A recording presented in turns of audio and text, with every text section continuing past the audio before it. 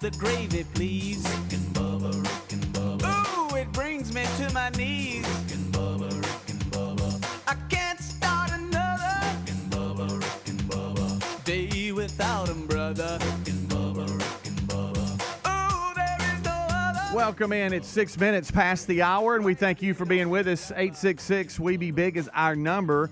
866-WE-BE-BIG is what you can call. That same number comes out to be 866-932-3244, and that can be a text line for you. And we see those texts coming through, so if you can call, you can text, you can email, you can catch us on social media as well. So we basically have just about every way possible for you to communicate with us. Hopefully you're taking advantage of that, and as the texts are coming through, it looks like that you are. All right, so here we go. We start a brand new week together. Over to my left is Mr. Greg Burgess, and to my right it is Michael Helms. So let me hit this instead. What's up? How are y'all? Hey. Boys. Yo. What's happening? How are y'all? Good, real good. Have y'all ever had those days? Let me take a picture of that there. Have y'all ever had those days where you wake up and you can't quite get it together? And I know hopefully they're 3 out of 5. Okay, no, but I'm talking about like it's a comedy of errors. Like, Yeah. okay, buddy, let's go, Yeah, let's go. Something's holding you up the whole time. Saturday morning was my morning. It was a very nice morning as far as just not having a schedule and getting up and having to do anything. So I had no excuse. I got good sleep. I don't know what was wrong there, but I had a number of things happen. Saturday, I was on my mind. It was cut the backyard, weed eat, trim, cut the hill, which is a chore. All that's in my mind. But I knew I needed to get something for the some gas and all that, and some mix and everything for the weed eater, the blower, the trimmer, all that, the edger. I knew I had to get that because that can is empty, so I had to go get that replaced. So I said, like, okay, I'm gonna go out. I need to go to Walmart and grab a few things. I need to get some gas, and I need to get the mix for those tools and everything that I need. So there's a number of things I needed to do. Yeah. So I get the gas can, put it in the back of the truck. Here I go. Terry was gone. She was getting her nails done or something like that. It was an empty house. Yeah, I kind of eased on to the store. I stopped and get out, and as I went to get my wallet, I realized I had left it on the kitchen counter. So I'm like, gosh, almighty, you can't have nothing. So I'm like, you know what though? I'm okay. I didn't get on myself too much. I was just like, it just happened. So guess what? Let's go back. Come on. So get in the truck, go back to the house. I'll never get that time away. Couldn't believe it. 10 minutes there, 10 minutes back. That's 20. Yeah. Now you're adding up. Yep. And so now I'm like, this is not good. So I grabbed the wallet. Sure enough, it's there. Terry and I had a little date night Friday night, and drove her car. And so anyway, everything was kind of out of place. Yeah. Grab the wallet, go back to Walmart to do what I needed to do, which is get some stuff. You couldn't believe it. I know I couldn't. And I get out, I go in, and for some reason, I don't know why I was walking the aisles. It's like I was not focused. It's like I knew what I knew what I needed, but I couldn't really find it. A little? Yeah. So finally, I find it. I get back in the truck. I hate when I can't find I mean, stuff. what the heck? I stop and I get the mix, and then I go to the gas station. Okay. Well, I go to the gas station and I wasn't paying attention. I stop the truck, get out, and I see that there's a bag on the pump, and I didn't even see it. Okay. A lot of that this morning. But here's the stupid part. You ready for this? I'm putting gas in a gas can, not my truck. So I instead of taking the gas can to another pump and just filling it up, I move my truck and then get out. And I'm like, what have I just done? Why didn't I just take on the other side? I'd give you a pass on that one. The gas can and fill it up. What the heck am I doing? Your mind was bad. So then I go to leave, and I don't blame these folks, but I just got behind 2 trucks with long trailers, and you could tell their day was a good one because they had refrigerator, they had a washer and dryer back there, bedroom furniture. You could tell their day was not going well. I got behind them; they were literally going 8 miles an hour. That's good. And I'm just behind them. I can't go anywhere, can't do anything. By the time I got home, Terry was home, and I looked at her. I said, I need to regroup. She said, what are you talking about? I said, well, let me tell you what I've done. I've gone to the store, and I forgot my wallet. That was one. Productivity level The second down. one, I told her what happened at the gas station. Why didn't I just walk the gas can over there and fill up? It was on the other side. That one was good. And but I had to. You could have just walked around the Sure, pump. I could have, because it was the gas can. I didn't need gas in my car.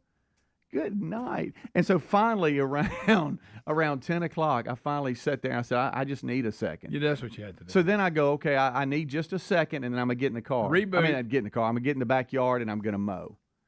Well, I took a second, about 45 minutes, and then I go to mow in the backyard, and it rains for the rest of the day. I couldn't get out there.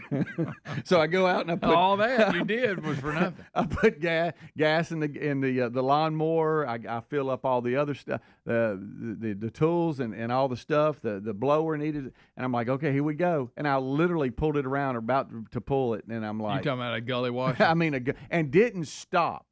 Off and on all day. And, cutting wet grass is good. So Saturday was okay. I didn't get rained on. Yesterday, Oh, yeah. we had some major. Yeah. bad. Oh, yeah, it was bad. Bad our place. Yeah, but Saturday it wasn't. I got everything. It was. Yeah. It looked like it was going to rain at times. Yeah. but it just never really. Well, it rained. Let me just tell you, it Well, it's shut me every day. down. It shut me down. Of course, all I'm thinking about is if I hadn't have done all that and messed up, I would have. You could have got it. I could have got. You know what cost you when you took that break to try to regroup? Well, taking the break, and then also, if you think about it, 10 there, 10 back. That's 20. yeah. Then I had to go 10 there and 10 back again. Yeah. So that's 40. Add 10 more to the guy who's going 8 miles an hour. Yeah. So you could have cut the grass. I could have cut the grass. Yeah. So then yesterday afternoon, we had a little bit of a break, and where we live, it was just real rainy, and every now and then the sun would come out for maybe 3 minutes and then go hide again. I said, okay, this is it. I have got to cut the backyard. It was like ridiculous, and I knew it was going to be wet. And it's like my lawnmower, if it could talk, said, "What are you doing, man? Well, you got to stop and drag it all out. from Oh, under. it's awful. It was clumps of grass everywhere. Had to rake it up, piles everywhere. Had to cut it twice to get it to where I needed, and then do the classic, cleaning of the lawnmower and prop it up, and just clumps of grass underneath it. Oh yeah. Get But I the taught hose out. myself a lesson. I'm like, well, this is what you get for yesterday, being just a Started DA. out bad, it ended bad. But that was my day. I couldn't believe it. I literally at So one you point got nothing done. At one point I started Well, laughing. you got gas. Yeah, at one point I started laughing at myself, going, "This is unbelievable." I'm just going. You know what? Maybe you weren't supposed to cut. That. Maybe Right. It saved you from getting your foot cut off or something. Yeah, well, and Terry did say that. Won't you take a minute, because you might get hurt back there if you go right now. It's like I was awake, but I wasn't thinking right. I just was just like Foggy. It's like I was hung in neutral, Couldn't quite focus. I don't know what it was. Yeah, well. I told Terry it's because we went out and stayed up till 9:30. Watch out. You're partying like no other. Like it's 1999. I'm like, well, you got me out, and we didn't just go out. We went downtown and Aye. and then before you know it, we got home and watched a movie or two. Before you know it, we're up. And it's 9:45. Yeah, I told her getting that's sleepy. why you got me out till midnight partying. I shut it down about 10. Yeah, but I had to ask myself, what is Buddy? Yeah, what are you doing? I've had those days where you can't get out of your own way. No, not at all. But when I moved pumps, I looked around like, did anybody see this? Because if somebody was videoing, I would have made like TikTok or something. Look at this idiot. Go around to the pump right Yeah, didn't even put gas in my truck because it's not the gas I needed. It was, Bad day. we got through it though. All right, we're back. Barely. Yeah, or maybe it was the opening ceremonies the night before it got me. You've heard us talk about Raycon before, but there's no better time to check them out than right now. They just launched their upgraded model of the best-selling everyday earbuds. You get the features you know and love, like that optimized gel tip for a custom fit, 3 customizable sound styles, and active noise cancellation, ergonomic design, and multi-point connectivity that lets you pair with 2 devices at once. And get 15% off plus free shipping at buyraycon.com/bigvox. That's BIGV as in voice, OX. Or find the link at rickandbubba.com. HelixSleep.com. Helix Sleep mattresses are terrific, and the Helix lineup has 20 unique mattresses. To find the one right for you, take the Helix Sleep Quiz and find out in less than 2 minutes. Once you pick your mattress, Helix knows there's no better way to test it out than by sleeping on it. So they offer a 100-day free trial, and they've got over 12,000 five-star reviews. Head to HelixSleep.com/bigbox. That's B-I-G and V as in voice, O-X. HelixSleep.com/bigbox to save up to 30% off your mattress order. Have you heard of cancer-fighting foods? The American Cancer Society discovered diets rich in fruits and veggies may actually lower your risk of cancer. You should considering doing what I do, and that's add Field of Greens to your daily health regimen. Each fruit and veggie in Field of Greens was doctor selected for studied health benefits. Get 15% off and free rush shipping at fieldofgreens.com and use the new promo code BIGBOX. That's B-I-G-V as in voice, O-X to get your discount. This month, as we reflect on the birth of our nation, it's important to remember the freedoms our forefathers fought for. AMAC is actively fighting to protect our freedoms. AMAC is the Association of Mature Citizens, and it's more than just a senior discount organization. You'll enjoy money-saving benefits with free Social Security and Medicare advice, travel deals. Hurry up and get this deal 1 year for $1. I said it right. 1 year for just $1. Go to amac.us/bigbox. That's B as in boy, I-G, V as in voice, O-X. Debt keeps you tossing and turning at night. You can't get away from it. Insanely high interest credit cards and loans make it nearly impossible to pay off your debt. There's a new way out of the debt trap, Pivotal Debt Solutions. Pivotal Debt Solutions can cut or even eliminate interest. They can find programs to write off your balances. They find every solution possible to end your debt. Before you do anything, contact Pivotal Debt Solutions first. Talk to them for free. Find out how fast they can help you get out of debt. Just visit zapmydebt.com. That's zapmydebt.com. Well, summer's here and everybody's got a favorite outdoor activity. Maybe it's golf, bike riding, boating, tennis. Ask 100 people, you get 100 answers. But if everyday aches and pains are keeping you on the sidelines, check out Relief Factor. Relief Factor is a 100% drug-free daily supplement that helps your body fight pain naturally. Give it a try at relieffactor.com or call 1-800-4-RELIEF. That's the number 4, and save on your first order. Or head to rickandbubba.com for a link. Fight pain naturally. Fight pain with Relief Factor. Oh, look, honey, the ants are back. Wow. We leave one itsy-bitsy speck of food out, and they appear out of nowhere. Yeah, it's pretty hard to believe we used to try to get rid of these guys. Now they're just part of the family. To be honest, I liked our family the way it was before they came. I guess it's time to call Cooks. You don't have to live with pests. Get proven protection from Cook's Pest Control. Call or go online for a free quote. Cook's Pest Control. Helix Sleep mattresses are terrific, and the Helix lineup has 20 unique mattresses. To find the one right for you, take the Helix Sleep Quiz and find out in less than 2 minutes. Once you pick your mattress, Helix knows there's no better way to test it out than by sleeping on it. So they offer a 100-day free trial, and they've got over 12,000 five-star reviews. Head to HelixSleep.com/bigbox. That's B-I-G and V as in voice, O-X. HelixSleep.com/bigbox to save up to 30% off your mattress order. Can't pay the IRS? Receiving threatening letters? It's about to get worse. The IRS is hiring an army of agents targeting hardworking Americans like you. You need Tax Network USA. Tax Network USA has brilliant strategies to solve your IRS problems quickly and in your favor. They've resolved over $1 billion in tax debts and offer a best-in-class guarantee. Schedule your free consultation and call 1-800-245-6000. That's 1-800-245-6000, or go to tnusa.com/bigbox. When it comes to protecting your loved ones, you need a home security system you can trust. Simply Safe Home Security combines cutting-edge technology with a customer-first approach for award-winning protection. Simply Safe earns your trust every day by keeping you safe and satisfied, but never locking you into a contract. Head to simplysafe.com/bigbox and save 20% off your new system today. B-I-G-V as in voice, O-X. simplysafe.com/bigbox, or find the link at rickandbubba.com under sponsors. There's no safe like Simply Safe. Rick and Bubba's in Ohio.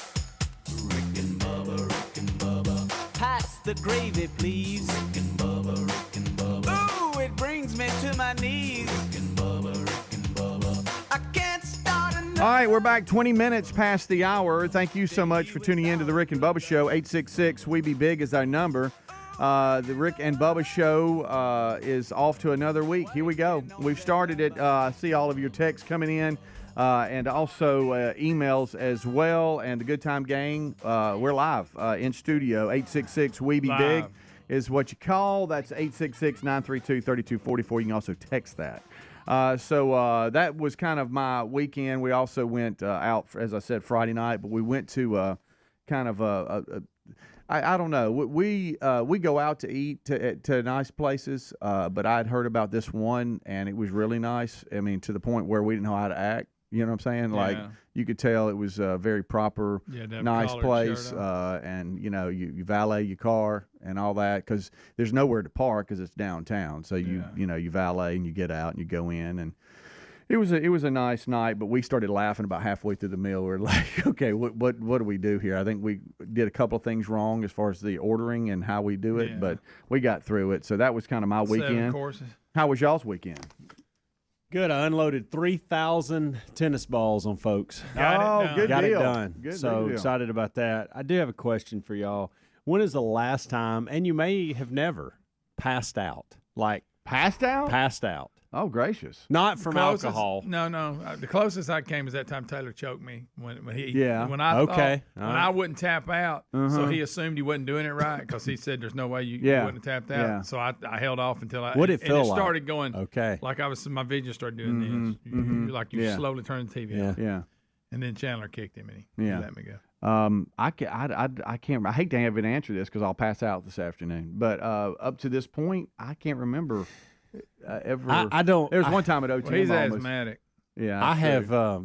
I don't. I've never passed out ever. Yeah. But I got to tell you, I came close yesterday Yesterday. because I was in the heat with a weed eater for about 2.5 hours, and I overdid it. No. Yeah, And very humid and, yesterday. and, too. and I thought, hey, kid, calm down. You're about to go. I didn't think about that. I was running probably last week and probably the wrong time of the day. Yeah. And you're right. I didn't. Everything got kind staggered of a minute. wide out. Yes. You know what I mean?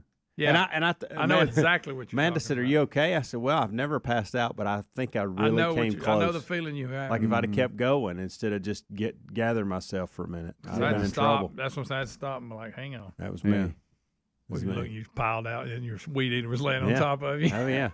That's running. crazy. Yeah. He's like, Daddy, what's wrong? Reese tells me stories of them getting off in the trench where he's working now, Yeah. and guys, and Oh, how they it have gets to hot take care. down there. Oh, you kidding me? And they're in jeans, long. Yeah. Covered up. Yeah, you can't. You don't show up in shorts and no shirt. No, that gets him in the ice box, which he said is number one. But Helmsy, that's tough, man. The humidity yesterday or this past That's what weekend with gets the you. rain and stuff, it's so heavy and you're sweating Yeah, so much. I did. I know what you're talking. It's always kind of like a little white. Everything. And it's never happened before, and I was like, It's "Wow, a weird okay." feeling. So you and you pushed think, it. and it lasts longer than you want it to. I know. You go, okay, I'm coming back, Yeah. but you go, well, not quite. I ain't quite back. What's y'all's go-to when that happens? Because you need more than just water at that point. I'm I mean, usually you this. looking for This is what I do Powerades or start. something? Okay. Like yeah. For those you can't see, Greg's got his hands on his knees like he's in a huddle. Look, and then I'll raise up and it'll go, oop, not right. Ain't quite done yet. Okay. But what about like drinking something to replenish? Because that's what you I need. just go water. Just water. Okay. I text I'll tear it Amanda up. and I asked her if she could bring me a water and mix me up a Spark. And You texted from Spark, outside that's the right. house. Probably I was work sitting down. against you. Well, a Spark? No, it's Yeah, got it. stimulant works against you. Well, it actually it may have, but it felt fantastic. It got me going again. Probably help. I'm just Okay, proud hydrate you, but- of Amanda because you actually texted your wife and she got it. I know. Because I would have texted my wife, love her to death, and I would have been a corpse outside. Yeah. And when she discovered me, I could have barely talked. I texted you 30 minutes ago. Oh, well, my phone's on the counter. I didn't get it.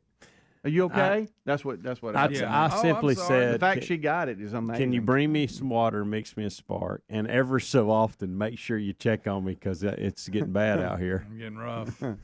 Yeah. So, but I've been there. I was just about to finish up, and to Speedy's point earlier, the rain hit. And, Oh, and I didn't yeah. get to. And but- humidities would get What you, is buddy. LMNT? What does that mean? What are you looking at? I don't know. Just somebody put it, I don't know. Who knows? I have no Do idea. you want me to Google it? I don't know if we should or not, but yeah, I guess so. I guess so. The text line, everybody's sending some stuff in. I don't know any cuss words like that. Okay, well, yeah, I might have said. I think it's a something. drink. It looks like a drink. Maybe. Oh, okay. Where's Elmo? Hey, look at Elmo. You know, I had we're always looking for business opportunities. Yeah. Okay. Let me tell you, these kids shows. Last night we kept the baby.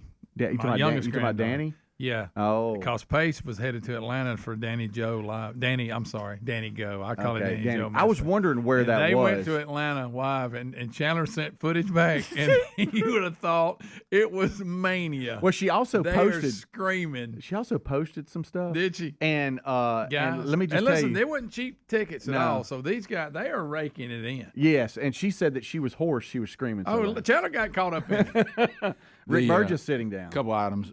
First of all, I text your grandson, asked him. I hope he enjoyed Danny Joe, and of course I got that started. I jumped right in with you. But My papa called Danny Joe. this is just kind of personal. Did you put water in the coffee pot or not? Do you remember?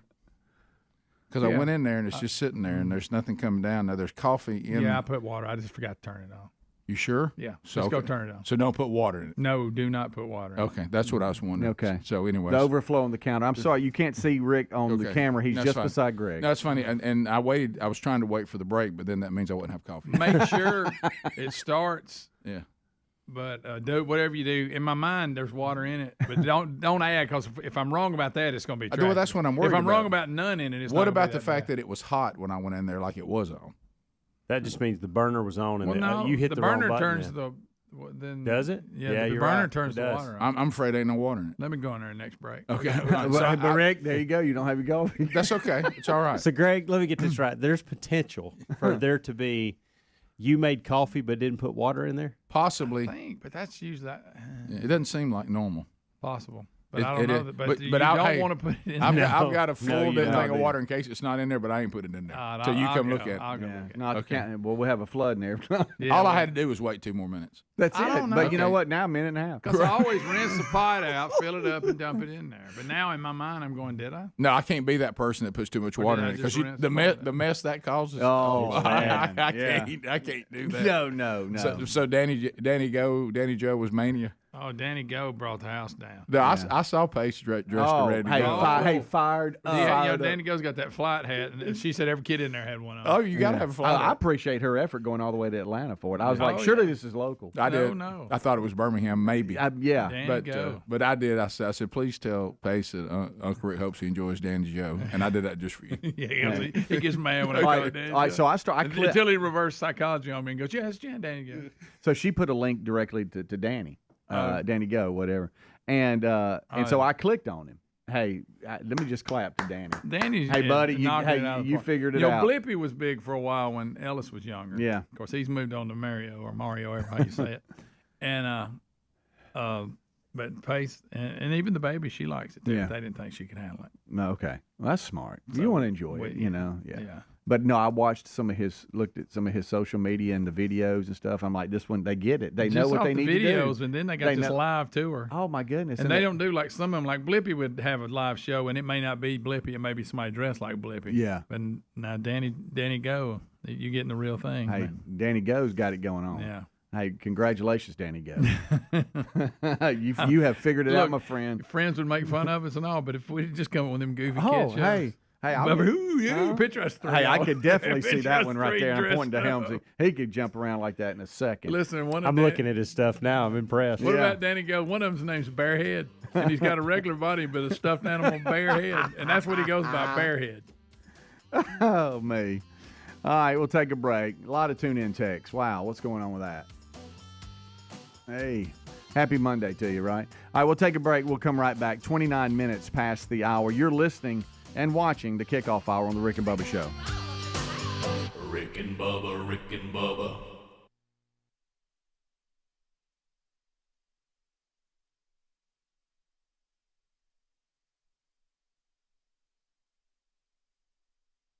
Can't pay the IRS? Haven't filed in a while? Receiving threatening letters? Yeah, it's about to get worse. The IRS is hiring an army of agents targeting hardworking Americans just like you. You need warriors on your side. You need Tax Network USA. And at tnusa.com/bigbox, Tax Network USA has brilliant strategies to solve your IRS problems quickly and in your favor. For instance, they discovered a limited time special offer that the IRS is willing to waive $1 billion in penalties. Find out if you qualify before it's too late. And never call the IRS alone. Let Tax Network USA and their attorneys handle it. They have preferred direct lines to the IRS. They know which agents to use, which ones to stay away from. They've resolved over $1 billion in tax debts and offer a best-in-class guarantee. Schedule your free consultation now.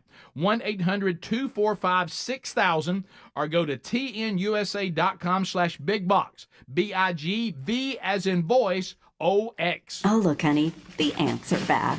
Wow. We leave one itsy bitsy speck of food out and they appear out of nowhere. Yeah, it's pretty hard to believe we used to try to get rid of these guys. Now they're just part of the family. To be honest, I liked our family the way it was before they came. I guess it's time to call Cooks.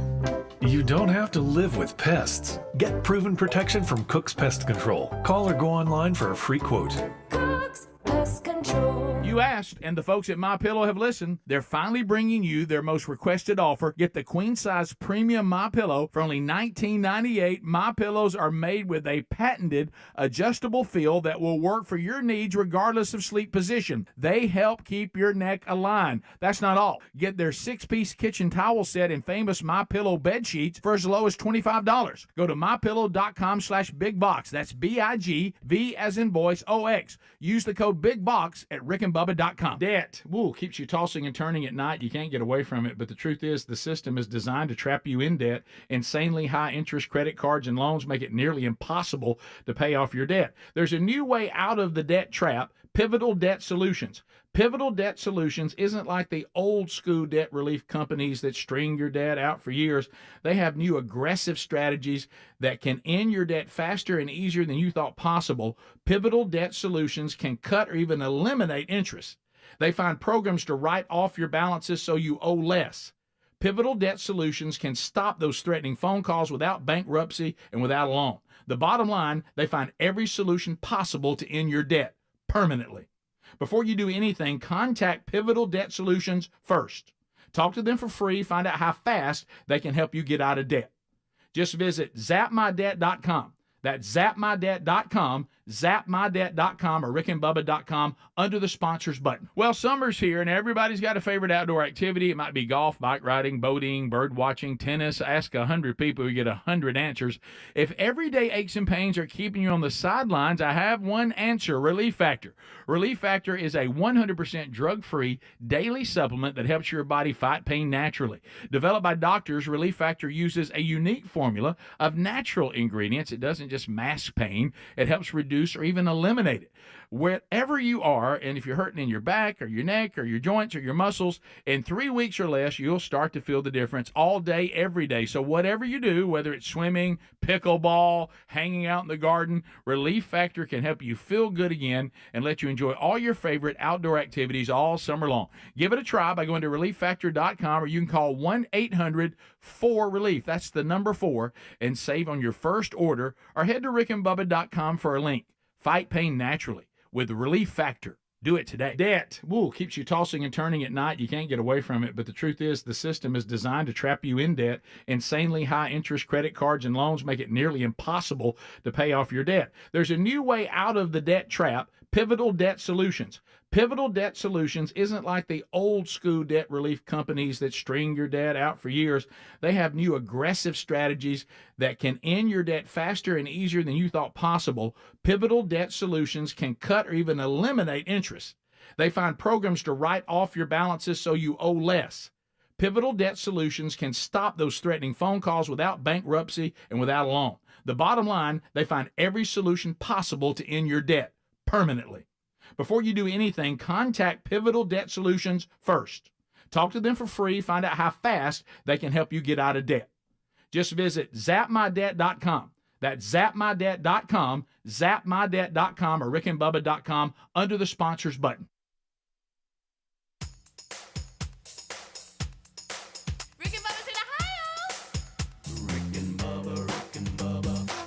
the gravy, please. Rick and Bubba, Rick and Bubba. Ooh, it brings me to my knees. Rick and Bubba, Rick and Bubba. I can't start another. Rick and Bubba, Rick and Bubba. Day without 'em, brother. Rick and Bubba, Rick and Bubba. Ooh, there is no other. Rick and Bubba, Rick and Bubba. Waking on their. All right, 25 minutes until top of the hour. Thank you so much for tuning in to the Rick and Bubba Show. 866 We Be Big is our number. Well, one of my problems Saturday morning might have been I just realized I didn't take my Field of Greens. It didn't start my morning right, gentlemen. I did today, though. Fieldofgreens.com is who brings you this portion of the show. You need to check them out right now. We've been talking a lot about them.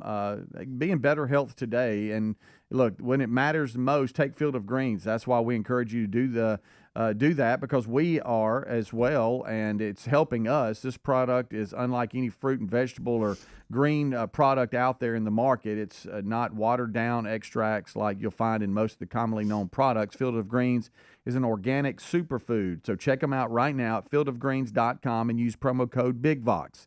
That's BIG, V as in voice, OX.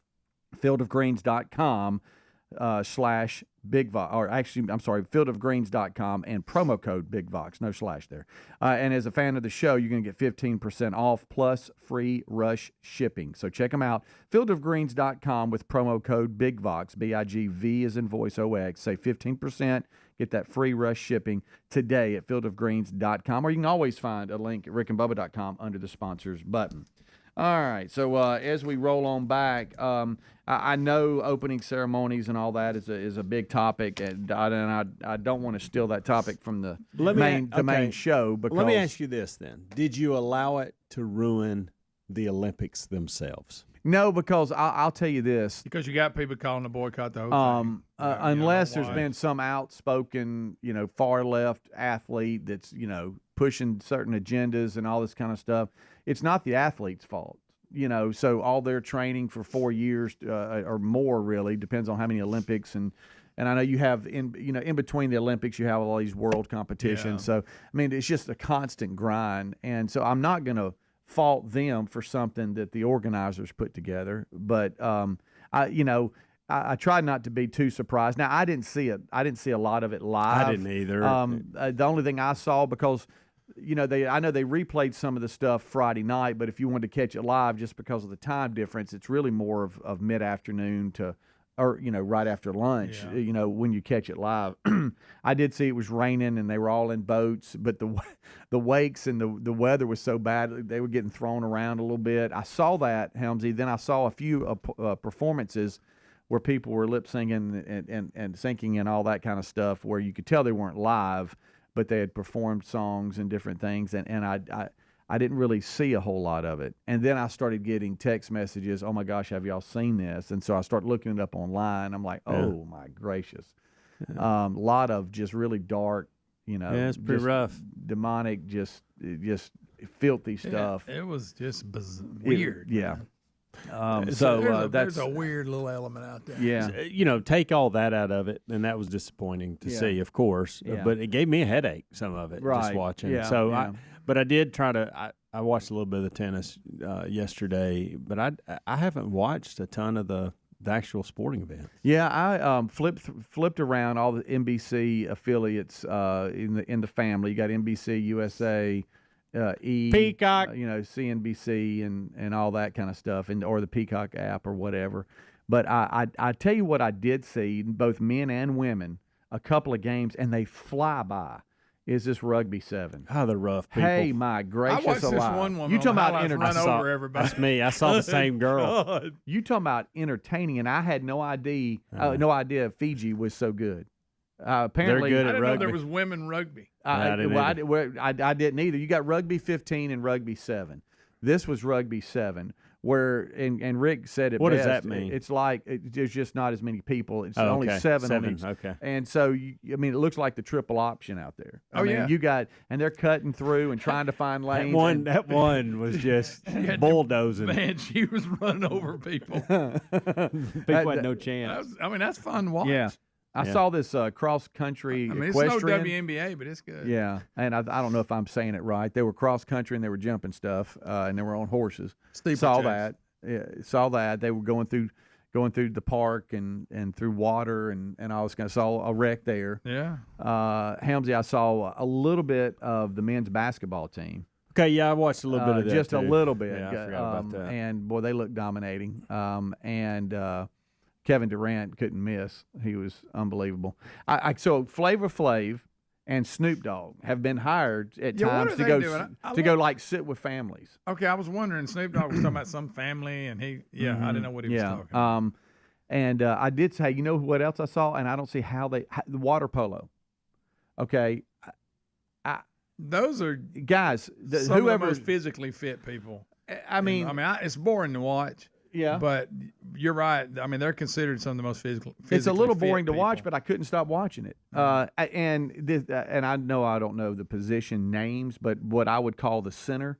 How in the world do you stay above water? Y'all are beating the mess out of each other. They show the underwater camera, and how are you even staying up? I know. It's crazy. The strength and stuff that they have. Nice headpieces they wear. Yeah, well, so we'll saw a little bit of that, Helms. So at times I was watching a little bit, but then I would come and go and flip through. And so when I saw one channel, I'd go, okay, I like this better than the other. And then on the big channel, which I guess would be just the main NBC, I saw gymnastics on last night. Yeah. I just got an article. It's Olympic Tide. Did y'all hear? Okay, this guy's name's Bob Ballard. He's a broadcaster. Yeah, from Australia. He got kicked out of the. Yeah. Did you hear what he said? No, something sexist I saw. Well, I'm expecting this. Oh, he must have said something bad. This is all he said. Okay. He goes, well, the women are just finishing up. They had won the gold, and I guess they were waiting on them to get up to the podium. In swimming. 4x100. Okay.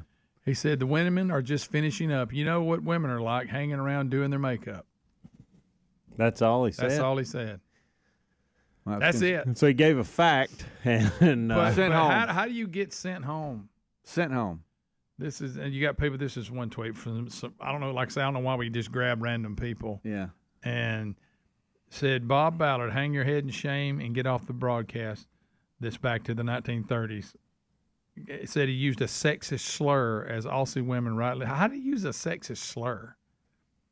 He was finishing up. You know, women are like hanging around doing their makeup. It's not like he said they couldn't read directions and got there on time. That's right. It's not like he said that. Yeah. I mean, what are we talking about? Guys, I was waiting for He something didn't tell him to offensive. get in the kitchen and work up some eggs. Yeah, which I would thought, you know.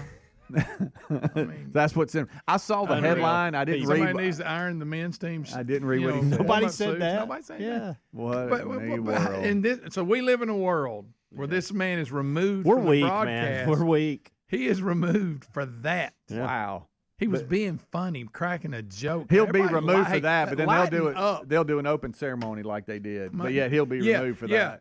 Now we're gonna put all Come out that offensive. weirdness. Yeah. But we can't have this guy making a sexist. That's sexist. Of course, I guess nowadays he should have said men could be putting their makeup on too. You know, since we're blurring lines. Golly. But I was ready to hear this guy. Boy, I'm gonna say, boy, this. I thought, boy, bad Watch judgment. out! Watch out! I'm like, what? See, they removed him. I'm glad you Been read that. removed from his duties. Glad you read that because I saw the headline. I didn't click on it. I was like, well, I wonder what what happened there. Their statement during the segment of coverage last night, commentator Bob Ballard made an inappropriate comment.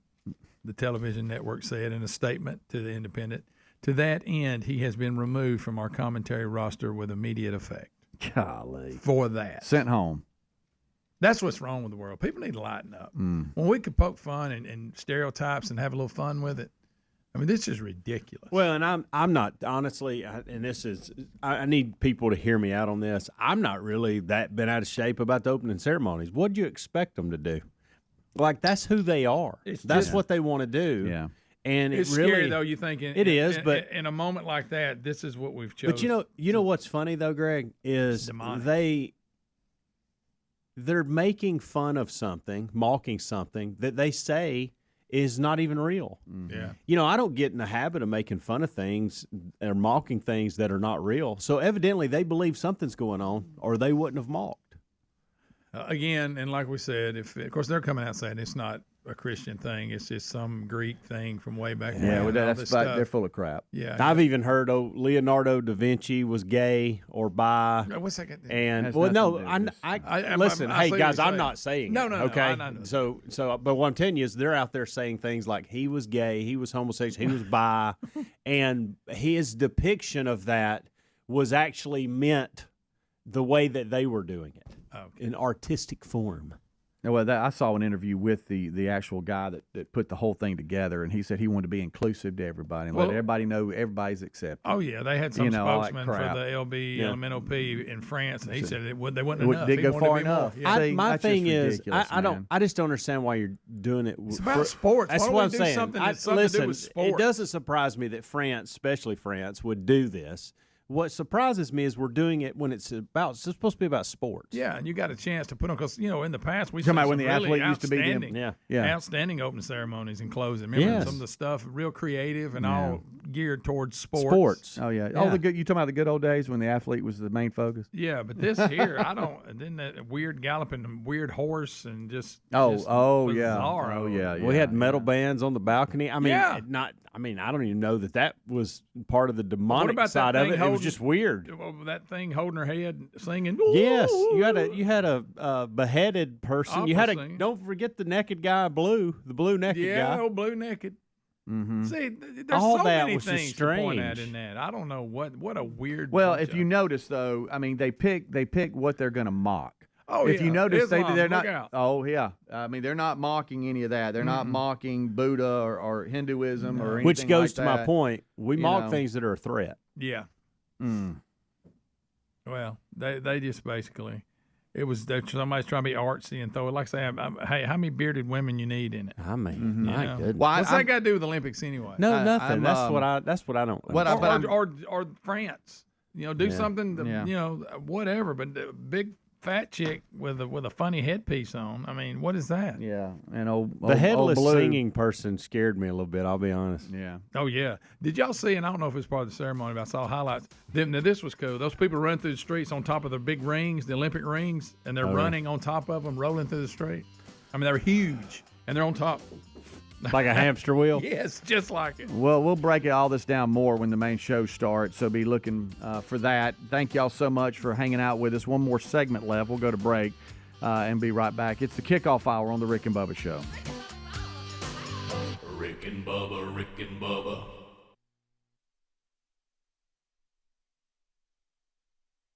Philo's got a world of entertainment for you to explore with just one subscription. Sign up today and start watching all the networks you love, like A&E, MTV, Discovery, Lifetime, Hallmark Channel, and so much more. Featuring current seasons of all the best drama, true crime, reality, and family-friendly shows you can't afford to miss. And with up to 3 streams at once, you'll never have to fight about what to watch. Get started today and unlock our library of over 75,000 movies and shows, and save all your favorites with the unlimited DVR so you can rewatch them anytime, anywhere for up to a year. Philo now includes access to AMC Plus. You can discover your next obsession from its collection of hit originals like Mad Men, The Walking Dead, Killing Eve, Orphan Black, and tons of blockbuster movies. There are no contracts, no commitments, and no hassles. For just $28 a month, Philo's a better way to watch TV. So what are you waiting for? Visit philo.tv and sign up today to start your 7-day free trial. That's philo.tv.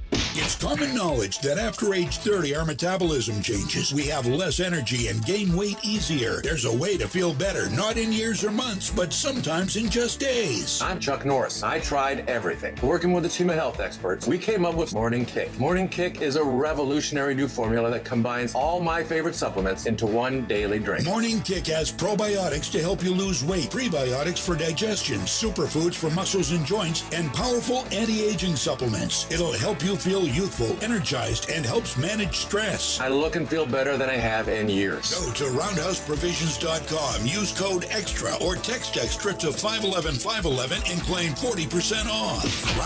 Roundhouseprovisions.com, code EXTRA. Every purchase comes with our 90-day money-back guarantee. You could be feeling these changes within just a couple of days. Text EXTRA to 511-511. These statements have not been evaluated by the FDA. This product is not intended to diagnose, treat, cure, or prevent any disease. Message and data rates may apply. Paid for by Roundhouse Provisions.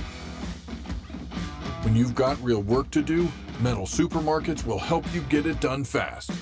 With a huge variety of metals in stock, we can help no matter what job comes your way. And all it takes is a few clicks. We make buying metal online easy so you can spend less time shopping and more time getting things done. Metal Supermarkets, the convenience stores for metal. Place an order online today at metalsupermarkets.com. Life hack number 7. Get an iPhone 12 on Straight Talk. Life hack. Here's how it works. You walk into Walmart, go to the electronics section, ask for iPhone 12 with 5G and a dual camera system, and select the new Silver Unlimited plan. They'll smile because it's a good plan. You get real unlimited data all for just $20 a month for the whole first year. Get it at Walmart or StraightTalk.com. Straight Talk. Less dollars, more sense. Taxes and fees apply. Requires activation of iPhone 12 and a new Silver Unlimited plan or higher end auto pay enrollment. $25 a month service credit applied for up to 12 months if eligibility requirements are met. For network management practices, visit StraightTalk.com. Well, summer's here, and everybody's got a favorite outdoor activity. It might be golf, bike riding, boating, bird watching, tennis. Ask 100 people, you get 100 answers. If everyday aches and pains are keeping you on the sidelines, I have one answer, Relief Factor. Relief Factor is a 100% drug-free daily supplement that helps your body fight pain naturally. Developed by doctors, Relief Factor uses a unique formula of natural ingredients. It doesn't just mask pain. It helps reduce or even eliminate it. Wherever you are, and if you're hurting in your back or your neck or your joints or your muscles, in 3 weeks or less, you'll start to feel the difference all day, every day. So whatever you do, whether it's swimming, pickleball, hanging out in the garden, Relief Factor can help you feel good again and let you enjoy all your favorite outdoor activities all summer long. Give it a try by going to ReliefFactor.com, or you can call 1-800-4RELIEF. That's the number 4, and save on your first order, or head to rickandbubba.com for a link. Fight pain naturally with Relief Factor. Do it today. Now, you may have heard me talk about Raycon's everyday earbuds before and thought, wait, the same sound auto quality I expect from the big guys, but at half the price? Sounds pretty good, but if you haven't pulled the trigger on a pair of Raycons, now's the time to check them out, because they just launched their upgraded model of the best-selling everyday earbuds, which means you get the features that you know and you love, like the optimized gel tips for that cozy custom fit, 3 customizable sound styles, but now you also get active noise cancellation, ergonomic design, and multi-point connectivity that lets you pair with 2 devices at once. Raycon's new everyday earbuds are available in a variety of vibrant new colors to complement any and all skin tones. Seriously, if you've been wanting to check out Raycon's, there has never been a better time than right now with a 30-day happiness guarantee. What are you waiting on? Get 15% off plus free shipping at buyraycon.com/bigvox. That's buyraycon.com/bigvox. BIGVOX. Rick and Bubba. Pass the gravy, please. Rick and Bubba. Ooh, it brings me to my knees. Rick and Bubba. I can't start another day without him, brother. Rick and Bubba. Ooh, there is no other. Rick and Bubba. Waking on the... All right, we got 7 minutes until top of the hour. Thank you so much for tuning in to the Rick and Bubba Show's kickoff hour. We are off and running. Got this segment here left, and then Rick and Bubba join us for the main show. And we will break it all down as only the Rick and Bubba Show can. We've hit a couple of stories that they'll pick up and carry a little bit further, but we just kind of that's what a lot of times here on the kickoff hour we'll do, is we'll bring up topics and stories and kind of hit them a little bit, and then the guys will pick them up right after top of the hour, so we'll do that. So we've hit a little bit about the Olympics, talked about this past weekend, some different things. Helmsy almost passed out in the yard. That was a scary moment, he said. But we need to run him. I think I'd never felt like that. I just assumed. No, I know the that's what exact it is. feeling. Yeah. Yeah. I don't know. Oh, yeah. Well, you just keep going. How about this? You ready for this one? I guess it was Thursday. It was one of my big yard days. It was the front of the house and everything. Spent a long time out there, and I had to use the bathroom so bad. Okay, just fastball is all. Okay, Gotcha. Had to pee. And so I was like fighting myself. You go in the house? Because I'm like, man, I want to finish this and I want to finish this. And finally I was like, dude, you're a grown man. Why don't you just run in there and pee and just run back out here? But I didn't want to stop. And then when you you ain't got walk, a good bush in the backyard. well, I mean, no, not really. I guess I could have ran back there, but y'all sweaty, nasty, and then you walking in the house, and then. But anyway, finally, I just went and used the bathroom. I was just like, "What are you doing? You just go inside, but you don't want to stop, Yeah. But anyway, so we even I just You're grown. just what are you, a kid? You You can just do go whatever use you the want. bathroom. It's not a challenge. But for some reason in my mind, I kept going. You didn't want to kill the grass. Be on. No, don't want to do that. Don't want to do that. At the beginning of this week, just a heads up, it looks like Bubba might be off a day or two. He's in the middle of moving down to the lake full time, which was something they've always wanted to do. And I know once he finally gets everything the way he likes it, it's going to be nice. But he's in that mode that we've all been in before if you've moved, and that is you just feel like you're not getting anywhere. It's like you're organizing and you're moving, but it just seems like you walk back in the room and things are growing. It's like, where'd this come from? Yeah. And hopefully you can get to that. I had to get mentally to a part where I'm like, okay, I'm on the couch in the new house watching TV.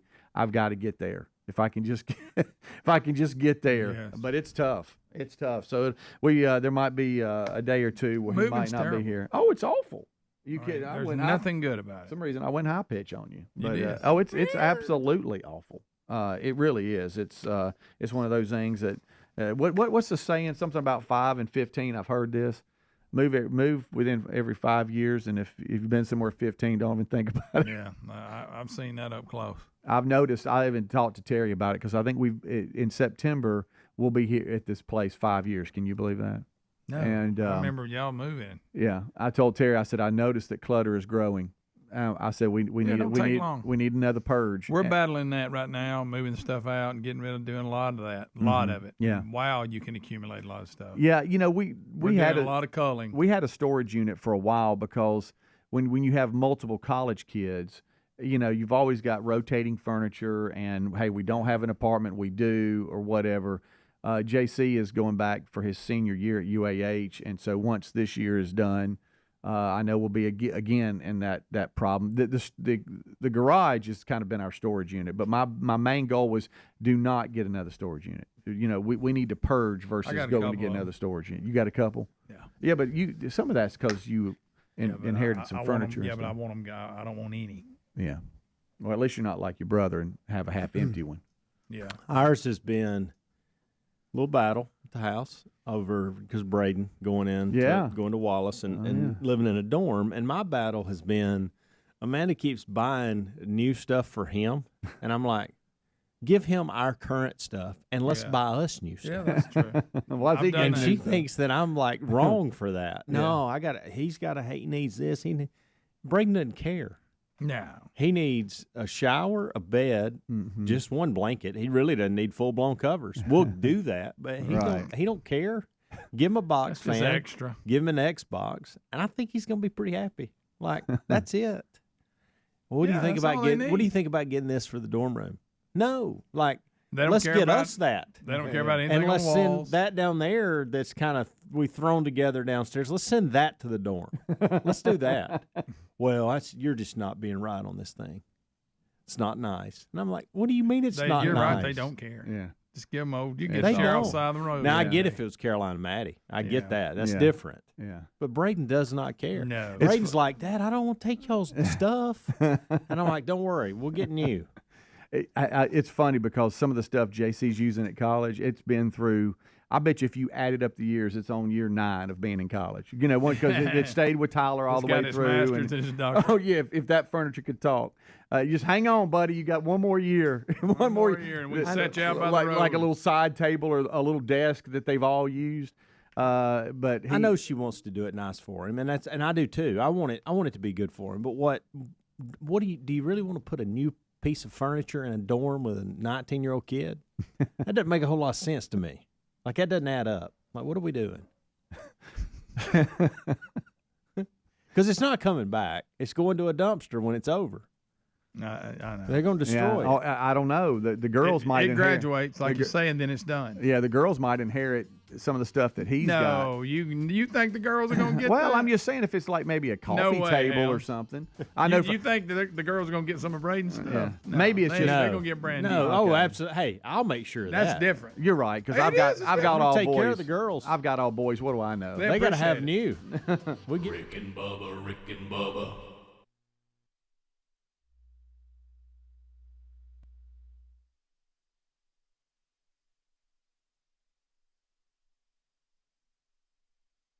This month, as we reflect on the birth of our nation, it's important to remember the freedoms.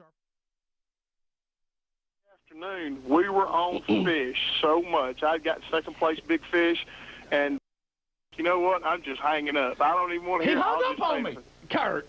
I hadn't had that happen since the last time I talked to Sherry from the fishing tournament. Well, there you go. There you go. But first of all, let me tell you, I do want to thank. I want to thank my partner, my pro. Hey, he was a good guy. He was Doug Campbell. He did a great job. So what'd y'all finish? Loves the show, by the way. Oh yeah, and I'll be honest with you. The reason I wanted to stay Friday afternoon, we were on fish so much. I got second place big fish, and we had a good pattern going. And then Rick said that they hadn't caught anything, and I was like, well, you know, if I can stay with Doug, I may have a chance to win this thing. We really did. We felt very confident going in. When we came into the dock Friday afternoon, we were on fish. We both felt good about it. Of course, the lights weren't on yet. See, when the lights come on is when I perform. Yeah, I know it. And then the next day, I tell you what, I was jinxed. The next day, I finally got to fish with Doug again. The next day, we go out there early in the morning, my very first cast, the very first one of the morning, I throw out there, and I catch one to go about 3 pounds, and I said, this is going to be a great day. We didn't catch another fish for 3 hours. All right, when we come back, I've got the top 13 things I said to Kurt after winning, and we'll rank which one was the best. Do I have to go through this misery? No, you can go. What I do? You go just on. hang up on him again. Yeah, go ahead and hang up on me again. Go on and do your golf tournament because I know how much you love golf. Oh, yeah, I like this just about as much as college algebra.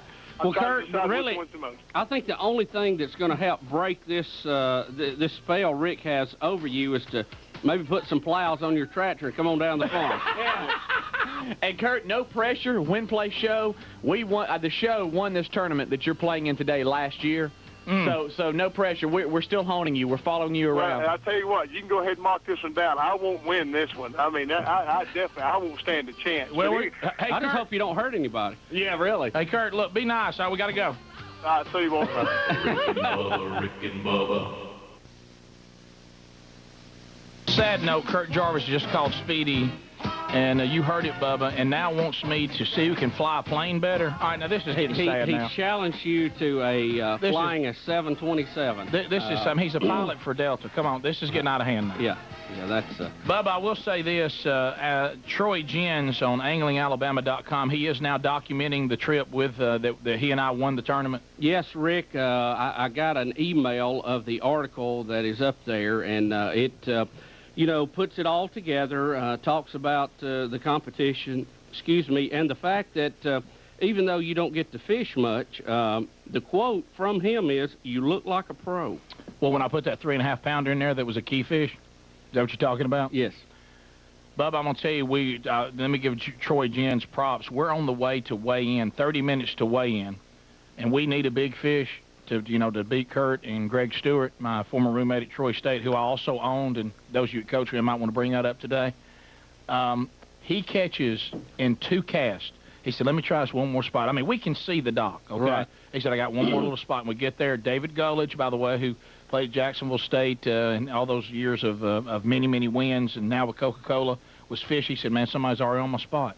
And he says, well, let me get over and see if I can't get on the edge. I don't want to get there on top of them. They have all this little don't get on top of it still. Right. He throws, as he's talking to me, I'm back there getting my rod up. He goes, yeah, I'm at a bam! And he throws in, the line went slack because it got hit so hard. They were just slack. And pulls in like a 4-pounder. So then he goes, hey, man, that'll help us right there. I'll tell you what, go ahead and say we got to get over and weigh in. Bam! And he cast again and caught a twin that looked just like it. Wow. And when he put that, he said, now we got to cull some fish. So we take our 2 smallest out, and he puts in there, and all 5 of them look the same now. And he looked at me, and he said, hey. He said, look, I'm going to tell you something. You're in pretty good shape right now. That looks pretty good. But anyway, so he did an incredible job. I have here as I was being interviewed by all the media, the Outdoor Channel. Rick, can I give you one more quote here? It's pretty funny. Yes. He said, Rick also won the side bet he had with former Pro Bowler Kurt Jarvis. Now, I wasn't going to help Rick rub it in to Mr. Jarvis. This Jarvis guy looks like he bench presses his truck just for a warm-up. Yes, yes. So I figured he could pretty much tear me in half. Yeah, and a lot of people were like, they thought, okay, Rick's really making Kurt mad. Could we be innocent victims when King Kong goes nuts? You could see it could be like Incredible Hulk. And to watch Greg Stewart, my former roommate, the both of them stand side by side, and in one of these positions where you know what they could do, this is it. Look. That's what else? The shake of the head. Yeah. All right, so let me get this right. At one point, yes, you had the Outdoors Channel. Yes, you had local Huntsville stations. Channel 19 gave me a interview. So you were standing there. A couple of morning shows. Cameras all around. Yes. Focusing in on Rick Burgess. Them asking you what your angle was. What was my style? How did I win this tournament? And Jarvis is looking from the side, just shaking his head. He was, at this point, he was laying under a truck asking someone to crank it. I have now here, as I was given a hot mic, I now here have my top, what I think were my top 13 lines.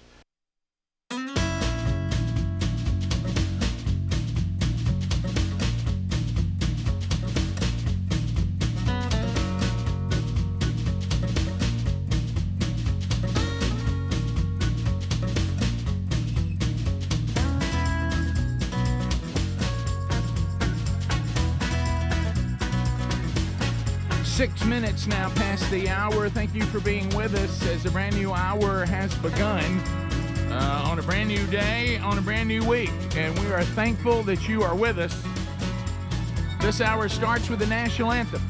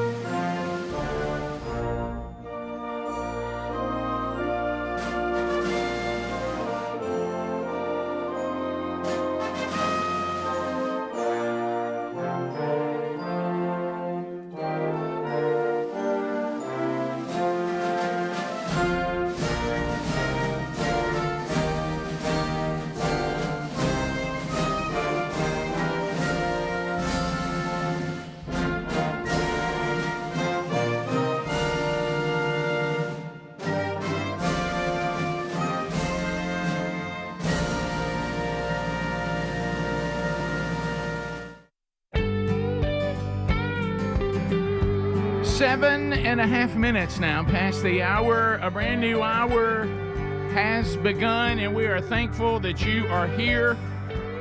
We'll unpack the weekend. We'll chat with you at 866-WE-BE-BIG. We can see your texts that are coming in at 866-932-3244. That's the same number. I'm just helping you with the numbers in case you want to do the text option. You can also email us, all that, to rickandbubba.com. And we'll take phone calls today. We'll run through all these stories. Speedy, the real Greg Burgess, Helmsy, they've already given you a kickoff hour. Eddie Van Adler has joined us. The YouTube experience now enhanced as he drives that bus for you. Whether you're watching our YouTube option live or archived, we're glad that you are here. We are aware there's some sort of tune-in issue that's happening. We're working on that, so we'll let you know when we get to the bottom of that. If you are knowing that I'm telling you that, you must find one of the other options. There are other options, and we'll try to get back to that one as soon as we can. So the gang is all in. We're missing one, the silver-tongued one. The man with a golden voice, professional lunch eaters man of the year, the inventor of pizza in a cup, Shakespeare's worst nightmare, and the master at a King's English. Ladies and gentlemen, put your hands together for Bill Bubba Bussey!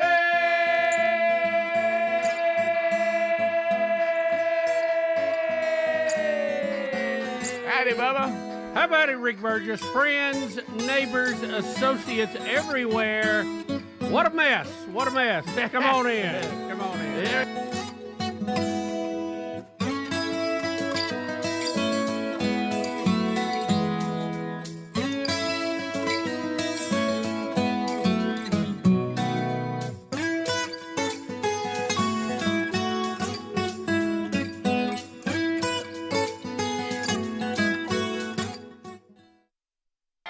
I'm nationwide. Somebody say it.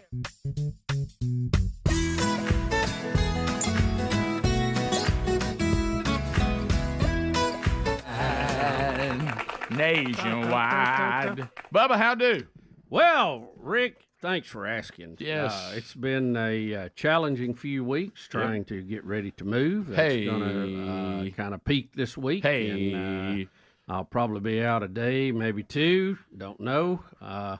And then I may just jump off a cliff. Yes, sure. But other than that, we're in good shape. Good. We compile a few items over what were you there? 20? Yeah, almost 20. Yeah, not quite 20 because I think I moved to my house a little bit quicker than 17, before you. 18, something like so that. I think we've been in where I am about 21 years.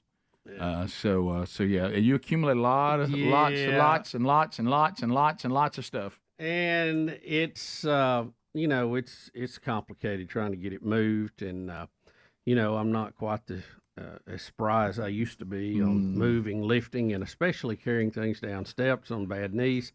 The old gray mare ain't what she used to be. We've called in help. We pretty much wore them out.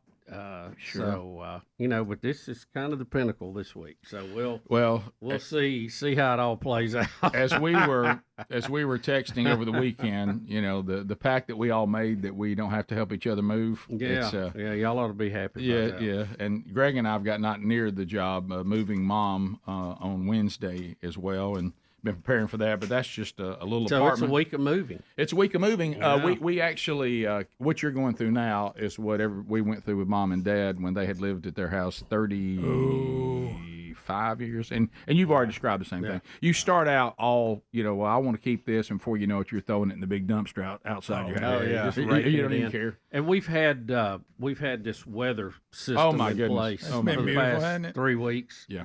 That it rains pretty much all the time. Yep. And then the sun will come out. It's like living in Seattle. Yeah. But it really rains every afternoon for the most part. Yep. And it's very difficult to try to do that. And because I have a truck, it has a roll top on it that's not working. So everything has to be waterproof, that you throw in the back, and that certainly slows you down. Yeah. And I don't know. It's just, it's coming to an end. I'm glad that, the end is in sight. You think about Elvis. It has to end at some point. Elvis. I had never. It was actually. I remember the first time. I can't remember. It might have been. I can't remember the first person I knew that still had small kids. And I know this is very common. We just never used it, but I've heard it now when he would say to his kids, 2 more sleeps and we go to Disney World. and so I realized when you're ready for something to be over, you'll go 3 more sleeps and we're on the other side of this. That's how you measure. Yeah, and I never like heard the term sleeps almost as much as I like a cuss. It's not a cuss. So anyway, that's just one of those things in life that's just absolutely horrifying. And then if you can ever get to the other end of it, and of course, it never fails. Like you said, right now where we live, and don't picture that there's a little sprinkle that happens when it comes, and it comes in these different phases throughout the day. It just dumps inches of rain. I mean, it's like, and like you were saying, even if the stuff you're moving in your own vehicle. Even if you have a cover on the back of your pickup or whatever, think about how many things are too high. Even if it waterproof was working. Yeah. Think about most and stuff. Never waterproof. Most stuff is too high. You can't even put it in there because You gotta open it up. Think of how few things you can lay in there with that little bit of headroom. When this is all over, I think I'm going to have 150 of those plastic totes. You know, Oh yeah. top Yeah. flips in on. Yeah, those are gold, aren't they? Well, they're a lot Then you better than a forget- box. Oh, way better. Are you doing what we did? Is you get them and you want to quit having to go to others, and then you don't realize you've put so much in there now it's so heavy nobody can carry it. Yeah. Oh yeah. That's A lot of that. That's the other thing. I mean, I can barely get down the steps myself, much less with weight on top of it. But there's in your mind, you're just so thankful that you don't have to go get another one. You just keep putting. Then you realize, wait a minute, I gotta move it. I put so much in here, I can't pick it up now. Oh, I did that with everything. I think I'm about ready just to schedule the 1-800 junk people and Sure. just tell them Whatever's anything left. that's in there, Whatever's go get it. left. And just check with me on the way by. Sure.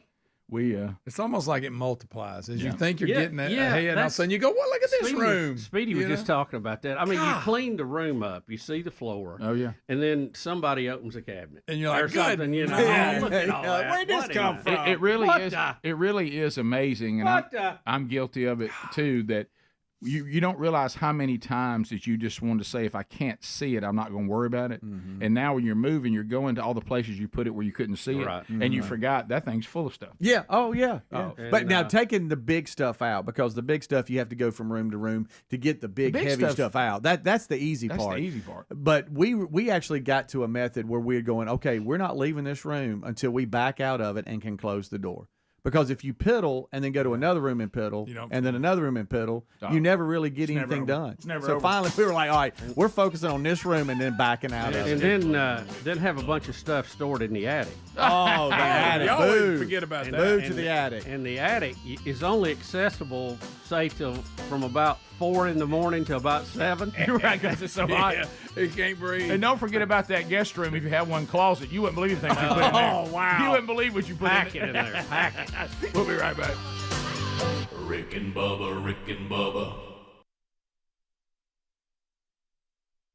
Of me rubbing it in on Jarvis Now, and Stewart. You use these all during your interviews that you were doing with various media, right? Yes, and on the PA to him and Greg Stewart in front of the whole crowd. Okay, and if you had seen the Outdoor Channel when they asked me what my key was, I said, I used a dough ball and a cane pole.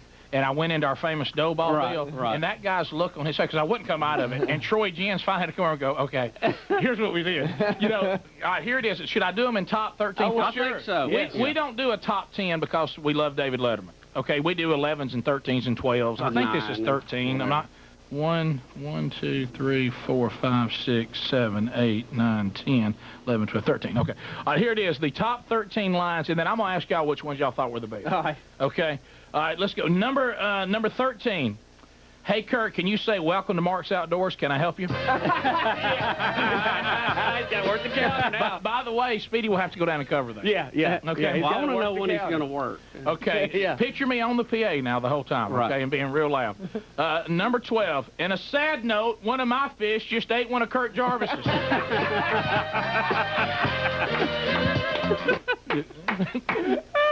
Number 11. I'm not trying to say my fish is big, but I caught it near a lake house, and the parents made their kids get out of the water. That's my favorite so far. What? Don't judge yet. So far. Number 10. Hey, this feels like 82 all over again. So was Kurt up off the ground both feet? My best lines after winning the bass tournament, number 9. How many times am I going to beat Kurt Jarvis? Number 8. I felt kind of bad because I forgot to stop and get my $100 on the way here at the ATM. Oh, wait a minute. I don't need it.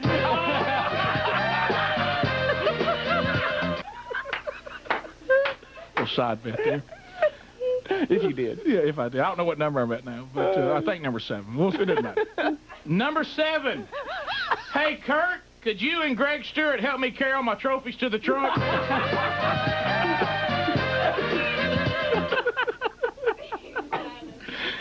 Number 6. You just can't toss a dough ball into the water. You have to become the dough ball.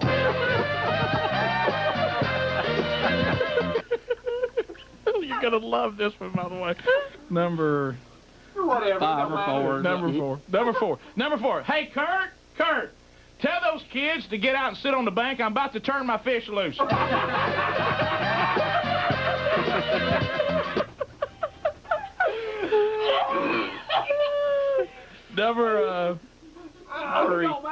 number 3, number 3 or 4. Number 4. Hey, Kurt, good news. Your name and this day will be added to our new game, Worst Case Scenario.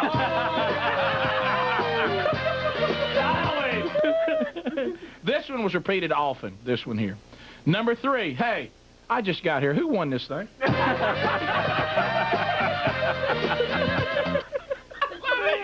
Please tell me you can't say, hey, do you know who won? Over and over. I did that a lot. Number 2, will Kurt Jarvis and Greg Stewart please report to the stage and bring your friend Ben Franklin with you?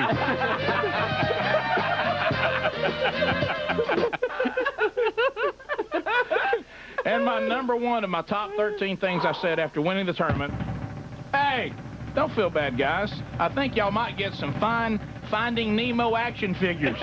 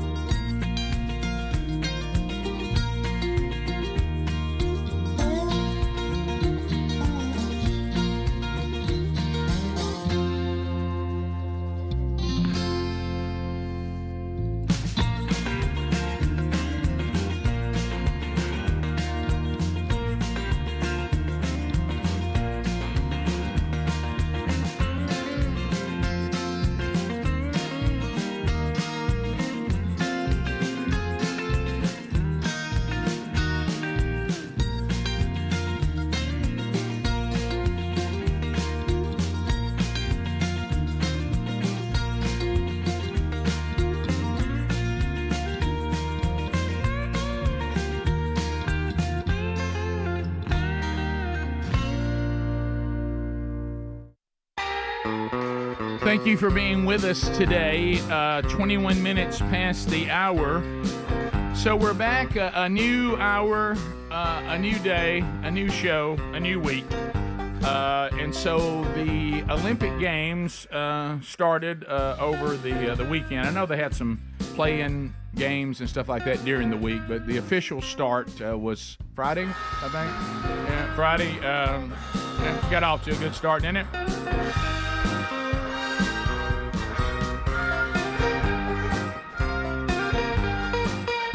You know, I'm not trying to say that the French offended most people of the Christian faith. This is how bad it was. Andy Stanley's even mad. That's how bad it is. They've crossed the line. He's even defending Jesus. Oh. So by the way, that's not exaggeration. He's demanding an apology. But anyway, so you know. Busby. I tuned into a little bit of it, and I saw this opening ceremony, which they had rain, you know, kind of dampened everything. I thought the athletes on the boats coming down the river, I was fine with that. I mean, it was a little different than when they usually march in, but no slow. Given the weather conditions and everything. Which was just nasty, by the way. I mean, you planned for what, 12 years to host the opening ceremony, and you get some really, really bad weather. This thing with all the runway and the drag queens and the men with beards and this representation of the Last Supper, just very, very bizarre. Don't forget the headless woman singing with a metal band playing behind her. That was Marie Antoinette. That was the revolution where they cut her head off. That was awesome. Why bring that up for the Olympics? And I know at one point we had a white horse going through everything. I saw all of your comments about that this weekend too. Now, some people are saying that this setup with the drag queens and all was not supposed to be the Last Supper. It was a representation of something else, but it sure did look like it. I tell you, old Peggy in the middle of that headpiece on. Yeah, well, that was supposed to be the halo and everything. Yeah, come on. We're not. Well, I'm not buying that. Well, as I commented, I know what I see. Yeah, I commented over the weekend. Did y'all not know that France is Godless. Yeah. And it's been celebrating sexual debauchery and immorality for most of their existence. Is this good, yeah. was this some? No, you're right. Is everybody surprised by this? If anybody was going to do it, that's who it would be. Right. I mean, it's it is. Well, how about we have the athletes march in the stadium holding the flag. We talk about the flag There you go. bearers. There's always a few human interest stories on every team. This team has never won a medal. They've won one medal. They've done this. They did that. They've got this guy who got here through some miraculous way. I mean, I like all that. That's the interesting stuff. Sure. But Somebody when it's about the athletes. Well, but if you if you'll go back, about. but if you go back though, because we did talk about this, and I agree with y'all on that. That's the way they all should be. But if you go back, which is why I don't know why I was surprised by what France put forward. When you're the host country and the host city, they have always portrayed in the opening ceremonies things about their country and their city. Right. It'd be this is a bizarre comparison, but let's say that the Olympic Games were held in Clanton, Alabama. Mm-hmm. You'd expect to see peaches. Yes, you I would. mean, Yeah. people be running. People. So this is France. It is. All they told the world was, "This is who we are," And we're all shocked. This is who they are. Yeah.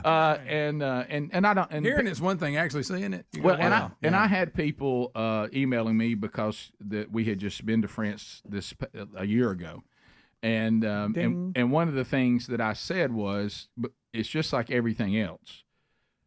If all people saw of America was New York City and Los Angeles, but there's a lot more to it. Where we were, when you go to small towns and you go to south of France and you're in a place where people are farming and you don't see all this. There's France and then there's Paris, and the bigger cities. It's the same thing here.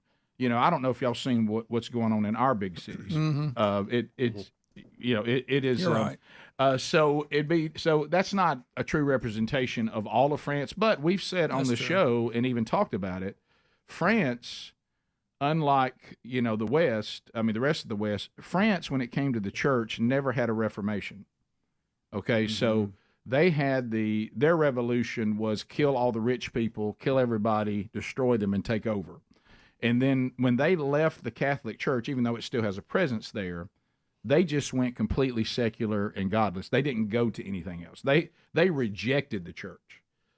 A lot of the rest of us in the West, we had a reformation of the church. They never had that. So they walked completely away from the church. So when you go to first world Europe, a lot of it, but especially France, it is completely secular. Now, I did see a clip. The church has no real presence there. I did see a clip, and it looked like one of the central areas, and I don't know if it was Sunday morning or whatever, but there was a group there singing hymns and stuff, and it was a rather large area. They had a service after that. Yeah, candles and everything. Just like everywhere, there's a remnant of people.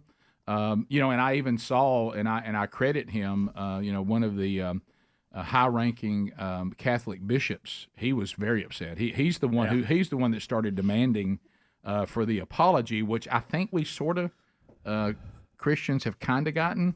Well, there was a little bit of it. Didn't mean to offend. Yeah. The thing is, sorry if you were offended. No, there was never an intention to show disrespect to any religion. Well, there was one I think member there was. of the I don't agree with alphabet that. gang over there at the LBG. One of their representatives in the France. Anyway, he said it wasn't enough.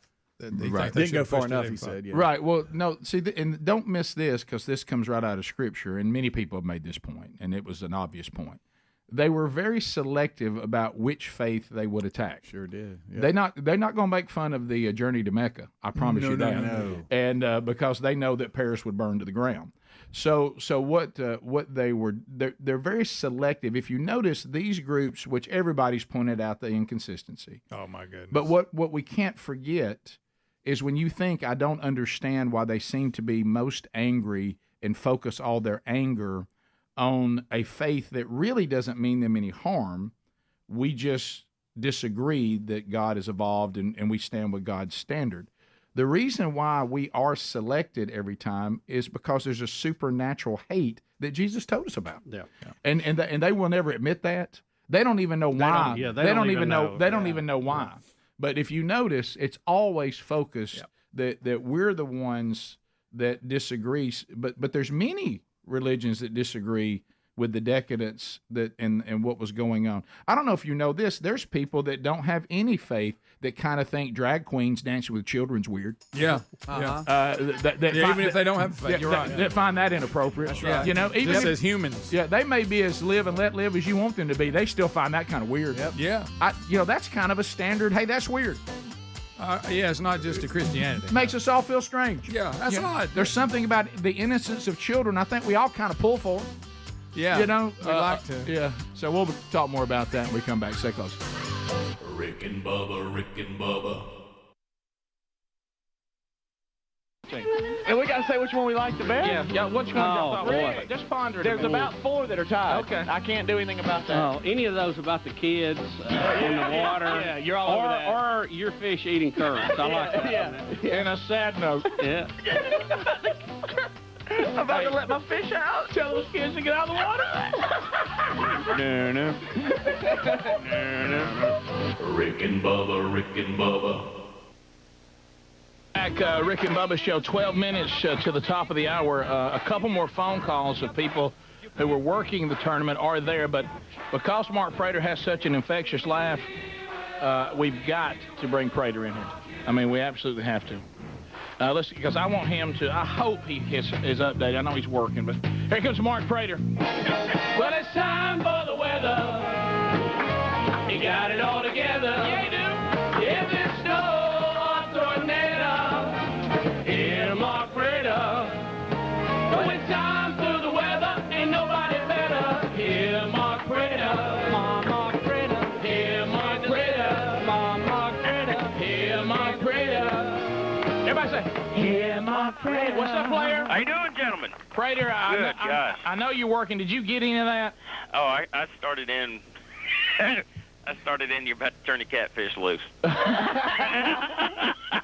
By the way, numero uno on that one. Thank you. Hey, let me ask y'all this, okay? Speedy, your favorite line number 13? I can't give you one. I'm confused. Anything that has to do with be careful, kids. My fish are loose. Okay. My fish are in this area. Will you help carry my trophies to the car? You like that one? Please don't make me pick. Okay. Please. Just let me enjoy all 13. I go with that too. Anything, I like my fish ate curts. Yeah. See? That's a good one too. Turn the fish to loose one. That one. That's your That favorite? one got me. Yeah. Anytime you're telling the kids to be careful, that's So you like that one too, Prater? Absolutely. Absolutely. Hey, can I tell y'all this? Professional fishermen will go real fast in their boat. And has anybody ever had rain to the face at 80? It's like getting shot. We call that pressure washing. Yeah. And a kind of a scary note, too, I went down to Mark's Outdoor Sports where I'll be getting my free GPS from Bubba tomorrow as he presents it. And those we will let you know when Kurt's working so we can really send a bunch of them in there on top of it. Oh, hey, look, I'm going to go ask for something they don't have, and make him, run around looking for it. Yeah. Well, I got me a rain suit because of the forecast, because, in a professional bass tournament, the weather doesn't matter. At one point, our rods were making a humming sound. I looked at Troy, and I said, what's that? He said, it's not good. Oh, no. I said, why is our rods humming? He said, that's electricity coming through the water up your rod. And I went, So anyway, we're out there. And you're fixing to become a streamer. Yeah, I had my rain suit on, which, by the way, are life-changing. The rain suits are life-changing. You talking about the one that Kurt Pig had to pick up for you? Yeah. You had to pick up the one you wore to beat him? Yes. But it had a hood on the back, which I was covering my face with to keep the shots from hitting me in the face. Look, but here's what I didn't think about, because I didn't know it was on there. So it starts hitting me in the face, and I'm going, oh, no. Because you know me, I didn't even check my suit out. I just put it on. And all of a sudden, the wind catches the hood, and it's like a parachute, and it nearly chokes me to death. Oh, yeah. Look, I'm sitting there, and all of a sudden, and wind got in that thing. And I was trying. Oh, my gosh, it's real? Yeah, I was like, what if I'm killed by my rain suit? I don't even get to weigh in. So anyway, those things are great. But we have some folks standing by. All right, you're updated then on how bad a day it was for Jarvis, right? Yes. Okay. All right. Teresa in Huntsville was in charge of door prizes. Which, Teresa, I understand that it's even worse. There's one point on the door prizes that we don't even know about. Yes, that's true. Actually, the last 5 boats that were going to be called in were going to receive additional cash money for being patient and being the last, and because we knew that the door prizes weren't going to be that good at the very last. Yes. So we were going to compensate them for it.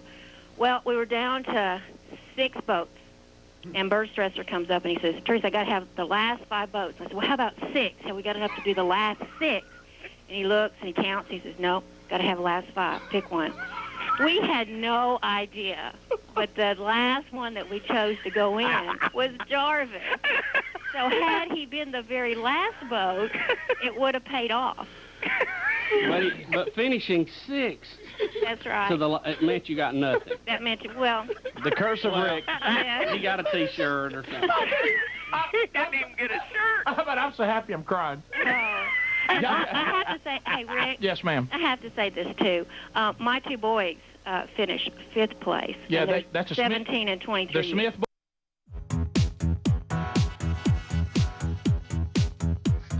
35 minutes past the hour, the Rick and Bubba Show. Thank you guys for being with us again today. We'll unpack the stories from the weekend. But you know what? These great sponsors that have been with us for years. Without them, I don't know how to break it to you. We wouldn't be here. We never pretend like that there's any other truth. They're the money that fuels what we do, and boy, some great sponsors. Helix Sleep has been with us for a while. Greg and Lisa sleep on one of their mattresses every night, and they can customize a mattress for you as well. We talk about our health, we talk about our metabolism, we talk about our immune system. A lot of that has to do with sleeping well. That's when the body's repairing and strengthening and resting. But if you're not sleeping well, everything else starts to fall apart. Well, one of the reasons might be the mattress. So get one that is customized for you. And why not start out, speaking of kids, your kids sleeping on a mattress designed for them? As a matter of fact, Parent Magazine voted the children's mattress that is from Helix Sleep as the best mattress for children. And the same for adults. So you'll do a little sleep quiz. They'll find out how you like to sleep. They'll customize one for you. They'll ship it directly to your house, no shipping charged. You get to sleep on it for 100 nights to be sure that you love it. We think you will. We love ours. You'll love yours. So go to helixsleep.com/bigbox today, BIGV as in voice, OX. That gets you 20% off. And they'll ship it right to you. And again, if you don't like it, you get a full refund. All right, so the Olympics last night, the opening ceremony, we hit that a little bit. I'm sure that y'all, but I was sitting down visiting with some friends, and it came on live like in the afternoon, our time, and all the people started going on social media talking about the debauchery and the disrespect and just the whatever.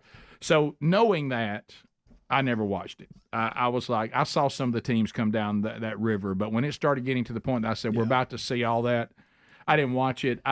It's out there. I've seen it. I'm aware of what happened because everybody's put it out on videos and pictures and all that. So it was just weird. Yeah. Over the top weird. And like I said, I didn't sit and watch every moment of it. It was on in the background. Sure. Well, you couldn't. There's just no way you could. Yeah. I was ready for some swimming. I mean, I was carrying boxes. I saw a little bit every now and then. And but it was just weird. It was over the top.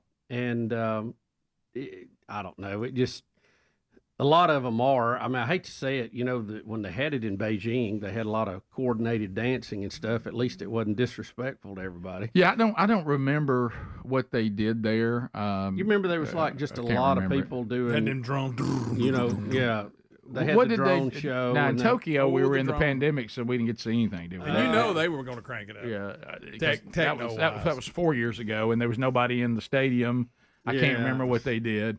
They delayed it a year. It was 21. Oh, that's right. Yeah. And as some of you are pointing out, if you look at the Olympic Games and all the different ceremonies, nothing like what you saw in France. It's always been pretty godless. But I remember I was reminded last night that in Atlanta we were like calling for the Greek gods to join us or something, and but this was more of a there's one thing to go, hey, it's secular, hey, we're dealing with the paganism of the Greek gods and the Greeks did this, but we're not really serious because we don't really believe in any of that. But what we saw in France is It's this uptick in not just saying we want to do whatever we want to do, and it's back to the thing again where, and our pastor talked about this yesterday, and it was talked about years ago. We talked about it. Is the left loves to take words that we all agree in the definition and then change the definition. Right. The word tolerance used to be, I don't mean you any harm. I'm not going to fight you. I'm not going to hurt you. We agree to disagree, but I do not agree and do not share your view, but I mean you no harm. We can live together and agree to disagree. That's what tolerance, that was the correct definition. Now the left has said, oh, no, that's not tolerance. Tolerance is not only, we don't just live and let live, you have to accommodate me, even though you disagree with this, even if it blasphemes your God. You have to accommodate me, you have to condone me, and you have to celebrate me. And I'm not going to live my life and you live yours. I'm going to get right up in your face, and you better not disagree with me. You better not say you don't agree. You better not say I'm in sin. You can't say any of that, because I really don't want us all to be who we are, because I don't like who you are, and so you don't get to be who you are. Only I get to be who I am. Yeah. And if you give me any flack about that whatsoever, I will destroy you. I will cancel you. I will take away your ability to make a living. I'll remove your sponsors. I'll burn your town. And see, tolerance, that's not what it was. I've noticed people that talk about tolerance, they're very intolerant people. Yeah, they're usually the most intolerant. Yeah, and so that was not, and I love when the person who put it together, the first thing that this person threw out was he wanted, and this is the new thing, I wanted everybody to be represented, everybody to be heard. Yeah. The new thing is everybody has to be heard, except devout followers of Jesus. We don't want y'all to be heard. Right. Because y'all upset us, because y'all have some standard that God's called y'all to. And all of us too. And all of us, of course, have to have His grace, because none of us can attain it. But I'm going to tell you, if you're wondering what to do, and I know we got a big election coming up here in the state of the world, and I know this isn't popular and all this, and I know there they go, Bible thumpers and all that. And you can have that opinion. I really couldn't care less about that. I want to be right with God. I don't really care if I'm right with you. Okay, as long as that's the case, that's fine. But what this country needs to do is no different than what France needs to do. This country we're in right now, doing some of the same things, by the way, that we're just aghast at right now. Oh yeah. We have drag queens reading to children in libraries, and we're going to talk about how horrible France is. Okay, so what we need to do, this country, November, the vote is important, but if we vote for Donald Trump in November, that would be a good thing for the economy and whatever in our state, and where I do think that's a better choice. However, if we don't repent, this nation's done.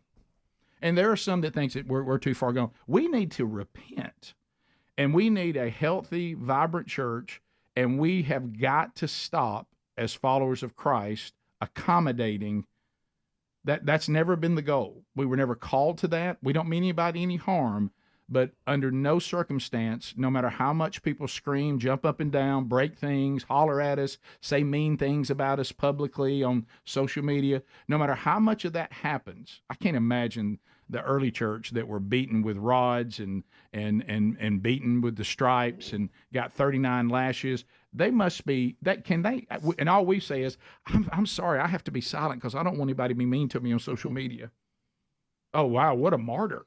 Okay, it's time for the church to get some boldness that is gone and stop accommodating and call this nation, our nation, and all nations to repent. If we're not willing to repent, November might be a Band-Aid, but we're still done. Our problem is that we have turned our backs on the one and only living God, and if we don't get right with Him, done anyway. I don't care how emotional you are, and this getting upset about France, rightfully so, but get upset about maybe looking into our own lives and say, I claim that I'm upset about this, but is the rest of my life look like it's as devoted to God as I pretend to be on social media right now? So that's what's going to matter.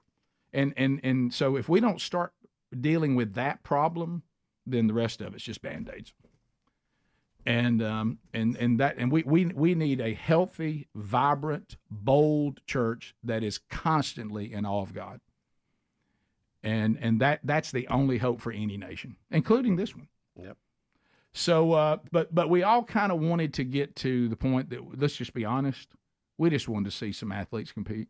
Yeah. I mean, Yeah. we just wanted to see some athletes compete, and so we get through the sideshow. I know. I wouldn't even care if we didn't have an opening ceremony. Yeah, I'd be good with canceling opening ceremonies forever. Can we get the stuff going? So we'll come back. I know we can talk about a medal count where I don't even know. I saw smidges of stuff. I didn't see a whole lot over the weekend. I think all of us were pretty active. I don't know that we saw much of it. I saw a few highlights, and the only one that I really liked was that rugby woman running all over everybody. Yeah, she was knocking bodies everywhere. Rugby 7 is legit. Listen, she pumped Hey. them. If I saw a Rugby 7, I stopped. Yeah. I don't care, men or women. Men or women, didn't matter. Yeah. Golly. 15 minutes to the top of the hour. 866 We Be Big is our number. We'll come back and we'll talk more about that when the show continues.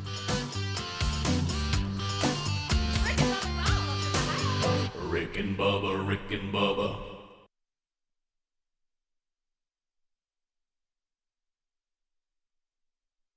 Boys? The Smith boys. Yeah, they did a great job. And they were so excited about beating Jarvis. Her two kids that aren't even shaving yet beat Jarvis. You know, I've learned in these tournaments, be careful of any 17-year-old that's got a tan, very blonde hair, and a gold bass on the chain. Yeah. I mean, you need to. Yeah, really. That's a good point. I saw them everywhere. Also, we had a number of folks who helped out that we'll talk about too later. You're not sure? His last name. I looked up and I thought I was going to see his name, and it wasn't there. Wrong email. But his last name was Ott, who fished with my dad, Ott, and he was like just what you just described. I mean, Paul Ott? no, it wasn't Paul. His last name was Lot, and he was with my dad. And then on Friday, Jeff's brother-in-law Wayne fished with my dad. He had a great time. They also raised over $1,500 for the Rise Foundation. Yeah. So it was a lot of fun. Is it true Lot told your dad on the way in, don't look back? I mean, well, when they saw me on the pier, they all wanted not to look back. My dad roomed with him in college. Did he really? Yeah. Sure. Hey, I was Trent Lot. I'm good. That's so good. See you, Mark. John, welcome to the Rick and Bubba Show. Well, guys, Jarvis let me down. So what was the deal? Well, he's been in here 2 or 3 times last week. I marked his map for him, gave him the baits he needed to fish. Everything was laid out, and he could not do it. Yeah, he was as prepared for this competition as he's ever been. Was he not using yum worms? Well, I sure was. No, he wasn't. You know, I used the yum and brought the 3.5 pounder right in the boat.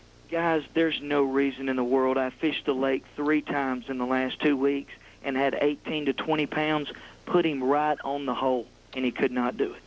What you know? So really, you have to think it might have been the fisherman. I really believe it is because. Well, it's not the lake and it's not the guide. I mean, Doug Campbell. Come on, I mean, he's one of the best. Well, I don't know if maybe they just didn't go, but I mean, when he held that bag up to you and said, "Hey, you've got to have 18 pounds." Yeah.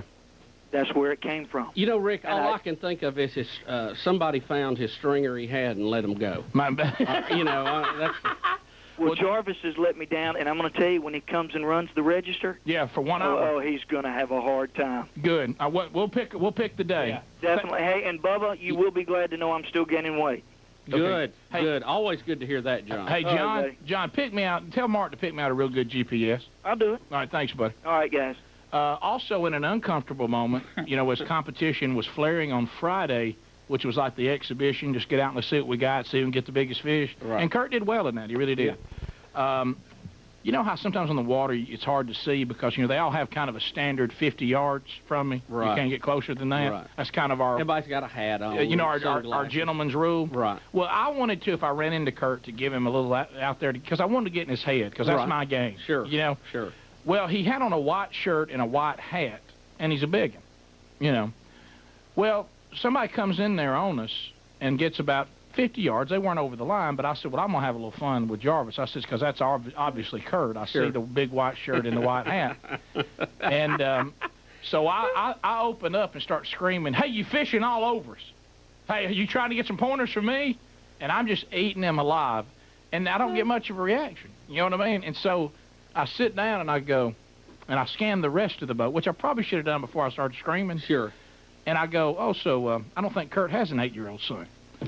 So not on board. No, not there in the boat. And I saw a little boy fishing with his dad, and I realized at that point that I had just dogged a total stranger. Sure. And so that was. You know, the water, sound just carries I had so well. I had all the volume I needed. Yeah. But that was a little uncomfortable there. So my apologies to that father and son, whoever they were. Were they in the tournament or just fishing? Probably just having a little fun on a Friday afternoon. I love the quote, though, that Kurt probably wouldn't be fishing with his son. Yeah, since you don't have one.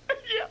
Yeah, that was, you know, because I got so locked in that this must be him, I didn't look at the rest of the boat, which might have been a good idea.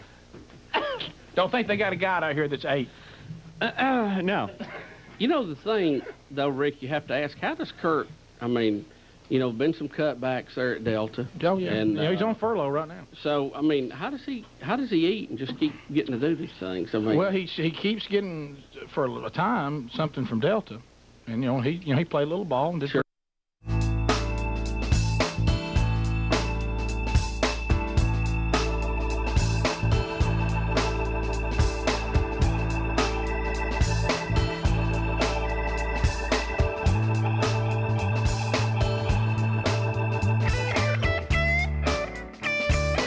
The top of the hour, the Rick and Bubba Show, we're back. So we're looking back over the weekend. So we've gone through the Bizarro opening ceremony deal. We've hit that a little bit. Greg's talked about the big rugby woman nobody can tackle.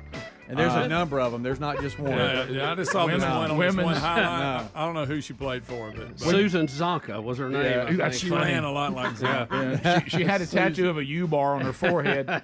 So she got turned up field, and they were bouncing off of it. Yeah. And you're saying rugby 7. Does that mean only 7 people play on each side at the time? Yep. I'm not familiar Isn't with there that. like a I love rugby. And you got you have rugby 15 too, but rugby 7 is what we're watching. That's a little bit more wide open, and you see that triple option. You know, we're slicing here, going here, and then if I have an opening, I plant my foot and I'm gone. And to your point, she went the distance. Oh man! And this one girl tried to tackle her. I saw some Derrick Henry forearms.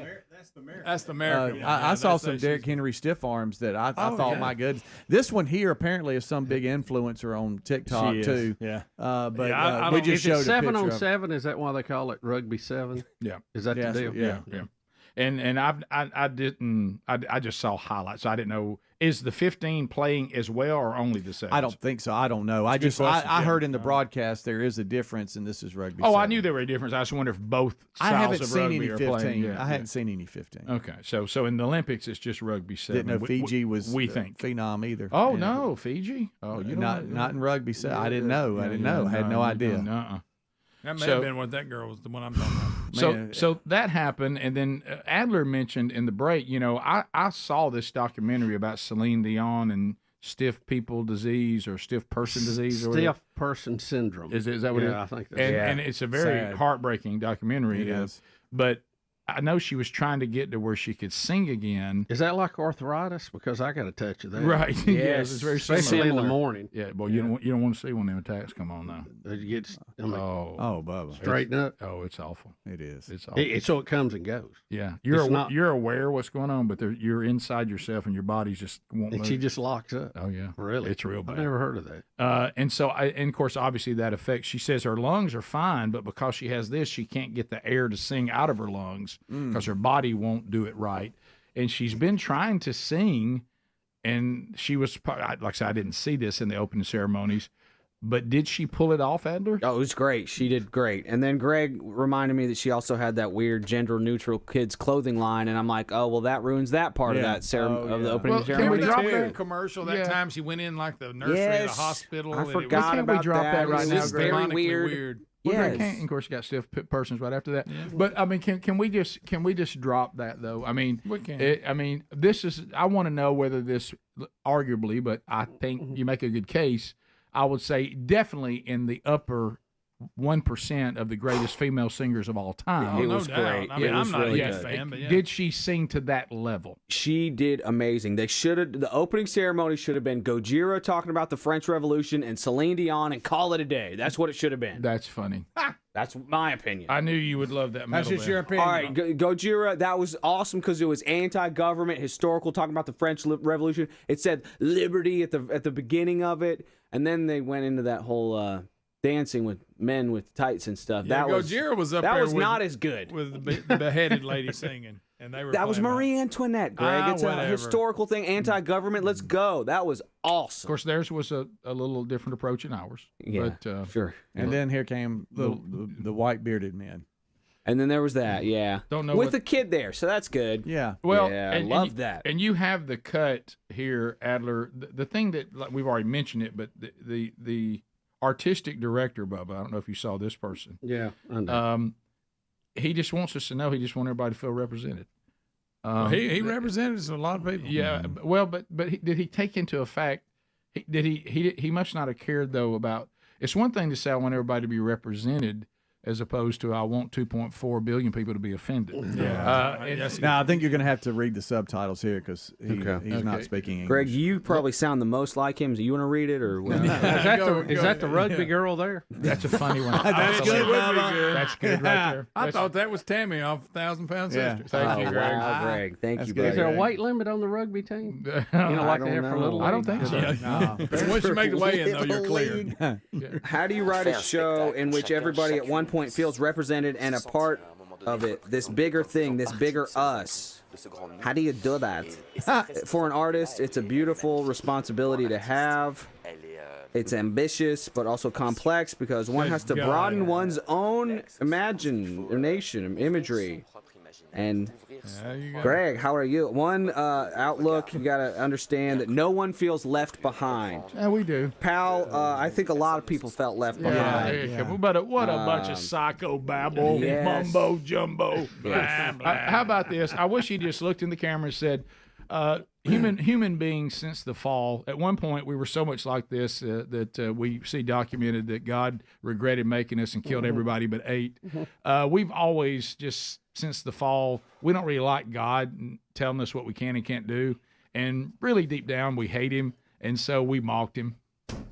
You know, he was about as clear you as know- our vice president when she's explaining something. Did you see the one? I mean, over the only weekend? thing missing was how much he loves yellow electric school buses. You know, Bubba, did you hear the word salad she laid down over the weekend? Y'all, we're only getting started. Oh yeah, we're only getting started.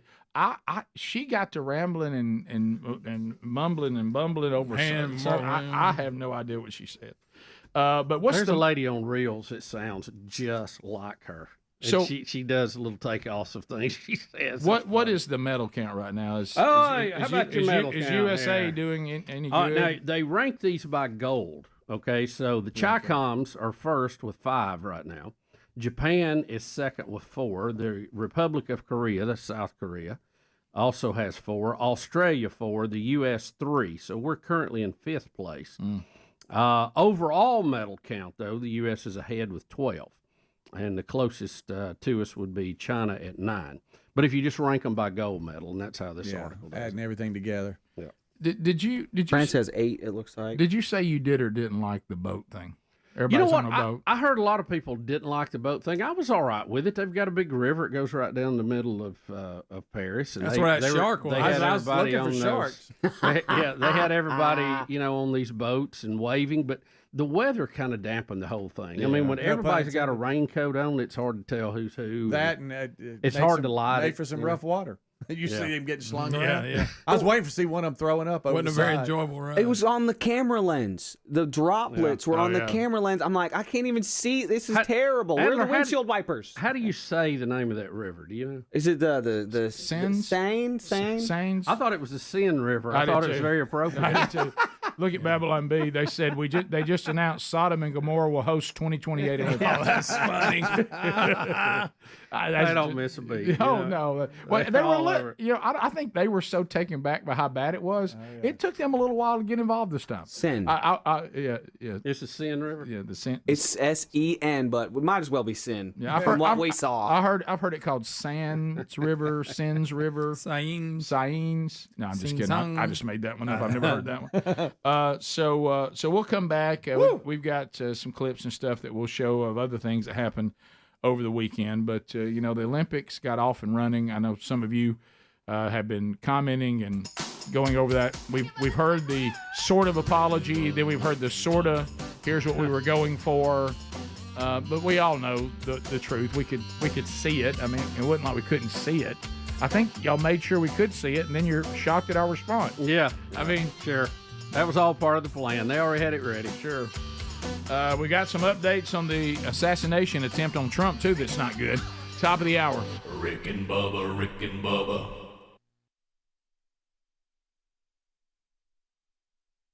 Pretty good. Clinton was smart with his money and all that. Probably needed to win some money at this fishing tournament. Working West to death, right? Yeah. Yeah. Oh, wow. He's out probably building something. He's got a right little now. construction company going now, and I just. So he's kind of doing odd jobs. So what you're, but wouldn't you think seriously? You've gone through the thing of the reliving of '82. You've gone through the scrimmage where you ended up having to come to my house and put plywood down. Okay. Wouldn't you just quit and just go? All right, he's got something on me, and surely this is it. When he brings me into his world, No, because I still come out with all the trophies. He's a competitive athlete. He doesn't know when to quit. It will come up with something else. I don't know what it is. I want to be there when you take that 727 off. That's I'm what not it's going gonna to fly come to. with you, but I'll just watch. Let's go to Ramsey here. Ramsey in Birmingham. Ramsey, how you doing? Hey, Rick, congratulations, buddy. Well, it was. I'll get with you and talk about how I did it because I know you may want to cover it on your show. I'd like to do a show with you. Southern Outdoors Fishing Show now calling, wanting to know if I'll be a guest.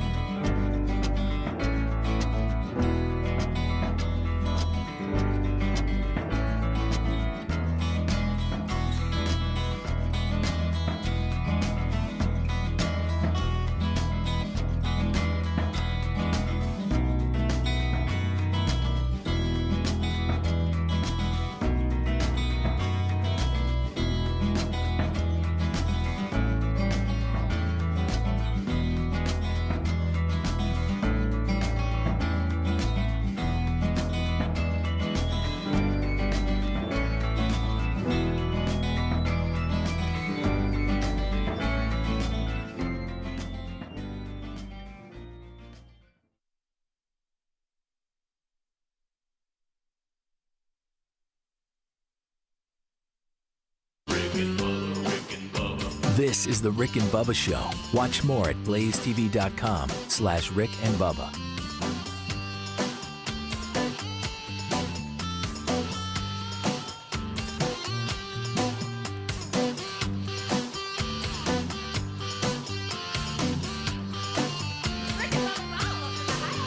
Rick and Bubba, Rick and Bubba.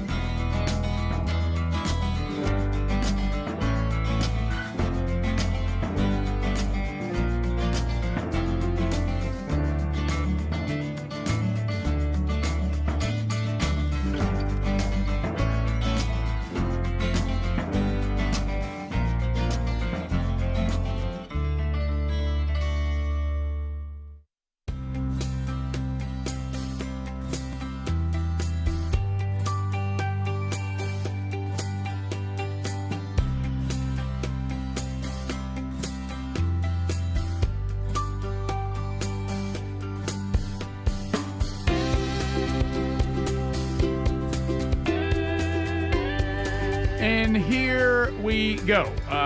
Coming to you from the old Big Boy Studios. Thank you for being with us. Peter Navarro, our guest this past weekend on a brand new Rick and Bubba University, the podcast. A lot of you have already watched or listened to that and responded. It was very informative. We thank Peter for being on with us. And if you haven't seen that one or heard it, it is available wherever you get podcasts. As we start the hour. I know the Olympics back and forth. We'll get some of this into your phone calls, and we're seeing, some of the texts you guys are sending in, and we'll get into more of that coming up. But also over the weekend, some more troubling news. We keep, Trump has gone on to do, multiple giant rallies since the attempted assassination. He claims he's going to go back. And he's going to go back to the exact same place and do another rally. Somehow, I think those in charge of security are like, well. But he claims he's going to. But anyway, he had more successful rallies and stuff. But then, this back and forth. We've had the director of the Secret Service step down. We've talked about the obvious fumble by all in charge of the security of Donald Trump at this rally. We're finding out more and more that they had detected a potential threat. So there's a problem. At that point, I know I've never served in the Secret Service, but seems pretty elementary from the level of security that we've normally seen from the Secret Service. You would go, hey, there's a potential threat. Hold the former president until we get that worked out. Do not put him on that stage.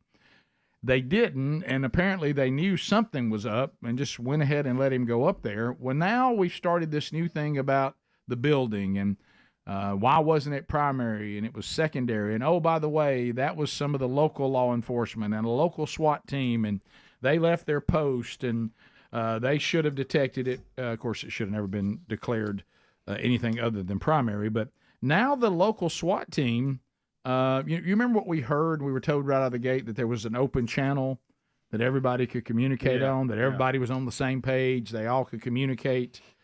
Well, we have a SWAT officer in Pennsylvania says his team had no contact with the Secret Service at all in Butler, which, hey. That's kind of, hey. That's almost, you would think that's almost impossible. How can that be? So that's kind of what they're saying. Yeah, so here. Do we have the clip? Yeah, here's the clip.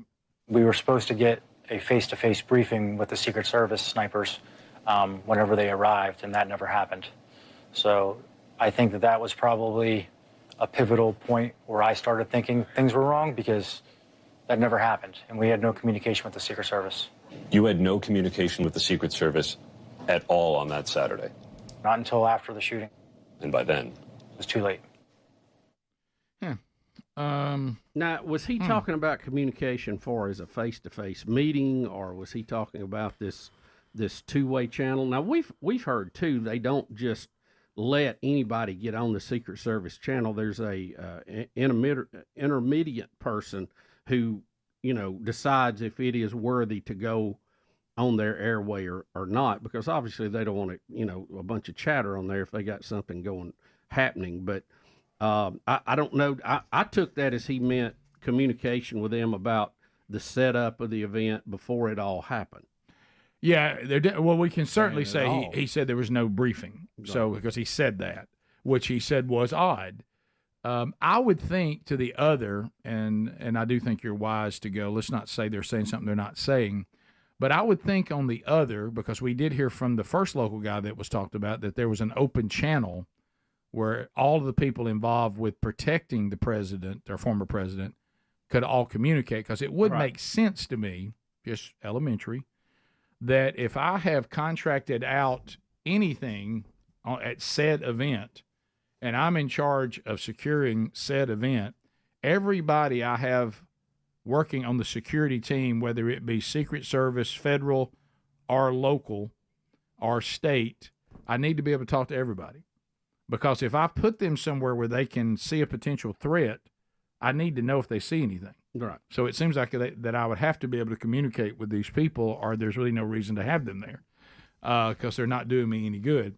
I don't know. Of course, you know, we got to get down to why did they leave that post if it was given to them?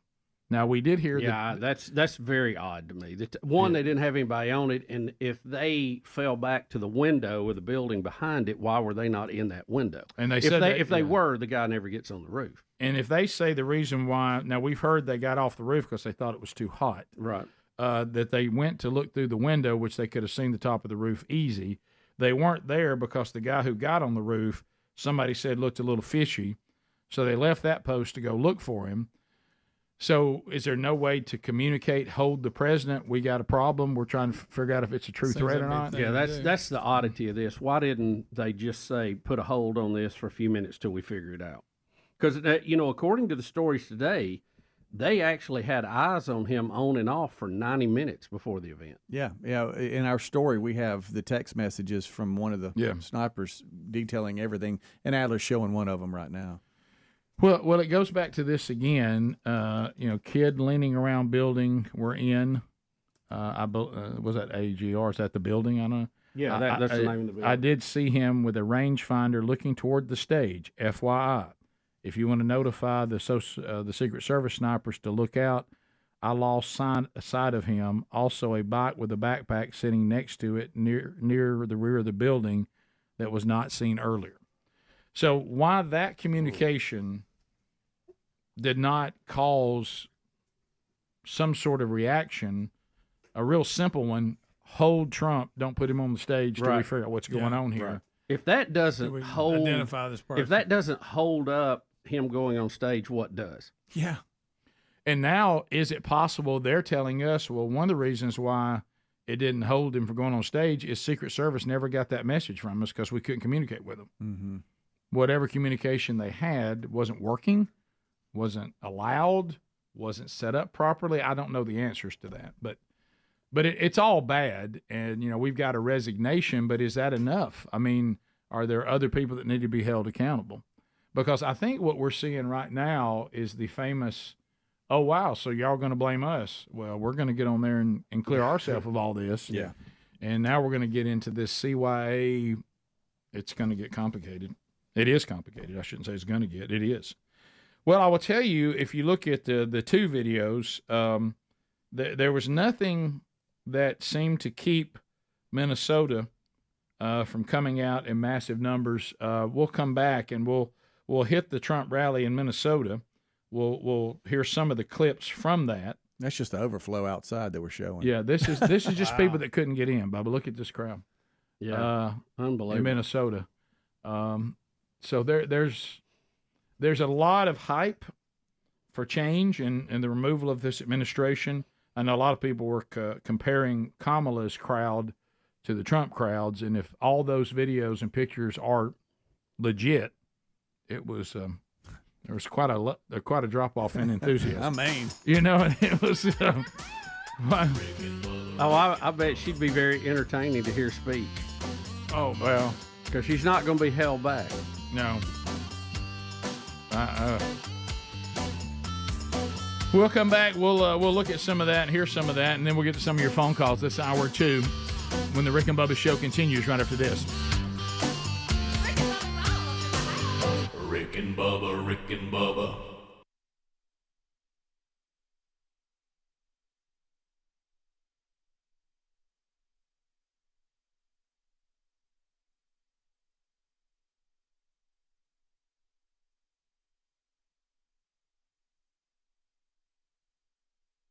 Email me today and say, how can I get it? And I don't know. Well, let me recap that briefly.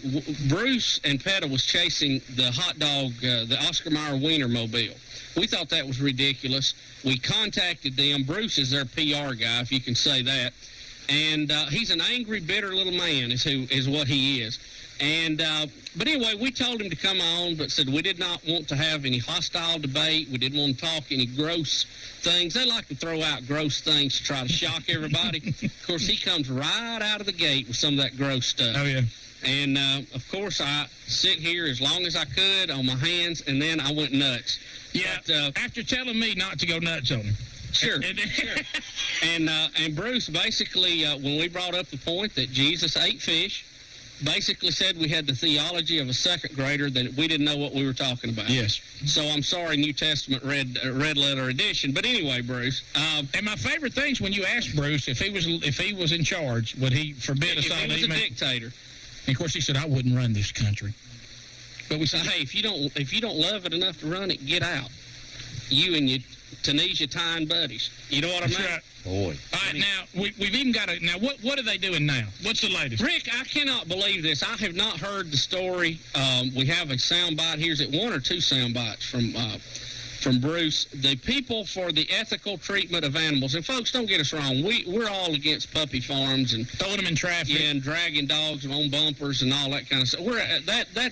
That's what PETA ought to be doing.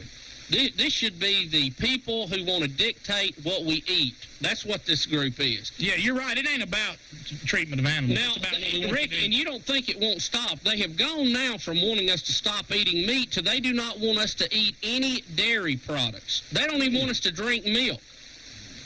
Now, granted, many cows get taken very good care of because they produce milk, okay? I mean, they live a great lifestyle.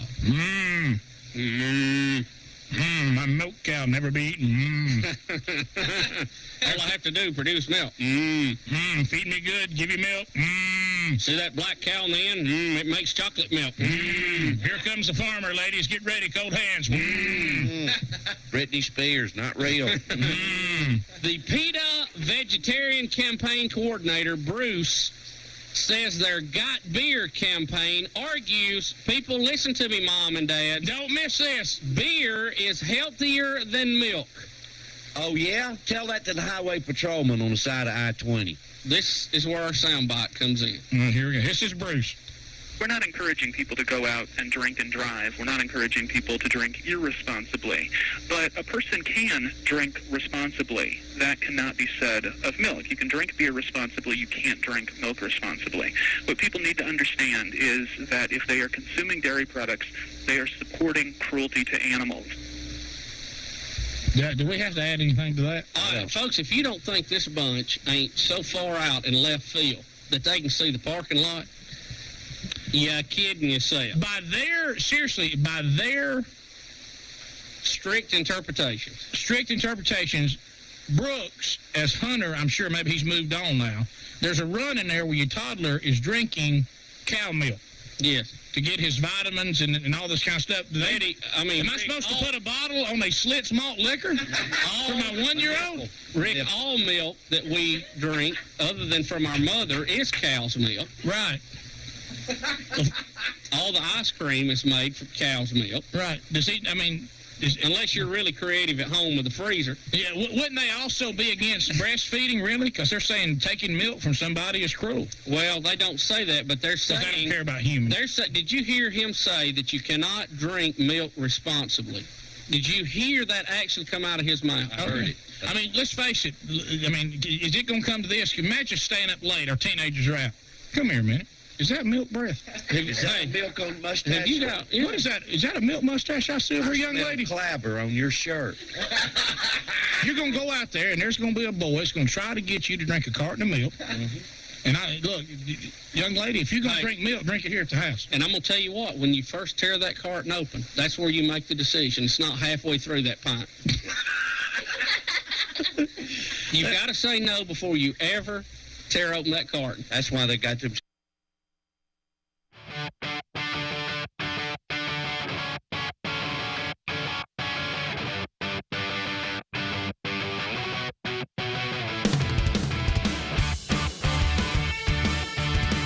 We're back 20 minutes past the hour. So, updating stories from the weekend. We've gone through the Olympics a little bit. We can get into more of that. We'll get to some of your phone calls on that coming up. Donald Trump. So we know there was another rally. He's had a couple of them, but these are the highlights from St. Cloud, Minnesota. We showed you the overflow crowd before we went to the break. Massive. Here are some of the comments from Trump. This is the one, this is the left says, he's going to destroy Medicare and he's going after Social Security, like he's not going to do the good job they've been doing with it. But anyway, so here is Trump clarifying that point. Here we go. I will not cut 1 penny from Social Security or Medicare, and I will not raise the retirement age by 1 day, not by 1 day. And for 4 years, I didn't. For 4 years, you saw that, I didn't. By contrast, Kamala Harris cast a tie-breaking vote to cut Medicare by $237 billion. You didn't know that? A betrayal of American seniors. She betrayed American seniors. She's the one that cast the final vote. Vote Trump.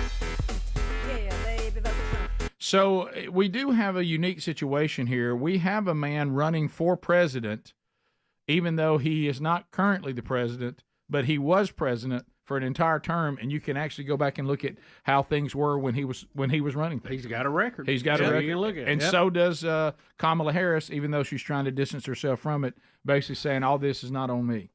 Biden's going right under the bus. By the way, all of you, I don't know who you people are. Those of you that keep exaggerating how much taller the fake Biden is, y'all claim this is a fake Biden. Yeah. And they have one that says, look at his size before he got COVID. Now this is what COVID did to him, and he's like this giant, and people are all around him.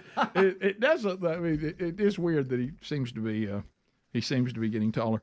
But anyway, now here's Trump once again talking about Kamala Harris urging her followers to donate to the Minnesota Freedom Fund. So we'll talk about that. Here it is. Kamala urged her followers to donate to the so-called Minnesota Freedom Fund, helping raise $35 million to set loose violent offenders after they shot at police, looted your stores, sexually assaulted innocent victims, and committed all sorts of other heinous crimes. One of the criminals Kamala helped bail out of jail was Sean Michael Tillman, very famous now, unfortunately, a repeat offender who, with Harris's help, was set free. She set free many very bad people. And then he went on a murder rampage. He killed a man on a train platform in St. Paul, shooting him 6 times in the head. Okay? She just turned him free. Ultra-liberal Kamala Harris will deliver crime, chaos, mayhem, and death to our country. I will restore law and order, justice in America. Vote Trump. J.D. Vance got in the mix over the weekend. He did. Yeah, J.D. Vance got in the mix. Of course, he had the audacity to say that families that have multiple children, are actually helping us to continue with America, and they should be taken care of. Of course, people have taken that he's hates people who don't have children, right? And all that, and then tried to question his loyalty to the country. So he's going to talk about Kamala Harris and her record because, again, she has one as well. So here's J.D. Vance in his response. A few folks there. Now, She wants to end cash bail, and what that means is that if you assault a police officer, you can be back on the street the very next day. In fact, when rioters and looters were burning American cities to the ground, including Minneapolis, Kamala Harris was raising money to bail them out of jail. Let's throw them in jail and support the cops.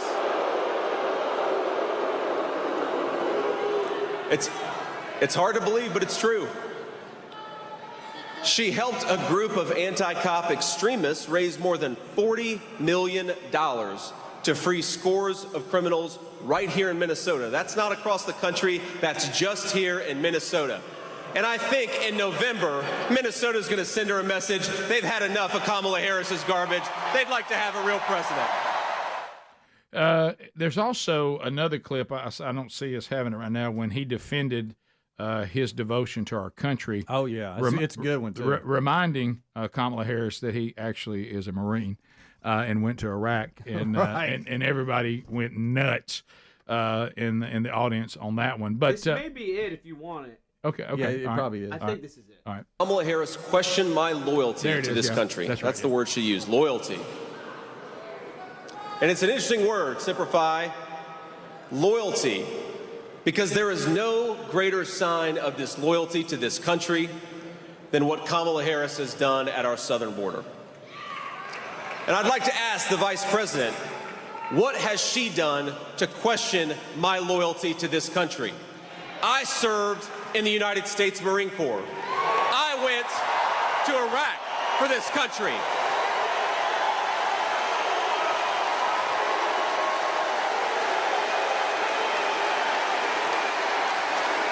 I built a business for this country. And my running mate took a bullet for this country.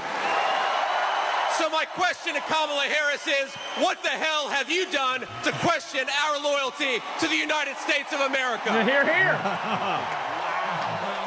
If he was holding that mic, he could drop it. Yeah. So there you go. That debate ought to be interesting. Shouldn't that be a doozy? We also this interesting thing is watching all this, and then all of a sudden Elon Musk will weigh in. Oh yeah, he's not happy. And like as Greg said, he's very alien-like. You're He's not a sure, weird dude, and but he's upset. He'll breed. And he wants to remind everyone that thank you, Greg, that Elon Musk is reminding everyone, and we've said this. Can't shoot rockets off all day, Greg. Yeah, that's Evidently true. not. That's true. He does have 12 kids. All righty. I'm telling you, he's a lizard person. Okay, Greg. Elon Musk is reminding all Americans no one's ever voted for Kamala Harris. I mean, That's true. So here we go. The party that cries about how Donald Trump is a threat to democracy just forced out the candidate that their voters chose and nominated a candidate that no one voted for. The hypocrisy is immense in the Democratic Party. Yeah, you're dead on there. And the point being, Lizard man. she never was in one primary. She's never had one vote, one vote cast for her. That lizard man makes a great point. Yeah, is this really Kamala Harris's crowd, by the way? Is this really Kamala Harris's crowd? As I said, I always say if these videos are legit, and they may not be. I mean, they're holding Harris for president signs. Yeah, somebody. Yeah, but is this just some small? I don't know. That made the rounds that she was in Pennsylvania. You got to be careful. speaking. There's so many things out there, Surely but people she'd have more people than people that. were comparing that. Well, here's the problem that you got to worry about. I think that we unfortunately see rallies and think it's an indicator, and it may be, but you also need to look. Let me tell you what Kamala Harris isn't short on: cash. Yeah.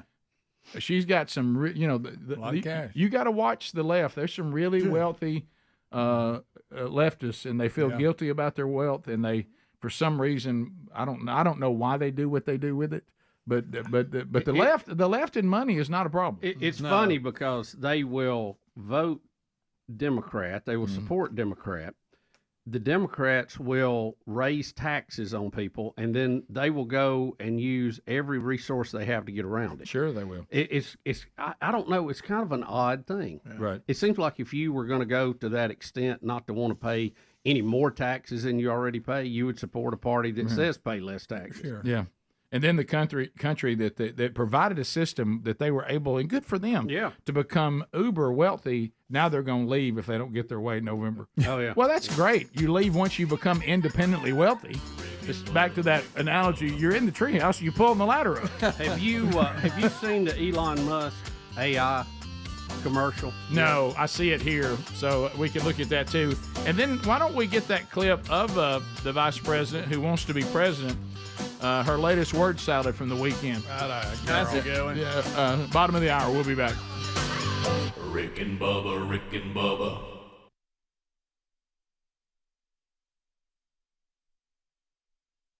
Kids' pictures on it. They be drinking milk and they run away from home. You know where it starts? White milk, then before you know it, it's chocolate. And then when they get to that strawberry milk, Rick, please, don't even just be mention shooting cottage cheese in your veins. Oh, yeah. Yeah, it will. Rick, so they're against cheese, too? They're against all of it. Eggs, all of it. Bruce says he doesn't think Mothers Against Drunk Driving has a valid complaint against PETA. You know what I'd like to see? You know what I would like to see? Some mother who has lost their kid in a drinking and driving accident beat Bruce to a bloody pulp is what I would like to see on national TV. Cruelty to Bruce. And I would be cheering at every punch to the rib cage. I would be cheering. Let's hear him again. What a jerk. Just listen to his voice. We're not encouraging people to go out and drink and drive. We're not encouraging people to drink irresponsibly. But a person can drink responsibly. That cannot be said of milk. You can drink beer responsibly. You can't drink milk responsibly. What people need to understand is that if they are consuming dairy products, they are supporting cruelty to animals. Now, I want y'all to realize what Bruce is doing. They're going to college campuses with this campaign. Oh, Rick, let me finish. What is this, preaching to the choir? I mean, Bruce also says that PETA is offering students free beer bottle openers that promote its message. Do y'all hear this? Bruce says that milk... Am I in Lala? Am I about to wake up and go, boy, I got a show today. I can't wait till I'm about to drink my head. This is better than comedy. He says that milk is full of fat and cholesterol and overall bad for you. But beer's not. Y'all, what about, let me ask you something. This is the same bunch now that chased the Wienermobile, that brought us Jesus is a vegetarian. Let's don't forget that one. That campaign. You know what? And dress as fish and stand outside a seafood restaurant. I know that I shouldn't feel this way because I'm striving to be a better person day by day. But there's a side of me that wherever I am in line on Judgment Day, I hope I at least have a view of when Bruce steps up to the stand. Because, look, mine's going to be ugly, and it's going to be awful.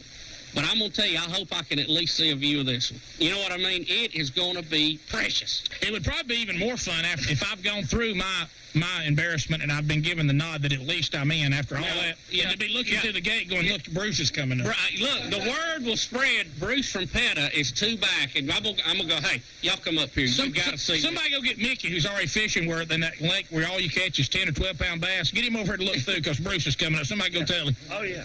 But look, what about they just going with after food? What about all the products? Oh, yeah. Do you know how many products in this building material? Do you know how many things have tallow in them? Now, Mickey, since you were in construction, what's tallow? Tallow would be the rendering, the fat, the cooked off fat. Tallow is actually in mortar mix. So this guy's got bricks on his house held by mortar. It's got tallow in it. It keeps it from setting up too quick. Concrete a lot of times has it in there. Look at all the products that we have that he probably uses, all the leather, all the materials. A lot of it's made in that town of tallow. Isn't that what that's named after? Yes, sure is. A lot of people don't know that. Right. Absolutely. You caught on to that. I wasn't going to say it because nobody believed it, but thank you. Yeah. And I cannot believe they have the gumption to do this. I wonder if he puts cheese on his po' boys or anything. Yeah. No. You don't need a po' boy. No. Look. No. This is my thing I've never understood completely about Bruce and his bunch. Do they really believe this crap, or do they go, hey, the American public is so stupid. Let's start this scam, and we'll get some people to follow us, and they'll send us money, and we'll have a job. And we'll just keep coming out with the most outrageous thing, and we'll all get together and go have a beer and laugh about it at the end of the day. But, there's a side of me that goes, I wish they were pulling a scam because they can't be that stupid, can they? I mean, can you imagine, honey, it's about time to wean the baby. That's right. Look, go stop and get some beer on the way, huh? And look, this ain't about if you want to be a vegetarian. We've covered that before. By your own choice, if you don't want to eat meat, that is up to you. Now, when you try to take it off my plate, then you got a problem on your hands. Because as far as the way I've read it, we're clear to eat it. Absolutely. The things we're putting in our mind are a whole lot worse than what we're putting in our mouth. Why do they want to just stop with animals, though? God's creatures. What about flies? What about mosquitoes? Oh, they do. They go that far. They go that far, man. They're against spraying on mosquitoes. They eat soybeans, and we put poison on the soybeans to kill the little critters that eat the soybeans. No, they're He's in against violation. Well, see, they're unrealistic. They're unrealistic. Yeah, I know. They eat a picture of a graham cracker. They'll eat grass. They love it. Yeah, they love even grass. Any kind of vegetable they're eating has been protected by insecticide. You just go by and see people grazing. Yeah. That is how they would like it. They get on all fours next to a cow and eat. That's a fun-looking cow over I hope they get behind the cow. You know, Mickey, and here's the thing: we took the debate right to Bruce. 5 minutes past the hour here. Yeah. Let's go, baby. Zapmydebt.com. Let's get out of debt. I wish our government would call them, maybe, and we could get out of debt. That's going to be a long way home, though. But they can get you out of debt right now. Look, you work hard. You've been busting your rear end, and you just can't seem to put it in there. Well, there's a reason for that. A lot of these high-interest loans and credit cards, they're designed that you just never quite get out. They love that interest. Bring it on. They couldn't care less if you ever pay this off. They're soaking you. So Zero Debt USA in their website, zapmydebt.com, they've got some really aggressive. They're going to get after it to go after that debt, not to string it out the rest of your life. Let's get you a lower payment and that you'll never pay off, and pass on to your kids. Nothing like that. They want to get aggressive. They want to end the debt, and they want to end it permanently. Can you feel the peace of that? If that black cloud could just get off of you. So why don't you go right now to zapmydebt.com. You can talk to them for free, no obligation to use them. They'll tell you what they'll do. They've got some strategies that are there to zap your debt quickly and save your money. So go to zapmydebt.com or look for their link at rickandbubba.com under the sponsors button. So, Bubba, we're going to do that ad you talked about first. Elon Musk had AI do a Kamala Harris ad that he's got on X. So we're going to listen and look at that. And then we're going to show you what it's going to look like if Kamala Harris becomes president. All right, so here's the AI ad. Here we go. Hi, Kamala Harris, and your Democrat candidate for president, because Joe Biden finally exposed his senility at the debate. Thanks, Joe. I was selected because I am the ultimate diversity hire. I'm both a woman and a person of color. So if you criticize anything I say, you're both sexist and racist. I may not know the first thing about running the country, but remember, that's a good thing if you're a deep state puppet. I had 4 years under the tutelage of the ultimate deep state puppet, a wonderful mentor, Joe Biden. Joe taught me rule number 1, carefully hide your total incompetence. I take insignificant things and I discuss them as if they're significant, and I believe that exploring the significance of the insignificant is in itself significant. Talking about the significance of the passage of time, right? The significance of the passage of time. Now that's real. So when you think about it, there is great significance to the passage of time, and there is such great significance to the passage of time. Another trick is trying to sound black. I pretend to celebrate Kwanzaa, and in my speeches, I always do my best Barack Obama impression. So hear me when I say, I know Donald Trump's type. And okay, look, maybe my work addressing the root causes of the border crisis were catastrophic, but my knowledge of international politics is truly shocking. The United States shares a very important relationship, which is an alliance with the Republic of North Korea. It is an alliance that is strong and enduring. And just remember, when voting this November, it is important to see what can be, unburdened by what has been. So that's an AI ad, but it did feature actual comments by Kamala Harris, but obviously the rest of it was AI. But in the next clip, we're going to give you over the weekend. Here is the woman who wants to be president. The press is asking her a question, and see if you can figure out her answer. All right, so here we go. I am meeting with a lot of folks, and the work that we have begun is the work that is going to be ongoing. There is no question, and I said this from the very beginning, that our approach to this issue has to be with a commitment to a long-term investment, and it has to be a commitment to consistency. The United States has to be consistent There were times when we were more engaged and we saw good results, less engaged, and we can see where the work and the partnerships then deteriorate. So I am committed to ensuring that we engage in an active way on the root causes, on addressing the cause and effect, and also being partners in the Western Hemisphere, understanding that we have a responsibility, and if we ignore that responsibility, it will visit itself upon us in a very domestic way. Good night. That was an answer to, have you met with any of the GOP leaders? That's what that was? Yeah. Didn't know that. Buckle up. It's going to be a bumpy ride. Sure is. This is going. The pilot has cut the seatbelt sign on. You need to sit down. It's going to get a little bumpy. Guys, can you even? And I tell you, her history is so bizarre that a lot are trying to erase it to where you can't Google it and find it. Wow. Just try that. Well, have fun with that. Well, this is my favorite video 4A. So now Chuck Schumer, who has had to fake his enthusiasm about this, and went from President Biden's just fine to let's commend him for stepping down. So anybody that's been in the trough this long, they're just so affected by it. He's now going to tell us, Speedy, the opposite of what you just said. Oh yeah. There's nothing to be afraid of about her record. So here we go. Yeah, but then Vice President Harris, now the presumptive nominee. Senator, are you encouraging Senate Democrats, including those in battleground states, to invite her to campaign with them, to have her in their advertisements? Yeah, the Biden-Harris record is just incredible, as I mentioned. All the specific things that they have passed together working with us. So it's an incredible record, and our senators are already talking about it. It's an incredible record. Get close to it. Embrace it. It's incredible. No specifics there. Just in general, it's here's one of the things. Here's Elizabeth Really Warren. incredible. Isn't it?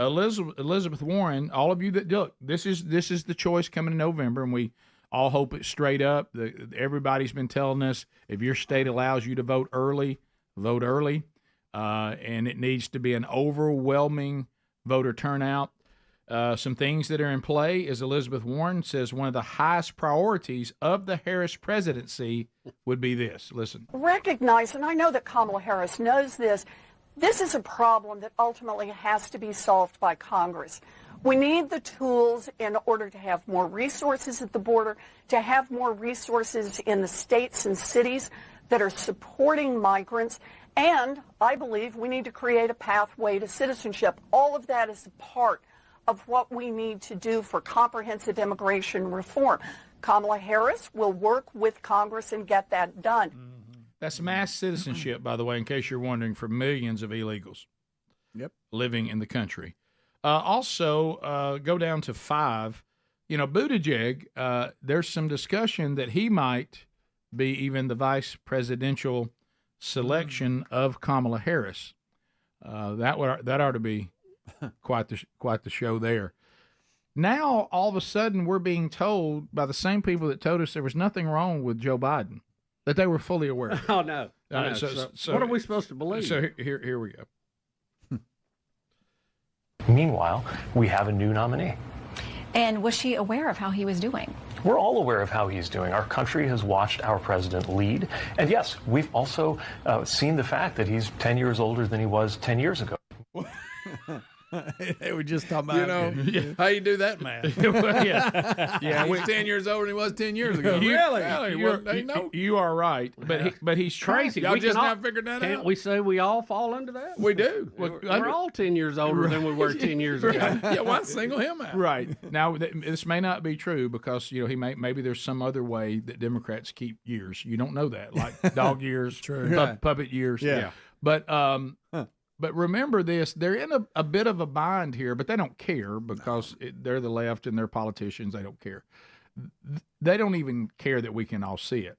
They're in a weird position because at one point they're all on the same page of we must convince everybody that Joe Biden is just fine. Now they have to justify getting rid of him by saying he wasn't fine. That's right.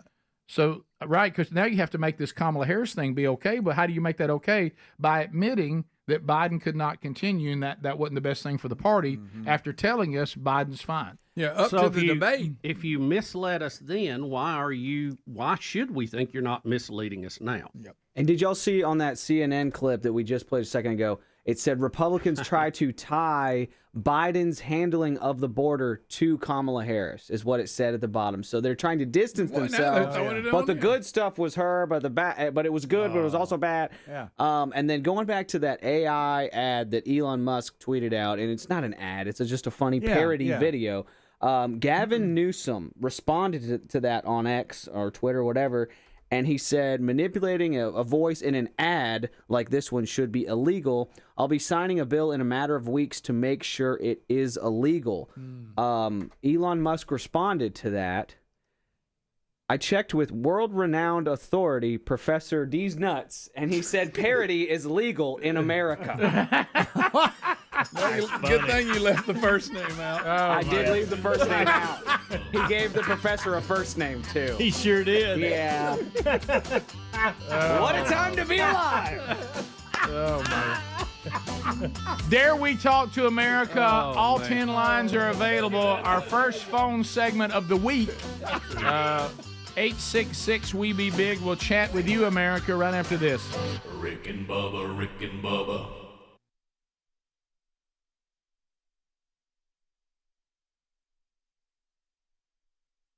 Hey, look, you skip Old Testament, whatever. I mean, there's justification there, too, when Noah came off. But we said Jesus ate fish, okay? No way to argue it. If he'd have had a pack of weenies, he'd have fed a lot more. Nowhere in his time of ministry on this earth, for crying out loud, half his disciples were fishermen. Exactly. And they were still catching fish when they were out on boats. I mean, we saw... He helped them catch more. He throw it on the other side. Matter of fact, he herded a bunch of them in the nets. Right. You know what he was doing? Sitting over there cooking fish. Bruce, fire going. Bruce tried to tell us that was not right. That was not right. It's not true. Well, have you ever heard that? We got that. I hate for us to replay it today. We got to dismiss him. We got it. Oh, we've got it. Oh, gosh. This guy shouldn't even be getting airtime. You know, let's talk about the guy that went off and met the spaceship. The guys had to neuter themselves. Let's talk about that. When we come back, Mickey Dean will tell us.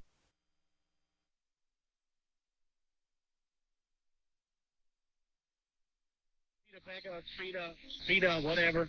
And I talked to their spokesperson, Bruce, and here's a little bit of how it went. We got to hurry up so we can get it all in. So take a listen, and hey, yeah. Oh my God, by the way. Thank you for calling Peta. How may I address your call? Yes, this is Rick and Bubba again, doing our live radio show. We got cut off. Okay, let's try it again. Okay, thank you. Maybe spend less time chasing the wiener, but I better phone system. Hi, this is Bruce. Bruce, this is Rick and Bubba doing our nationally syndicated radio show. How are you this morning? I'm doing great, Rick and Bubba. How are you? Good morning, Bruce. How the heck are you? I'm doing fine. Which one's Rick and which one's Bubba? I be Rick and I be Bubba. Oh, you're the same guy. Yeah. We sound very similar down here in Alabama. I would be the more country sounding one. That would be Bubba. Yes, Bubba has more of a country southern accent as opposed to me, Rick, here on this side. You both sound pretty southern to me. Yeah, he has a very Midwestern accent, Rick does. Yeah, mine's more West Alabama. West Alabama, East Alabama. I'll try to get the distinction. That is correct. Now, Bruce, as you may... first of all, I got a call yesterday from Brett, I believe. Yeah, Brett's in our media department. Yeah, and I was wondering, how did you find out that we were pursuing the attack of the Wienermobile? I think we got... Gosh, about half a dozen calls from the area, from people saying that you were ripping on us. Yes, I'm not gonna lie to you, Bruce. We won't. And because what we want to do is we want to clarify everything. You know, we want to know exactly what the cause is. Because I only had one woman who called, and by the time she was done calling me fat and ignorant, she never told me. I never fully understand what the cause were. We were just trying to get to the bottom of it. Now, Well, we love wieners. I'm going to tell you that right up front, Bruce. We're big old meat eaters. We're known as the two sexiest fat men alive, Bruce. And we didn't get that way by eating salads all day. Do you understand? And I do understand. we do believe, Bruce, in the rights for people to, if you want to choose not to eat meat, that is your right. And we even told the young lady who was screaming at us that we would fight and die for the right for you to protest anything you want to. So I want you to understand that. All right. But we feel like we also have a right to say, hey, we think it's wrong to beat up on the wiener. You understand what I'm saying? I understand what you're saying. So what I want to know from you first is, Bruce, why do we hate the wiener? Well, the Wienermobile, specifically the Wienermobile, is making a mockery of the suffering of animals. The Wienermobile is going around, it's auditioning all children to sing I Wish I Were an Oscar Mayer Wiener, and what we're saying is, unless you would like to be castrated without anesthesia, to have your tail chopped off, to have a big piece ripped out of your ear, to spend your entire, let me just finish, to spend your entire 20-week life in this tiny little stall, you can't even turn around, you're standing in your own feces. Finally, you see your first sunlight. Well, this is a pig we're talking about here. It's exactly a pig we're talking about, and unless you would like to go through this life, you wouldn't want to be an Oscar Mayer wiener. Well, let me ask you this. Kids knew what happened in these slaughterhouses. They would not be going through this. Bruce, what I told the person, first of all, by the way, don't y'all tell us to neuter our cats and dogs? Well, of course we tell you to neuter your cats and dogs, but when you take them to the vet, you get anesthetized. And I neutered my dog. He didn't speak to him for a week. But let me tell you this. All right. This may shock you. My children are perfectly aware that when they're eating bacon and sausage and hamburgers, that it's cows and pigs. But they still watch Babe, and we all laughed together and enjoyed it. But they know the pigs really don't talk. Well, but the reality is that pigs are sensitive beings. Pigs are more intelligent than dogs and cats. Pigs do feel pain in the same way that you guys feel pain. They don't deserve to be put through the life we're putting them through for an Oscar Mayer wiener. I mean, but shouldn't y'all be shutting down a puppy farm somewhere so they're chasing the Wienermobile? Well, I mean, not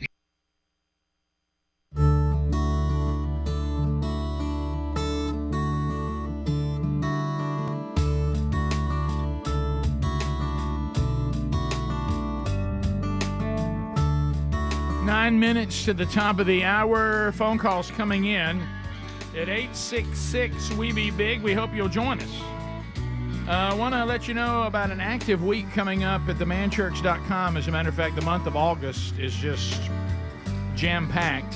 Hendersonville, Tennessee, there near Nashville, First Baptist Church this Thursday night. I'll be there kicking off the men's discipleship strategy. Oh, Bubba, it's a shrimp boil. It is free, but they do want you to register so they know how much shrimp to get. And then you have a chance to plug in to one of our curriculum at the close. So I'm looking forward to being there, Lord willing, Thursday night, Hendersonville, Tennessee. Coming up Saturday, First Baptist Church, West Point, Mississippi, Blake Prime will be speaking there. Prime time, same day, Scott Dawson, Flint River Baptist Church, Hazel Green. Scott will be there. So that's just what's going on this week, and there's a lot. So go to themanchurch.com. And tomorrow we launch our fifth 40-week curriculum called Transform. That'll be available to you beginning tomorrow. Let's go to the phones. James in Louisiana. James, go right ahead. Welcome to Rick and Bubba. Hey, Rick. How you doing this morning? Good. Hope you're okay. I am richly blessed and highly favored, brother.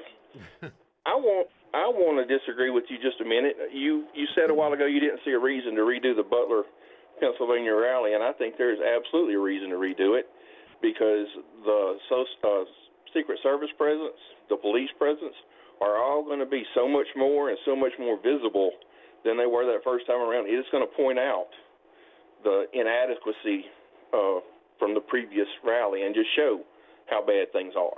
Yeah, I guess what I was saying, and your point's valid, but doesn't that already seem quite obvious? But I get your point. Yeah. My other point was, is it necessary to put him in harm's way again? I heard him announce that he was coming back to the city. Did he? Was it the same venue? I don't know. And what he's getting some pushback on. I don't know about us doing that again, but I know he wants to, and I understand. That's the Trump thing. He will not take that as a loss. Remember, he walked into North Korea. Okay, he's fearless on these kind of things. And he's also, you had about 15,000 people that were there, and 5 minutes in it was shut down. Right. So they didn't get the full show. Of course, apparently, if we just delayed it 10 to 15 minutes, they could have seen the whole thing. Something. A little bit of trauma dragging out a dead person, but other than that, I think we could have started. Yeah. Beth in Tennessee. Beth, go ahead. Hi, I am calling about the podcast over the weekend. Yeah. I listened to your conversation with Peter Navarro, and he recommends we all show up and vote early and vote as early as we can. And I'm just concerned about that. We've always voted, my family has anyway, on Election Day in person. And I'm just wondering, if we vote early, won't the left then know how many ballots they need on Election Day to cheat? You know, I don't think so. And remember, not every state even allows that. There's some states that's not even an option. I don't think so, because the left does that every single election, and the right doesn't seem to have access to much information and being able to that doesn't seem to be a problem. I don't know the answer to that, but everybody that Bubba and I have interviewed about the strategy, they all keep saying that same thing. As a matter of fact, one who's working on, voter integrity told us, I would like to get to the point that this is not the option, but we're not there yet. We got to play by the rules we got in right now, and we need to realize this is what the left does. There's a reason they do it, and if we can legally do it, we should too. I've never heard your point be addressed, so I don't know the answer to that, so I apologize for that. But it's just pretty scary. We don't know what to do anymore. We don't know, exactly how to get our vote and our information heard and make sure the right person's getting put in the office anymore. Yeah, I guess I would say at the end of it all, vote.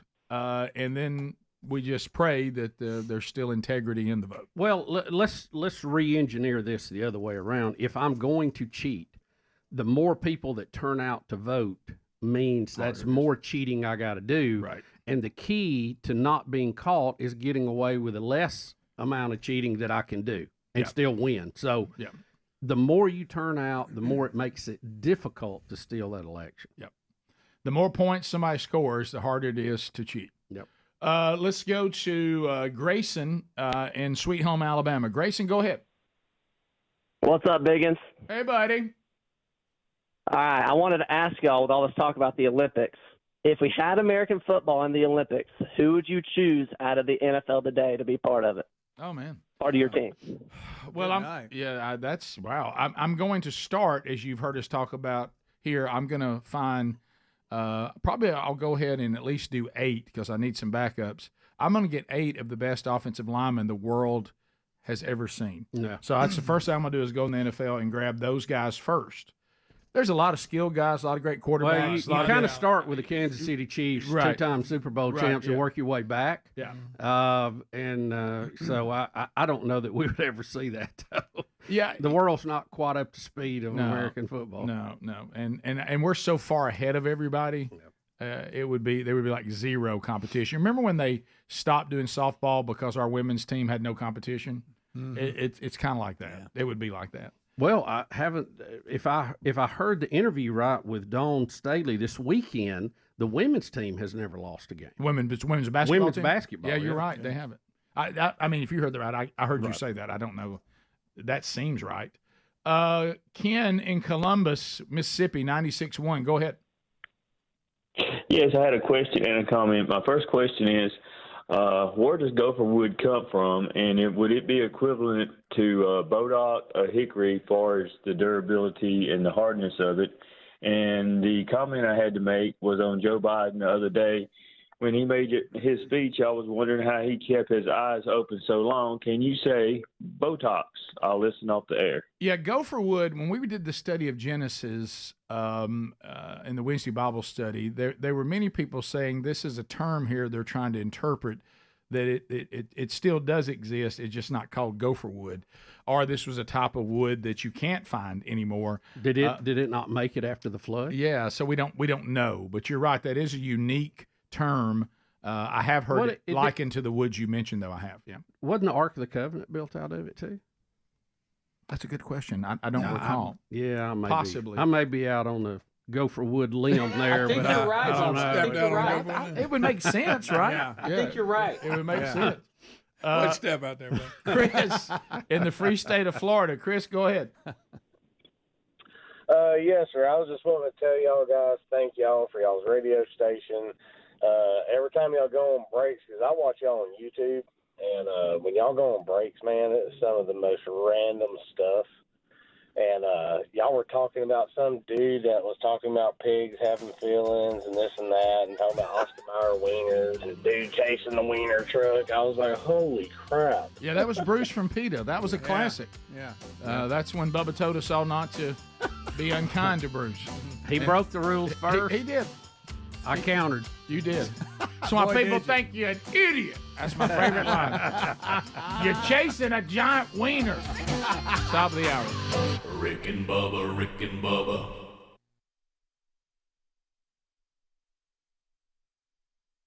We're opposed to puppy farms too, but the Oscar Mayer Wienermobile is particularly dangerous. It's setting kids up to cause this pain to these animals. It's also setting them up for heart attacks, for cancer, for strokes. Where are you getting that? Logically, Where in the world? I mean, you get that from? I mean, Bruce, let me ask you on the broader scale, because you know, you're gonna have a hard time selling this. Wieners are killing us to the public. Okay, that and you're chasing the Wienermobile. I don't know if you've really focused in on that, but Bruce, would you? Let me just say, if you were dictator of this country, would you keep us from eating meat?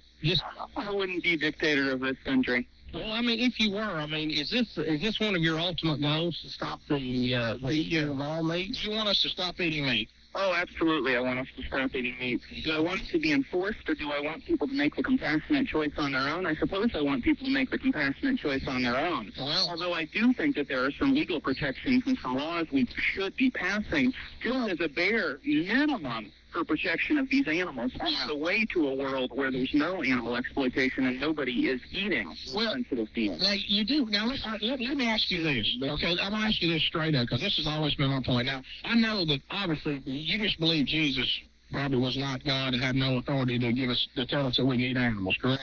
Well, no, I'm Catholic, and I believe that Jesus... You know Jesus fed the 5,000 with fish, correct? Well, I'm not a fundamentalist Christian. So, in other words, you pick and choose what you want to believe in. Is that correct? You pick and choose what you want to believe. Let me ask you this, Bruce. If the man upstairs picked the phone up and talked to you directly and said, I said it's okay to eat animals, what would your reply to that be? Would you say, hey, I've been wrong, or God, you don't know what I'm talking about? Oh, of course I'd say, hey, I've been wrong, but I would be more than happy to get into a theological discussion with you guys any day of the week. Well, I'm going to win. Because God was not in the same way that God was not supportive of slavery, even though there was slavery. Bruce, what are you talking about? Jesus was not supportive of slavery, so even though Jesus had analogies about slavery. But he's passing fish, Bruce. They ain't fish. He's passing fish out. I mean, are you saying that's not true? No, I've got two responses. One of them, do you think it's true? I mean, I studied theology in college. That's what my major was. Shame none of it sunk in on you. Shame you didn't get any of it. No. You just skip over. You say, I'm not going to go with that fish thing. Okay, I mean, I have two responses. There's a fish. Bruce, y'all are the most combative, obnoxious bunch I've ever talked to. And we didn't call you to engage you in a mean conversation. Mm-hmm. We think it's ridiculous you're chasing a weenie around that's on wheels. Well, we would say... And that's part of y'all's problem. You're a bunch of jerks. And I'm just going to tell you straight up. The way you're acting right now is why people think you're idiot. I mean, you know, that's what we're saying. Y'all chasing a Weenie-mobile with having kids sing the Weenie song with like words in like puke and vomit and things like that. Do you think that's good for kids? Actually, I thought that the puke part was really pretty funny. Yeah. I liked it. Well, how about this? No doubt you thought. How about this? As a parent, I didn't like it. I thought it was abusing kids and exploiting kids. The Wienermobile. At least the Wienermobile's gonna pay us $20,000 for a kid sings about weenies. Y'all ain't giving us anything. Man, you guys are a hoot. You tell me that I'm obnoxious. You don't let me get a word in edgewise. I'm saying that Bruce, you set the tone for this conversation when you started. By saying that we were torturing kids. Listen, Bruce, what you have to understand is I have 2 dogs at home that I love and take care of. And the bottom line is, what if a lion is out there eating a wildebeest? Y'all want to go pull him off of it and say, hey, you ain't supposed to be eating meat? It's part of the natural order. We are part of the food chain, Bruce. We're every bit a part of the food chain as an animal is. And if an animal can get away with us, then the animal lives for another day. You guys need to go back and study Physiology 101. You know what you We are herbivores, not carnivores. We are both. Secondly, We eat both. carnivore. Bruce, you are a leaver. Is what you are. Hey, my dog eats dog food, but if I throw a piece of steak in there, he goes nuts over it. He eats both, and I eat both too. And we have the right. It's not against the law to eat animals. It's God's laws to eat animals, and we are in the right. You have a right to protest it, but we have a right to say we think you're lying to. And you have a right to be completely closed-minded. And you have a right to be passionately wrong. You are passionately wrong. You are absolutely wrong, Bruce. But you guys haven't listened to anything that I've heard. I've heard all this. I mean, the bottom line is you people think that the animals' lives are just as important as human beings' lives, and they're not. Well, the bottom line is that you guys are total speciesists and bigots where animals are concerned. I believe right in this country, but that doesn't mean that it's also completely physiologically, you have no knowledge whatsoever of where we are on the food chain, and your theological arguments are those of a second grader. Oh, yeah. Listen to Bruce. Now, Bruce, am I chasing the weenie mobile or are you chasing? Yeah. What second grader's chasing a giant weenie around screaming, "You're ruining our kids"? Long live the weenie, Bruce. You'll pry our weenie from our cold dead hand. That's right. The Wienermobile is more dangerous than Joe the Camel because eating meat is going to kill you quicker than Oh, my God. Bruce, listen to that. Bruce, you realize that people die of heart attacks, cancer, who are vegetarians just like they do with eat meat. Now, let me tell you this, Bruce. This is a question I've always wanted to ask because I think it's real interesting if you listen to the whole answer. I think that Peta detergent, and it doesn't leave behind irritating residues. Plus, Tide Free and Gentle has no dyes or perfumes, so it's gentle on your skin.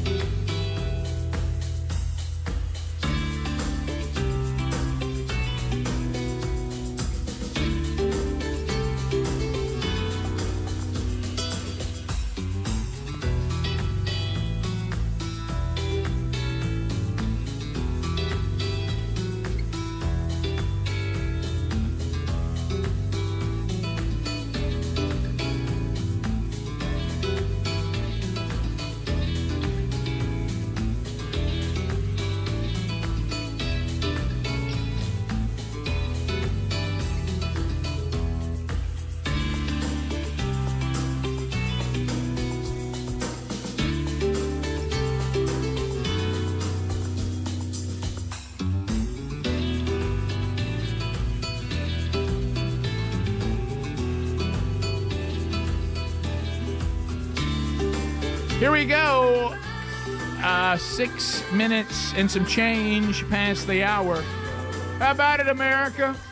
We're all here, except for Helmsy. He's now gone, but we got Speedy. We got the real Greg Burgess. We have Eddie Van Adler in there just like he likes it. And we welcome all of you back. And here's our friend Bill Bubba Bussey. There he is. Hey, Bubba. Yeah, he's right here. Yeah. Thank all of you for joining us for the little party we call Rick and Bubba. Bubba, I need to ask you a question. I need some help moving my mom this week. Can I count on you? Rick, I'm out. I'm out. John doesn't bring that big truck up there. Yeah. You know, when you... What about when something has you down, you can't get up? Yeah, you collect things, too, from your parents. Pictures and things like that. I came face to face some of that this week. Yeah, there's a point where you go, well, how long do I keep this? You know, is it valid? I mean, I don't want to throw all that away, but it's some of that's got to go, and it's just, it's just. Well, got me down the woodpile, tried to stomp me. What makes, this is a unique situation because, and we talked about this, and we're not like apparently a lot of places in Europe that just sell things as is. And then they go to wherever they leave everything in it. Normally, you're moving your stuff from a location to an empty house that now will take your stuff just in a new house. Mm-hmm. You're moving to a lake house that already is fully furnished Well, and that adds another That's element. element. For the most part. It's almost like you have a log jam. You know what I mean? Where do you go with it? You're not just moving from point A to point B. Well, and we're trying to from a floor space, we're about a 3-to-1, transfer down. Yeah. So that means 2 out of every 3 things got to go. Right. And that you start out making that decision, but once you get to the point of raking things in the box just to get it out of the house, beat down. Drawers. Yeah, it's just I don't know. I'm gonna have to. I don't know.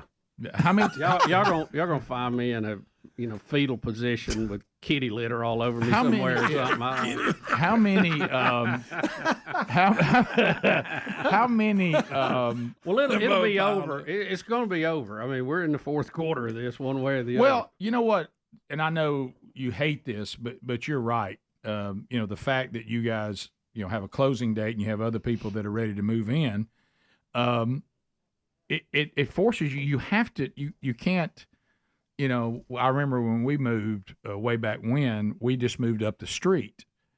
And that really sounds good, but it's not, because you never have a hard break. So what do? You just keep putting things off. You keep piddling. You don't ever quite get it done. As hard as, deadlines are, they do force you. You have to get it done. You do. And so you don't really have a choice. So you just do whatever you got to do to get it done. and then move after that. Yeah, nobody's really fired up to even carry trash to the giant metal dumpster if it's lightning ground to cloud. Add that to cloud to ground outside everywhere, rattling the windows. Not big on that. No, that'll shut things down. That plastic bag, get a little charge on it. Yeah, I think I'll skip it. And did our parents and grandparents, did they just do a better job of handing things down? Because I always, if I'm walking in our house, like my mom and dad's house, is that came from your great grandmother or the grandmother, and they got furniture all over the place, and now it's antiques. And did they just do a better job of handing stuff down? Because there had to be a point where they didn't have room either. I know. So how'd they make that work? I don't think they had as much stuff. Bingo. As we do. Ding, ding, ding, ding, ding, ding. They did not accumulate the material things that we as current people accumulate. Yeah, I think we've out-consumered them. Yeah. They would do something that was kind of odd. They would look and go, we don't have room for anything else. Right. Yeah, my grandparents were glad to have a light bulb on the end of a string. Electric wire hanging down the middle of the room. Fancy. They didn't worry about lamps. But if it was let's say it was a table or a desk or something like that you don't have room for, but you were like, when the kids have a family, whatever, it would be nice to hand that down. But then you like, what do I do with it? Have you forgotten? Listen, have you forgotten the situation I'm in right now? I'm sorry, Rick. No, my grandparents did not do a better job of handing things down, because I bet got something stuck in a storage building up in Decatur. So we've had several charities we're donating. Okay, and this is not the junk. This is what would be nice stuff. That's right. Somebody could use. But the volume of it is and Betty's done a very good job getting all that ready to go. And we had 2 guys come last week, and they opened the door and said, well, where is it? And I showed it to him. And I think his response, if I can quote him directly, was, "Good Lord."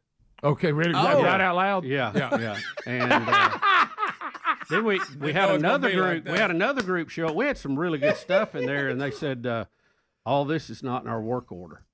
I said, what do you mean? Oh, we can only pick up this they and did that. not. Yeah. Oh, yeah. Oh, yeah. really? Yeah, and left.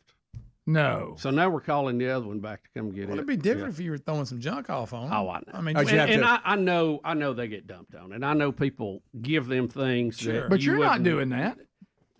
This stuff, I think, is very. Yeah. We've got a dumpster for the trash. Sure. Yeah. So, But is it because trust me, hey, the trash is pretty good out there. No, I'm gonna tell you because I'm the point now. I'm throwing everything I get my hands on. That's what we did. I just limp on out there down some steps and throw it away. But here's what you don't have to deal with on that. I had to deal with an angry man that was in early stages of Alzheimer's, and every time I put something in it, he would yank it back out and tell me, "Don't throw that away." What's this doing in that here? to it? Well, I'm that guy that Betty's throwing. Wait a minute. Listen, You've I'd go in become the dad, garage. haven't you? Dad would have stuff in the garage that I had thrown in the dumpster 2 days before. Oh, I said, yeah. "Dad, Yeah. You went in there and got it? Yeah. Well, I tell you what. A boat seat. He don't even have a boat. I said, Dad, why you need a boat seat? You ain't throwing them boat seats You don't away. have your boat anymore. Yeah.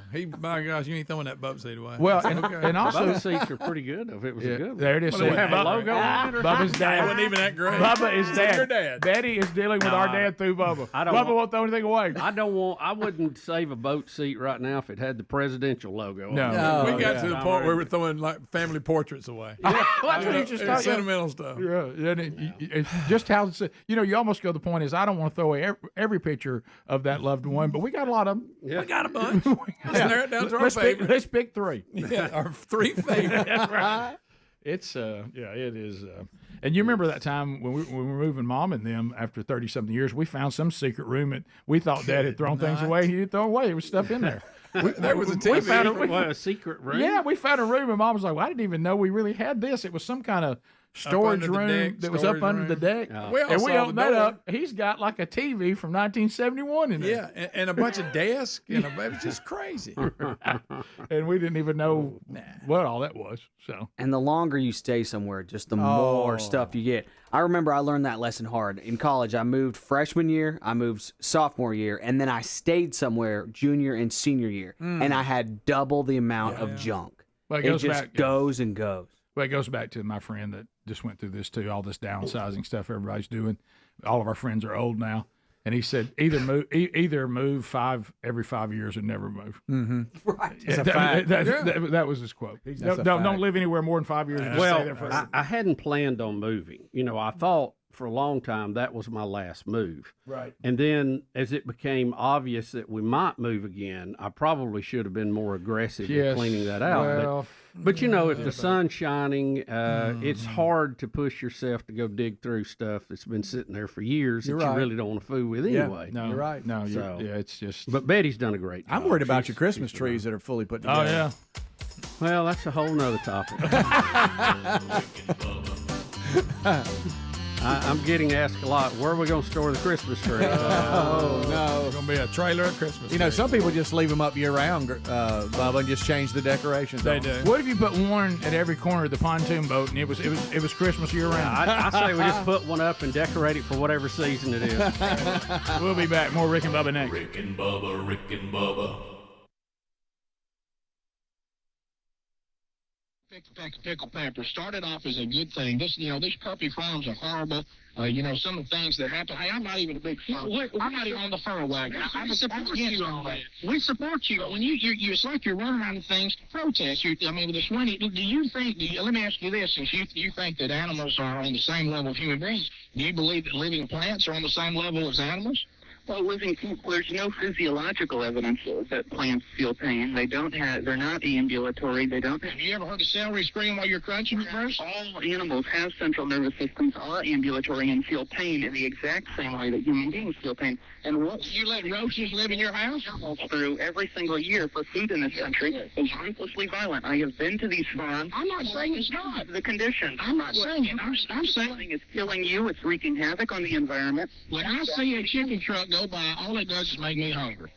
I start chanting McNugget. And chicken and turkey is good for you. Every diet they put you on, say eat chicken and turkey. Chicken and turkey has as much cholesterol. Oh, you're wrong. Absolutely wrong. You grill chicken. And I've lost 20 pounds eating grilled chicken, so you're wrong. Bruce, your whole point. And my cholesterol is wrong. And look, Bruce, you say we're wrong, but we have just as much right to say you're wrong. Yeah, that's what makes right to say it. That's what method of saying it is a little question. Hey, it's my show. I say, well, it's your syndicated show, and you can say anything you want. Y'all sit out there and scream and holler at people in front of the grocery store. I'm going to scream and holler at you here on my morning show. Back at you. Welcome to freedom of protest. But let me throw this at you. What I don't understand, the thing about plants. And like in your home, if there's roaches in your home, do you exterminate them or do you let them live freely in your home? I clean my house so that they leave. Would you kill a bug? Would I kill a bug? I suppose I'd kill a mosquito. Well, that's what is the difference? If you're going to throw this thing about nervous system and all that, If it's good for the mosquito, it's good for the pig. I don't see what's the difference. Again, you really need to just look into a basic physiology book. Now, you're picking and choosing what you want to do. Well, move the mosquito away. I'm not there. But the fact that I personally will not brush a mosquito away does not mean that I should support the intensive confinement, castration without anesthesia, keeping off Here we go. How about somebody give me a hot dog while I eat while he's saying that? Somebody give me a ham biscuit right now. Bruce, I'm eating ham biscuit right here on the phone. We're strung up by one. Give me a ham. Here's a ham biscuit right here, Bruce, right here. Bruce, Bruce, do you believe you can be too smart for your own good? Let me just talk. We have a hotline. Can I do that, guys? We have a poker playing top-belly poker playing pig we'd like you to make. You ever heard that? Can I? I can't hear you, Bruce. I got pigs all over the right now. These pigs are not at all offended by the fact I'm eating a ham biscuit right in front of them, so we're going to cook them later. Bruce, I mean, if you're going to be mad about me, the hot dogs are not a good choice. I'm not going to eat even the hot dogs. Yeah. Oh, really? Hey, guys. No. Can I toss out our toll-free veg hotline? No. I don't want anybody to follow that. Bruce, let me go nutshell on this whole thing. I think from a basic standpoint, we agree with you, but I think y'all have got way out of bounds, and you're trying to throw all these political, I think, agendas on everybody. Hey, the bottom line, the good book said we can do it. I think y'all are wrong. You need to get back and focus on what y'all were originally intended for and leave all this other stuff alone. I know that you need to talk. Reread Genesis and Isaiah. Genesis, God makes us vegetarians. God doesn't make us carnivores. How about this? Jesus Christ said the only thing that makes you unclean is what comes out of your mouth, not what goes in your mouth. And he fed the 5,000. Seriously, you can act like that didn't happen. And he told Noah when he come off the boat that he could eat the animals. 4 of the 12 disciples were fishermen. I mean, come on, Bruce. Wake up. Hey, guys, even... You want to be don't lose focus. Theological argument, but even if that's true, it doesn't justify factory farming. It doesn't justify intensive confinement. It doesn't justify breeding up living beings by their legs and cutting their throats while they're... They're not living beings, Bruce. They're animals. They're animals. And you need to keep that in perspective. That's where you lose focus. They're not people. Yeah. They're not on our level. They're not. They've got brains about the size of a watermelon. That was made 200 years ago to justify slavery. No, it wasn't. That was human beings. Are the same? Human beings. Press arguments are the same. It's human. Wasn't right then. Human beings. Right now. Human beings have rights.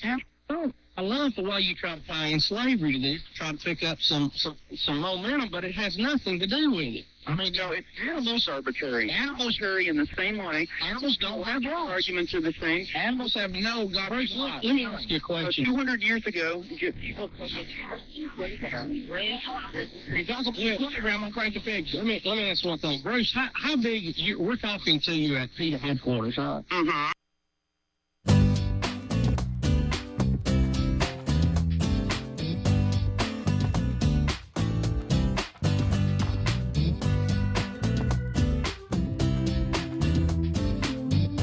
Thanks for being here today. 21 minutes past the hour. Peter Navarro, our guest this past weekend on Rick and Bubba University, the podcast, if you haven't grabbed it yet. All right, let's deal with a couple of things. And, Bubba, I want to ask you, Greg, and I guess Adler.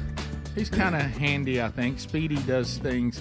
I'm going to ask you, and Greg and I, you got to make this decision this week. But anyway, first of all, I want to update you on a couple of things. So I told you the new podcast is out this weekend. We do know that our TuneIn channel is down, but some of you that want me to respond to that, if that's the only way you hear the show, I wonder, can you hear me telling you that we know?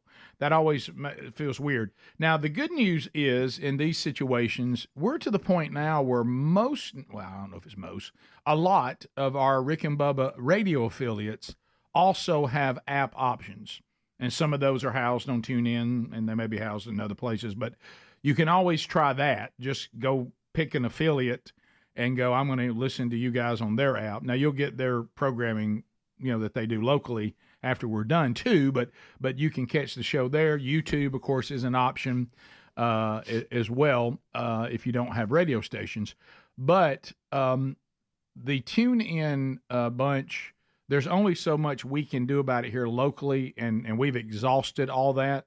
So now TuneIn themselves is being contacted to see if it's on their end. That's all I can tell you. But there are other options. But we are aware that that it's not working today. And I just got an update that there's been a contact made that we were not able to make until just now. So we'll see. But there are other options, and it's a good time for you to figure those out. And then, of course, you got the podcast. Yeah, most every station we're on has some kind of feed. Yeah, they do. Yeah, so if ours is not working, always kind of keep that in the back of your mind in the future. All right, so I want to ask y'all a question. So Bubba's got the big horrifying move going. We have a smaller move, but still it's a move involving Greg and our mom. She doesn't want to stay in the retirement community she's in. It's very, very expensive. She has less income now that Dad has passed on. And, of course, the fact that he has passed on, she can still live independently and is wanting to go to a less expensive one-level little cottage. It's going to be great. Well, here's my question. The center, when we get to our seniors and our aging parents, if you're fortunate enough to still have them, them staying updated on the news and watching for our mom sporting events. Oh, she loves a good football game. Is incredibly important.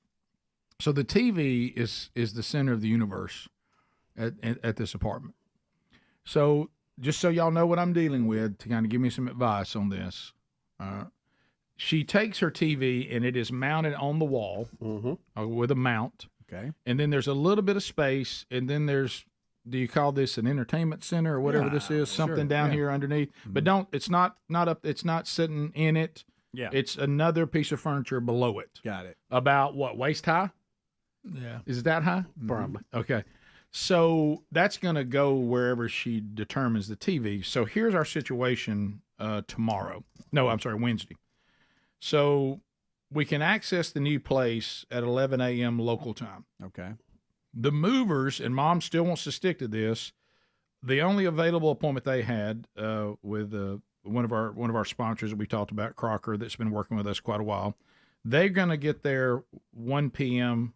somewhere after that. I'll close that in today. Okay. So we got a little time here that you can take smaller stuff and move over and all that.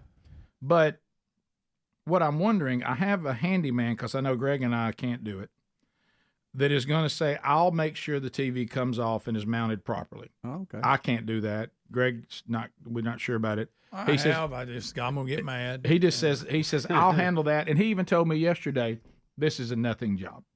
Right. Okay, great. Here's my question. Do I go ahead and send him in early? Now, I know he won't have the entertainment thing, but he can go in her apartment. Can't he just measure the distance between the entertainment center and the TV? Yeah. Should be able to. And then go to a bare wall where Mom's going to put it and say, I've got it sitting where it's supposed to, or is that too chancy? Should I wait till the entertainment center is over there, then bring him in? Is it in his way? It probably would be easier to do without it being there. Okay, that's my question. Yeah, because you want to, you can you get the measurement right? Yeah, you ought to be able and to be honest, the way it may be different. It may be higher. It may have to go higher than it is right now above it. I got my Seems hand, like I got my hand You raised. need to tell him, make sure, measure once, cut twice. No, measure twice, cut once. I got my hand up. Whoa, Greg just said it's important. What's it matter? Well, I got my hand as long as up. it's not too low, right? Yeah. I mean, I'm talking about, I think the from what distance I've doesn't looked at her matter? place now to the new place, if I'm remembering right, it's going to be a little higher up. Okay. Well, what's that matter? I got, see. Your hand's going to get tired. I know, it's falling asleep. All right, we're talking like we're moving. Right. Okay. Your mom needs to see where that TV's going. And Miss Cannell, this is where it's going to be. Oh, Are we you can do okay with that. that? Sure. So going ahead of time and putting it up when you don't have that other piece, to her, I don't think that's going to work. You think she'll be? I think you're going to have that other piece, which, by the way, it's probably pretty small. But it isn't y'all his could way throw it in trying the to back. hang it? Y'all It could really throw it in the is, back. yeah. No, you move it. But what I'm saying is you And put it's it there real long. and you go, okay, Miss, this is how it's going to look. Are you good with that? Yes. All right. So you sign off on it. I'm going to move everything and put it And up. see, the drilling's going to kick dust out Right. and everything. What do you think about this? What do you think about he arrives, because Greg can get there sooner than me tomorrow, and others. Yeah. Mom goes with him over to the new place and tells him when he goes over to hang it, That's good right there. Yeah, because you just Well, need she's to- going to say, I can't tell with that other picture. I know. Where it's Right. wired That's out, what though, I'm worried it's about. going where it's wired out. That's where it's going to go. That's right, because it's already- got a plug in the wall, doesn't Yeah, it? well, it's got, and it's with all that's already there. Oh, so you're saying there really isn't it? There's only one place to put it. Yeah, I mean, you can do this a little bit. I'm just here, saying you want to sign off since it is her place. You want to sign off just because once you hang a TV like that, you can't go, oh, so it's supposed Well, to you be. fix it the next move.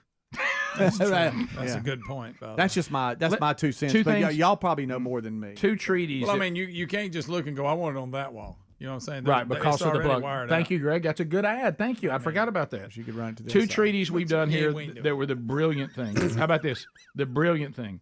2 treaties. The Gunnersville Treaty has bought us all peace and has kept us out of trouble with local officials. It's been breached occasionally. The We Don't Help Each Other Move treaty may be even more important. The But fact Rick, that, we can't do that on each other on this one. It cancels everybody. we're family, so there's nothing we can do. Right. But the fact that we can't be drug into Bubba's calamity right now, nor can y'all be pulled in the one. That's one of the greatest treaties we ever put together. What a great agreement that was. IKEA does have a VR program where you can place the furniture in the room Adler, what are you doing? and check it out. What are you doing? It should be These helpful two? for Guys, everybody. we got a tape measure. We'll be fine. I won't know. Look, y'all know my role in this, and my mom laughs about it because I mean, I'm not trying to talk about it. I'm primary contact, and and I do that to my siblings. Greg isn't bothered by it. It drives my sister insane. I'll walk in, and my mom will be on the phone with my sister. I say, "Tell her primary's here," and so I got this. My job is I book things and I pay for them. That's all I do. So that is the. I get the people in line to get it done. I organize it. I'm the supervisor, and I usually write the check. I just think there needs to be an official sign off by her because I can hear this. Yeah, I'm watching TV right now. Of course, I wish the TV was a little bit higher. But I what can't about what see Greg it. just said? Where it plugs in, you got to go there. You can be higher or lower though. Well, slightly. You got a little wiggle room. Yeah, see, I hadn't seen it. Well, no, we'll include her. I think we include her an in official it. sign off. Yeah, we got to do that. I'm going no entertainment center. Bubba, Rick and Bubba.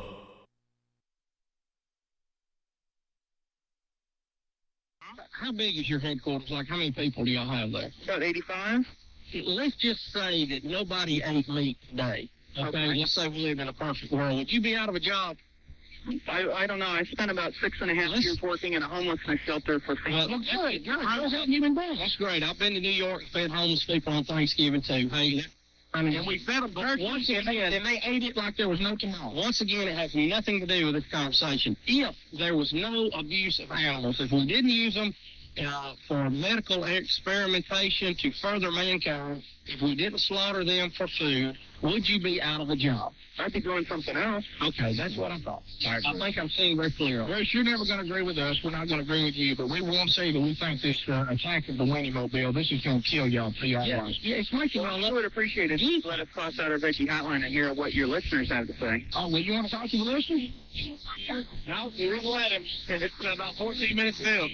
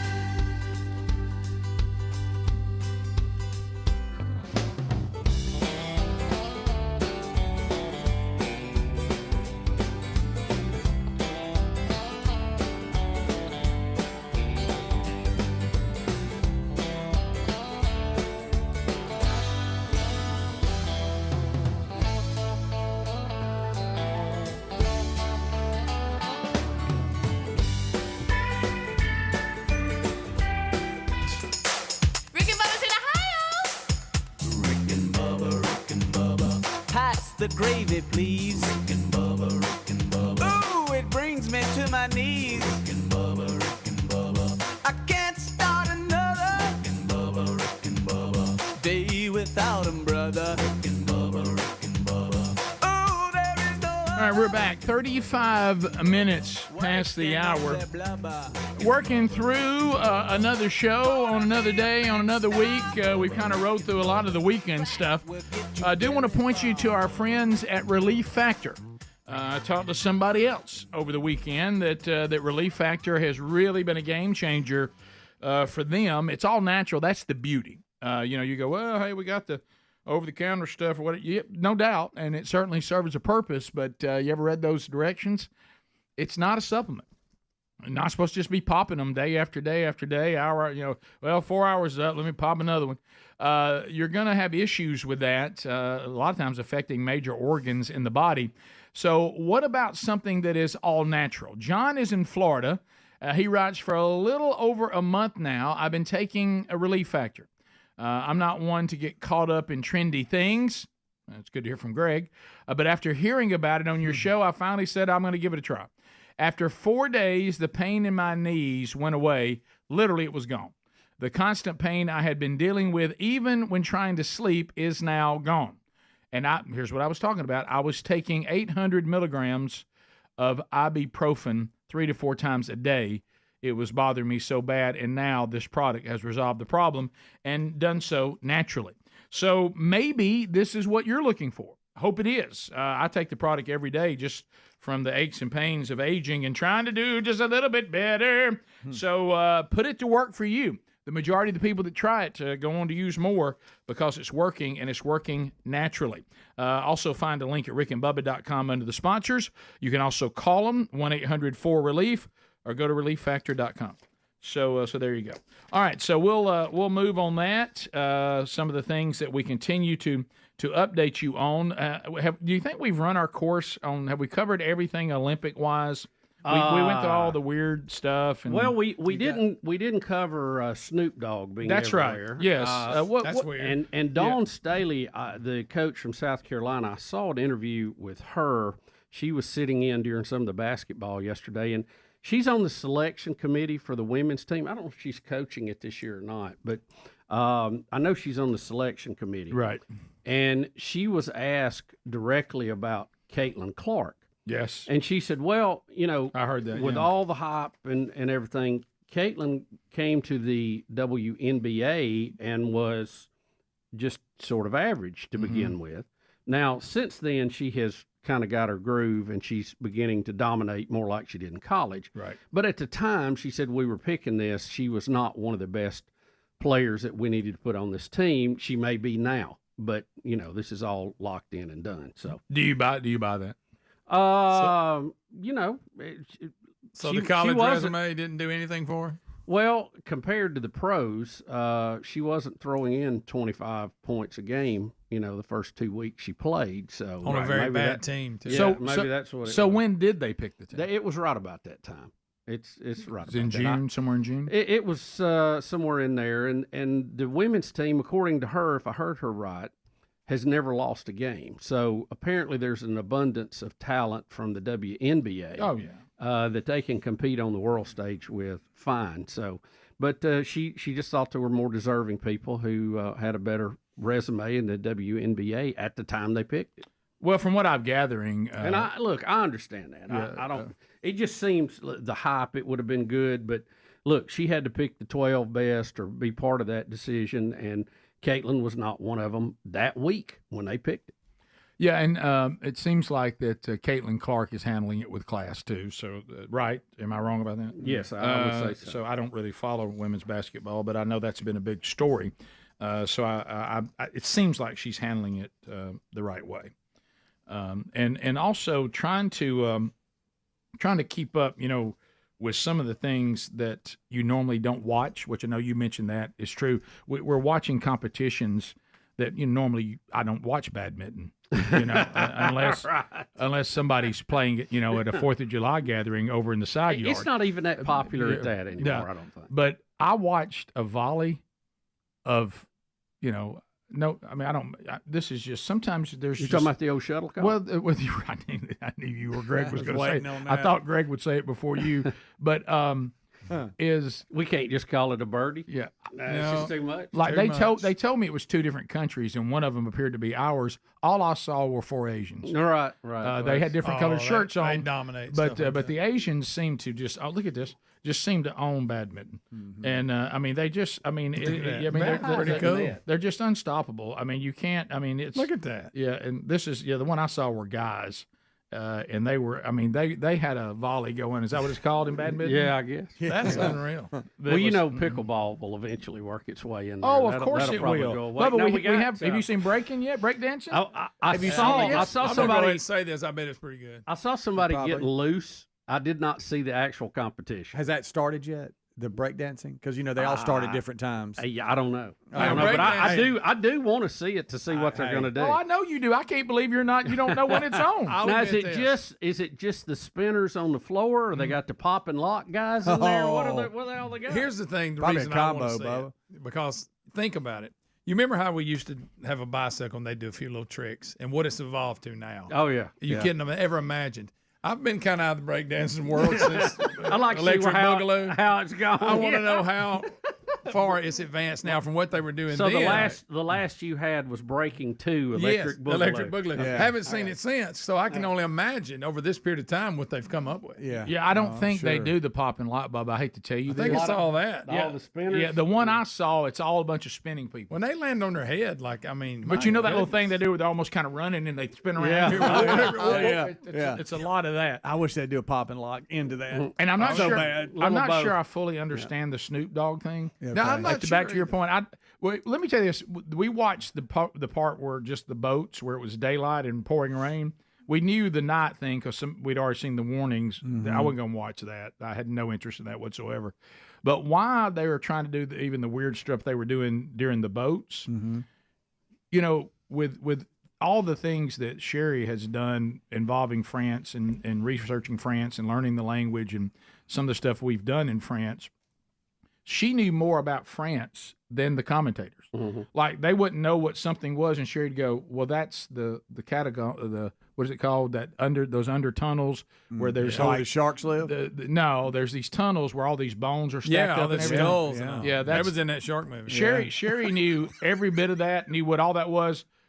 Kelly Clarkson apparently was not versed on this. Whoever the main guy was, Tarico, he wasn't versed on it. It's Peyton Manning. Peyton Manning didn't have any idea. Okay, yeah, I heard. And Sherry's like shouting at the screen, "Do y'all not know what this is? Did y'all study France at all before you became the commentators of the Olympics in France?" So I saw some people that were unhappy that Peyton Manning was on the opening ceremonies. They didn't think he did a good job or something. I thought he did a good job. What did he do? I honestly never heard him talk. Well, he didn't talk much. Yeah. He was chiming in. about stuff. The only thing I saw is that he was wearing a it looked like to me like a call band or whatever. Yeah, I saw him. And it looked like he was flipping. But what was his job in this? Was he commentating? Yeah, or there's color, some kind of color. He would throw some stuff. You had in. Tarico, is that his name? Yes. Mike, he was the play-by-play, and like one point, Kelly Clarkson, all of a sudden there's Kelly Peyton Manning, and Snoop Dogg are doing color, and I didn't fully understand it. It seemed like Kelly Clarkson's role was only to tell us that she likes rain. Wow. Okay, I mean, and I kept going, Kelly, got it. I know you're trying to put a good spin on the rain. We got it. She loves rain, in case y'all didn't know this. Okay, well, and, good. She thinks rain makes things better. If you're a plant, I guess so. I'll say that's incorrect. Peyton Manning seemed to be like, I'm not even sure Peyton Manning knew why he was there. There were times that I think Peyton Manning was even like, I'm not sure why I'm here. I have to agree with that. I'm not. I think I'm sorry, Greg. I just don't get it. It was weird. They were the three main commentators for the entire opening ceremony. I think Peyton Manning was there just to be the only straight man in Paris besides Gojira, the metal band. Okay. And why is Kelly Clarkson there? She won American Idol. She didn't win an Olympic gold. I know. I don't know, Greg. What? I think they were we got trying to. Bobas next year? Do you think they're going? Boy, you'll go to that. Do He you think came in they're second. Do you think they're Bo. going for I love his music. a massive like let's get as much audience as Oh, we I think can? so. I think the Snoop thing is, hey, because they were running promos and teasers. Snoop's going to be in Paris. I think it's going. I mean, What is it that he sits with families of the athletes? Yeah, a during lot. the Yeah, thing? yeah. He'll sit with Something weird family. like That's his that? thing. Yeah. Yeah. I saw him standing up jamming during one of the breaks, and the gymnasts were jamming Oh, with yeah. him, you Yeah. know. And all. I wonder if he's burnt one. I'm going to go ahead and tell Here you. he is holding a huge marijuana cigarette. Oh, wait, that's the Olympic torch. Sorry, my bad. Like nobody seemed to know that running person that had the mask on that was running on the rooftops. Right. Well, that was representing that they'd come from down. He took the torch where the dead bones of Gillions of Parisians. Yeah, why'd they put him down there? Well, because it's some famous place in Catacombs. There's a bunch of skulls the catacombs, and they have all the. But anyway, she's like, this guy's obviously is representing those dead, right? Yeah, and it's like Peyton and them were like, I don't understand this guy with a mask on, and Sherry's screaming, it's y'all don't know what they're doing, and then it got so weird, nobody knew what they were doing, and then we saw what they were doing, which was horrible. Then we hadn't understood. And apparently, Flava Flav is the hype man for the women's water polo team. Never seen that. Now, Speedy, you mentioned he was there, but I never did see him. I sat there and looked at him and saw him. He stood up and was like, hey, we'll go, yeah. Speaking of Flavor Flav, Never saw have that. y'all noticed that he is the spokesman for the rebranding of Red Lobster? No. You hear his voice on the new commercial. No. Red Lobster's going through some tough times. Yes, they are. They're trying to bring it back, whoever bought them out. And Flavor Flav, I heard his voice, and I was like, that's Flavor Flav. Is that an attempt? Man, Lobster Boy. It's unreal. Now, Speedy, you said he was with water polo? He was with the families. Yeah, he was sitting in the middle of them. Well, he won't get in there and swim with that clock around his neck. So Pull him right under. That's funny, Bubba. So Flavor Flav and Snoop Dogg just go around and sit with families of athletes. That's what they do. Yes, great. Of all of them they've added, I hate to say this, and I don't know how to say it, Snoop Dogg's the most entertaining. Yes. Uh-huh. I love that he tries to be so cool you can't even comprehend it. Bubba, Rick and Bubba.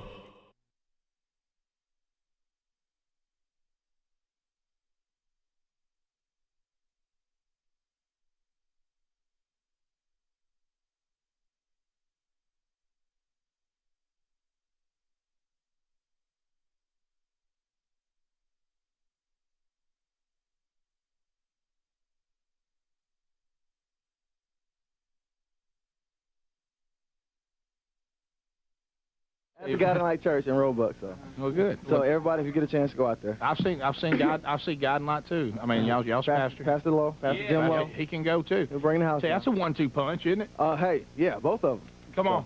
We saw him at the governor's inauguration, as a matter of fact. did. Fired me up. He'll fire you up. He outstanding. Can we have lunch with him one day and just show him some love? Let's do it. Because you don't know, Bubba, our show has a ministry too, 4 ministers. Pastors, called Give Me a Break. Priest, and you come to us and get a break away from the pressure because it is a lot of pressure. Oh yeah, a lot of calls and people needing things. When you're the head shepherd, that's wow. I want a round of Know the Good Book with the pastors. Well, we've talked about it, but look, we're saving it for the big radio period. Okay, let's save it for spring break. We need Pastor Steve Gaines in there also. So. Our Spring Book, not break. What did I say? Yeah. Sorry, Freudian slip. Freudian slip. I'm looking ahead. Rick. Rick. Sometimes when you try to cut corners on something, it's not always the best thing because it can cost you more in the long run. Yes. I have a. Hold on. Okay, go. I have a friend who is very accomplished in his job. He's done very successful. He's very fortunate to get to work with some of his family members, and they all, it's just a great time for them.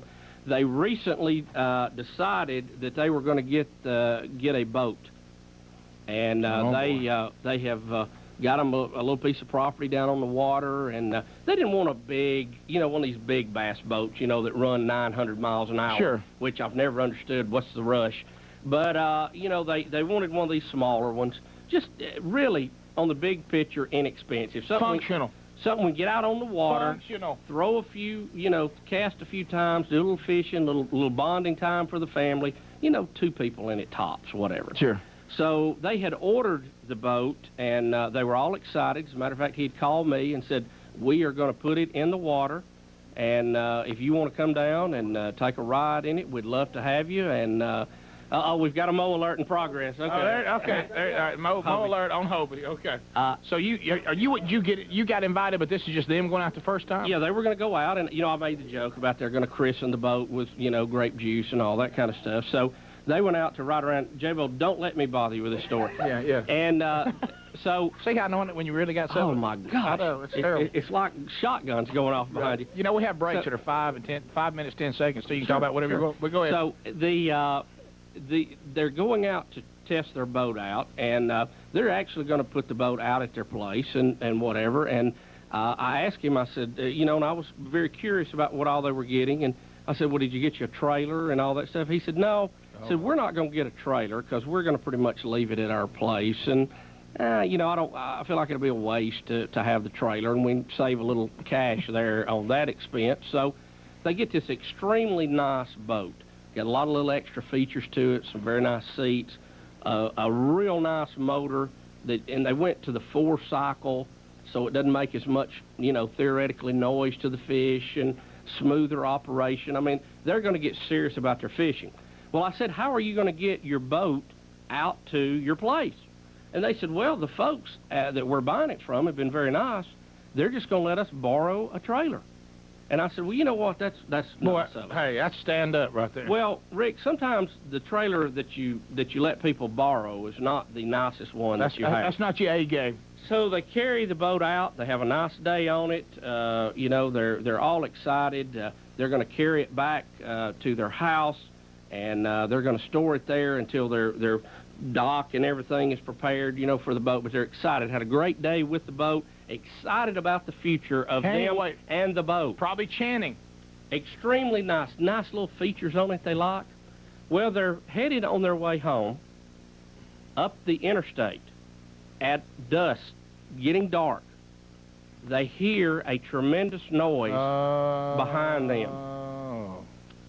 The trailer that they were loaned to carry the boat was old, rusty, not on the same level as the boat. Well, because you loaned it. Right. It's a loaner. One of the things...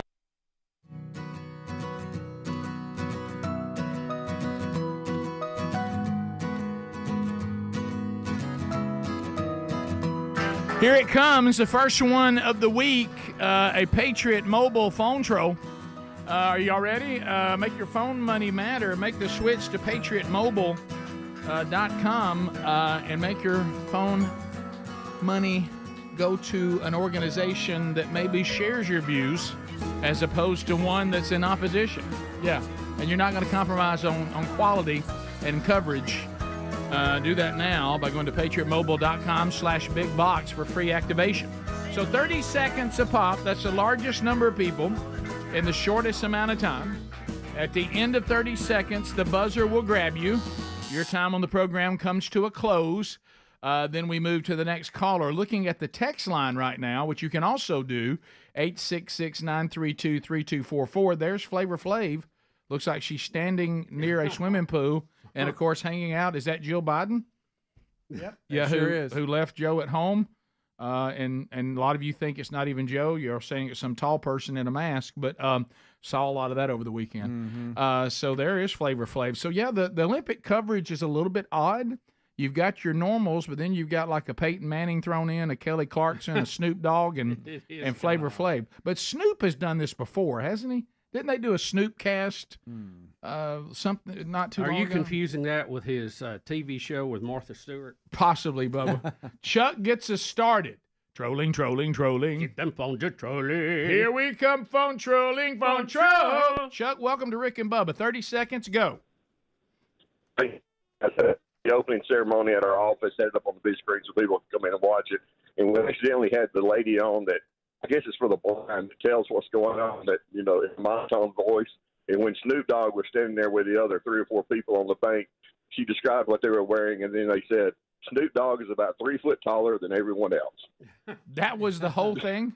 Yeah. That was the whole thing. Yeah, Snoop. She would just say, Snoop was a giant standing among all the people.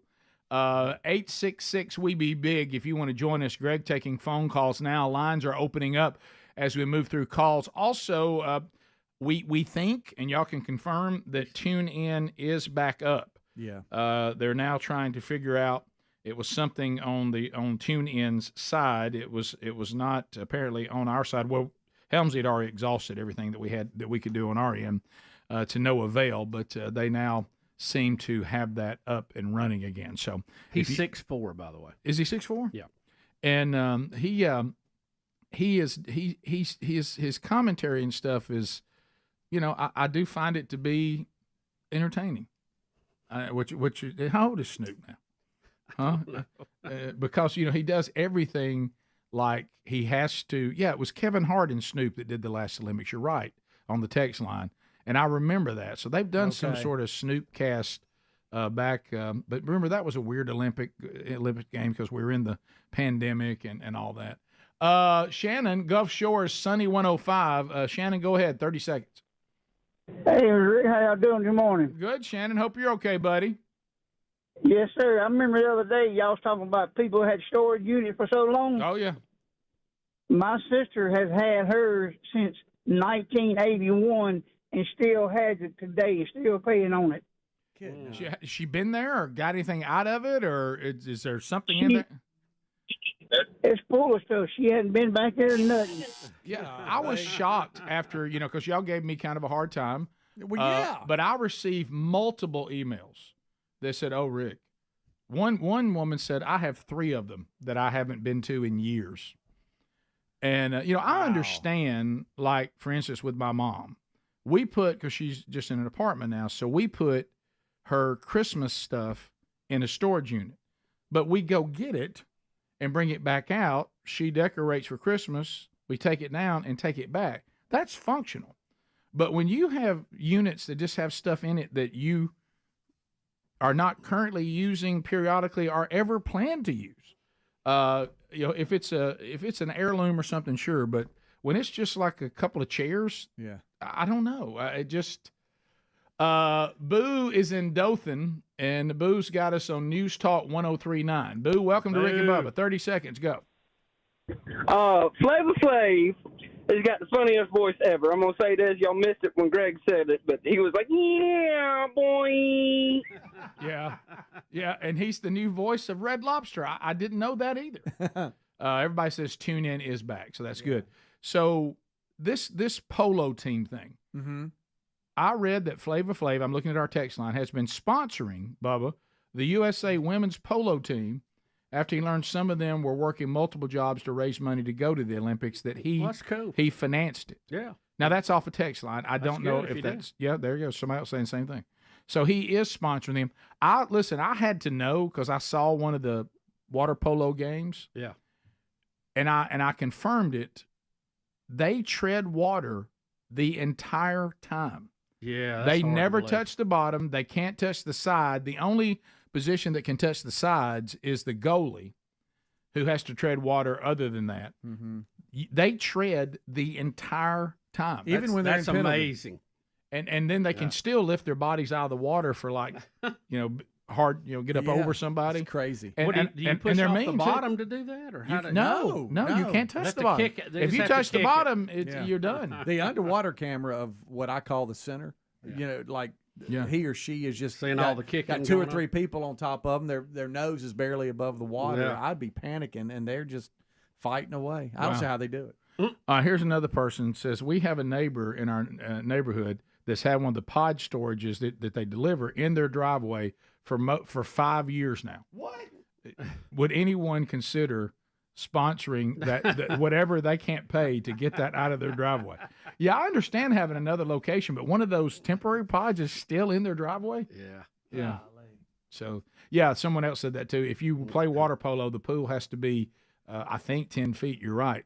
They said it has to be deep, so there's no way they can touch bottom. Yeah, right.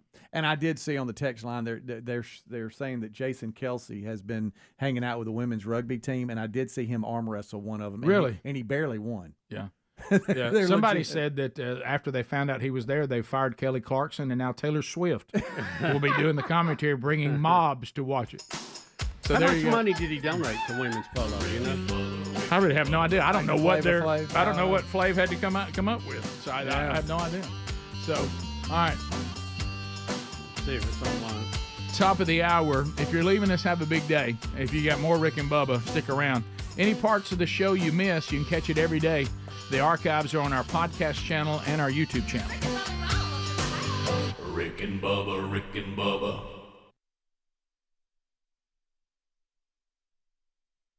Things holding the boat, rusted as it was, broke. Oh, boy. And cut loose. Goodbye. No. The boat unloads itself off the trailer. Goodbye. Onto the interstate at 60 miles an hour. No. And the concrete begins to eat. Rick, boat, concrete, 60, dust, a lot of sparks. Lot of sparks. Even better, the rope that was connected that you cranked the boat onto the trailer with, it stayed connected. What? As it was reeling out, all of a sudden, that quick, they are dragging their new bass boat 65 miles an hour up the interstate, sparks flying like a welding convention. Everything is old and turns loose except what you need to, the rope. At some point in time, as they were trying to get off the side of the interstate, dragging their boat into the median, they realized that this highway was full of cars. Yes. That was my next driving question. at high speed at dark now, which means they probably will not see this boat in the road. What about the trailer that fell off? Well, the trailer didn't fall off. It Just was what was holding the boat in. It basically unwound. How lucky they were to avoid a complete disaster on the highway. That was my next question. How come there wasn't just like a multi-car pileup? Very lucky that no one was in that first 35 to 40 foot behind them. God. But their brand new boat, Rick, few problems with it. Bet it doesn't look too good. I don't know if the term a boat being totaled is correct, but if you have a new solid metal type boat, and it has been drug on the interstate at 65, it will leave a huge hole in the bottom of it. Yes, it will. Where the sparks were burning that metal out of the bottom of it. Can I tell you this, too? Not to mention what it will do to your motor and the propeller. You don't have to be a graduate from Harvard to know that boats with holes in them, not good.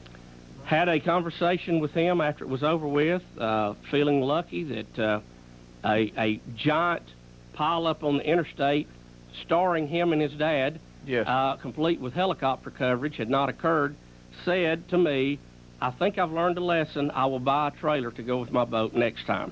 What? Because buying one for this one won't do you any good because it can't float. No. But do I know this person? I suggested they sink the boat as a fish habitat. There you go. At least you bought something. It's almost like buying fish. Sink it off your pier, then you'll know where the fish will be. And go buy you another not overly expensive boat, but this time let's get a not overly expensive trailer. The lesson, folks, sometimes when you cut corners, it's not as cheap as you think, especially if you have to buy two boats now. I hope JT was listening. That's a good JT lesson right there. We love you. See you. Jerry Seinfeld next for the old Stand With Us. See you. Rick and Bubba, Rick and Bubba. That's a guy that like church in Robux, though.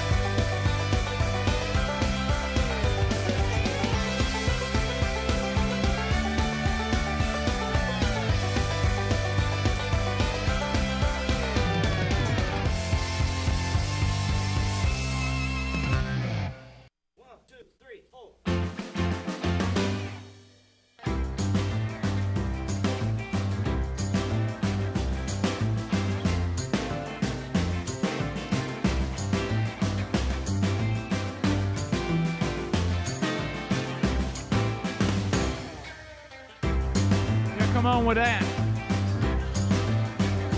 Another hour of Rick and Bubba cranking out now. Thank you for being with us all across America and around the world on various platforms, both live and archived. Go to rickandbubba.com to find one. Hey, dig my glove. Batman, dig my earth. So the gang's all here. We've been talking about a lot of stories from the weekend. We've been reading different texts that you guys are sending in. One of those, somebody saying, Bubba, that don't forget that both Kelly Clarkson and Snoop Dogg will be on the next season of The Voice on NBC. They're promoting NBC talent. Yeah. Snoop Dogg's going to be on The Voice? Yeah, I was asking Bubba in the break, what does a rapper that rhymes and does not sing, and what he does, it's good. He's done very successful. Sure, nothing wrong with But that. it's called The Voice, and when NBC put this show together, they were like, we're taking away all the different distractions. Right. We're simply talking about their ability to sing. What does a rapper know about singing? I know. I mean, could he say, have you ever thought about rapping? You don't sing very well. Could you rhyme? Yeah. I don't know what Snoop's going to tell a singer about how to sing better. That seems interesting. But anyway, so that's one of the things they're saying they're promoting too. I guess they just go by one, obviously, if they have a good voice. But, because everybody that tries out on that is good. There's no clunkers. Right.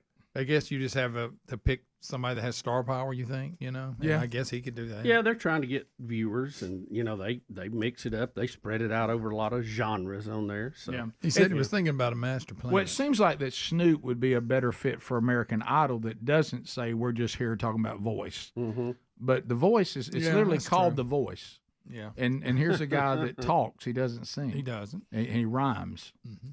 And so anyway, is he going to say, I thought that was a little pitchy? I don't know. I know, yeah. Can he scream pitching? Also, I was hoping they were going to get Big Bag Hank. Right. Is he still around, you think? All right, so let's talk about him and Master Jiggy. Let me tell you who will not be covering the Olympics anymore, apparently, is Bob Ballard.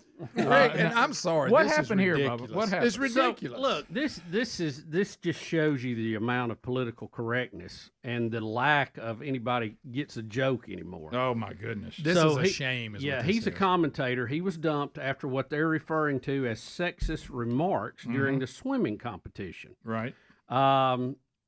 Now, Rick, he basically, I'm going to give you the exact quote. And Adler, you may have the exact, you may find the video of it, but he was talking about the Australian swim team. This is the female swimming team. Yep, the best in the world. And they were making their way to come to get the medal. Mm-hmm. And they were apparently running a little behind, and he said they were finishing up, what women are like, hanging around doing their makeup. And that got him fired. That's it, right? That's it. So really, my comment on the all-female Major League Baseball sports team, I would have been canceled immediately. Oh, absolutely. Absolutely. And in his defense, how many times you've been waiting to leave? You need to be somewhere, and your wife's still putting her makeup on. It's supposed to be funny, to Bubba's point. This is not a derogatory and it does comment. actually happen. That's funny. That's nothing demeaning to women. Waiting on women to get ready and being on time is a stereotype that's been around forever, and it's true. Yeah, I started to say this. It's not derogatory. When I saw the headline, I thought, oh, okay, I wonder what this guy said. Right. And then I read it, and I thought, that's it. He got sent home for that. Yeah. Y'all want to hear it? Sure. There's a little. This is a highly sexist comment. Stand by. There's a little warning. There's a little click, but you can still hear it. Well, the women just finishing off. You know what women like, hanging around, doing the makeup. Outrageous, Bob. Some of the men are doing that as well. They're doing the makeup. Oh, boy, That's it? That was offensive. That's it? Wow. Get him out of here. Remark. Send him home. Wow. What in the world? Wow. Guys, and now I read a little bit in the article, the girl who was the co-host, her laughing at him, they were kind of giving her a little heat. Yeah. She shouldn't do. What kind of world are we living in? This is... How can tell me one person that should be offended by that? I guarantee you it probably wasn't the swimmers. No. I mean, they're used to... I mean, come on. Well, here's Bob. What do you have to say about it? All right, so he said, here's his statement. The comments I made during the Australian freestyle relay victory ceremony on Saturday have caused some offense. It was never my intention to upset or belittle anyone, and if I did, I apologize. I'm a massive advocate for women's sport. See, I would rather them come out and go, I was just making a joke that didn't bother anybody, and if it bothers you, you need to get over it because it's not a big deal. Quit sucking up to them. So he's fired. The people who are in charge of the opening ceremony just said sorry about that, and everything's fine. That's good. Exactly. We fire him for that. It seems to be we're not playing by the same rules here. Yep. Yeah. Yep. That's pitiful. Yeah. Somebody said he was on the same flight as the soccer coach. It was caught spying on the competitors with a drone over their practices. You heard about that? The Canada women's soccer coach sent home. Maybe she should have been sent home. And the team has been punished as well. Of course, they're all saying they didn't know, but flying drones over the competitors' practice. You know, he's on his way out. He should have just typed, iron my shirt, check. No, Greg. No, on the way out. On the way out. Yeah, it's not going to be. Yeah, the drone stuff, they said that we actually had Secret Service noticed it. Oh. They didn't contact They you said about somebody needs to check on that. Right. So exactly in soccer, and I'm going to ask a dumb question here. What are you scouting out? What mystery are they going to bring to the field other than kick, run, probably kick, different run, kick? defensive formations, probably some different offensive plays. Yeah, Do they have offensive plays? It doesn't They look do. like It's called the kick and run. It doesn't look like it. It looks like it's just kick, run. It looks like to me that kick, run. What you should concentrate the most on is here's how we line up when it's been kicked out of bounds again. I'm gonna tell you. While they'll kick it out of bounds. I'm trying to be some drill to fight boredom. I'm trying to be more open minded on some of these sports, and I just saw highlights, so I can't really be an expert here. But handball ain't bad to watch. Really? Yeah. Okay. We talking about a guy about do a buzzer beater, slammed it right at the buzzer. You mean like a regular handball? No, they throw it. They throw it. They run around. Okay. Yeah. This is no, like, not the handball we had off the wall. This is like lacrosse. You remember the off the but wall? But you're handball? just throwing a ball. It is. You don't have a stick. Yes. Right. Yeah. Pretty much. Right. And everybody just knocks you around. But boy, they can sling. Boy, they can. I found a preview of, because I don't think it started yet, but breakdancing, I did find a preview video of some of the moves they're going to be doing. Are you setting us up No, this here? is real. This is real. Now, are you? No, this is kidding real. around? This is real. It's from you got to do that from the Olympics. Everybody knows that. Yeah, you got to jump. Yeah, they're warming up. This is one of my saw practicing. I mean, she's pretty good. Wow. I mean, how is she even spinning? There's nothing even touching the ground. I really want to spin on my head. I wish Bubba could do that. Is that really a sport? That has to. Is it really a sport? Is a great question. No, it's a dance contest, but It's not a sport. I would watch that over some of the sports they have. Well, I would agree with that. I want to spin on my head so bad. You could. I'd much rather see that than soccer, honestly. No, I agree with that. absolutely. Yeah. Now again, well, that's We just gotta telling do me something to pep that up. I mean, Oh, windmill, nice. Yeah. Wow. The Who's the judge? Is putt-putt an Olympic sport? Does anybody know? It will be. Do y'all feel bad for the kid they've sent off to Tahiti, and he's like hanging out on? I guess he's just having a blast. Yes, the surfers. The surfer, yeah. Yeah. How far away can you be? Is this the first time an event's been held that far away? I'm sorry. No one. He goes. I was part of the Olympics. You were 10,000 miles from it. Yeah, you really I'm weren't. not sure And you look, were. They have all the buoys and everything says Paris 24, and they're in the middle of the Pacific Ocean. Right. That's what's funny about it. Yeah, you went to Tahiti. You hung out. Good for you. But I'm not sure you were part of the Olympics. Maybe I wonder if they got to miss the opening ceremonies and go on to Tahiti, Well, I hope or they have so. to sit through it. I hope they did not. Yeah, just going to Tahiti. Oh, I bet they've been down there for a week or two. Right. Now, I'm just going to show Speedy watching this clip because one German surfer had a tough time. If you guys want to see here. Yeah. He got hit by a wave and his shorts came off. He lost his britches. I mean, that happened to me totally when I was off. skiing that time. All right, so speaking of some epic fails, you had your cross country equestrian or whatever where they run through the park and they're jumping. The guy went head over the horse and who wins the medal, the everybody. horse or the rider?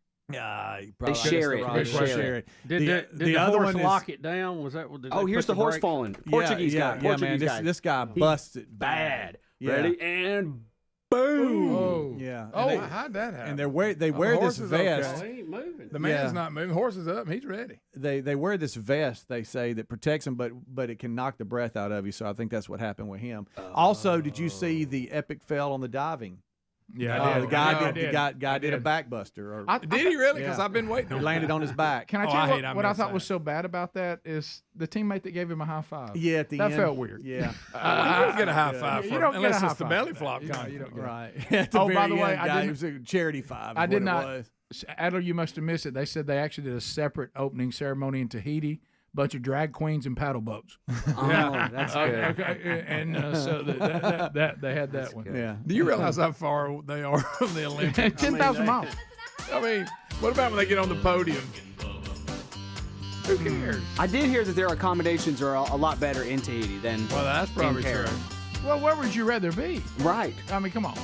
Yeah. The Tahiti gig is a good gig. It really is. But you're not at the Olympics. You're not. No. You're vacationing. You're zooming into the Olympics. 16 minutes past. Rick and Bubba, Rick and Bubba.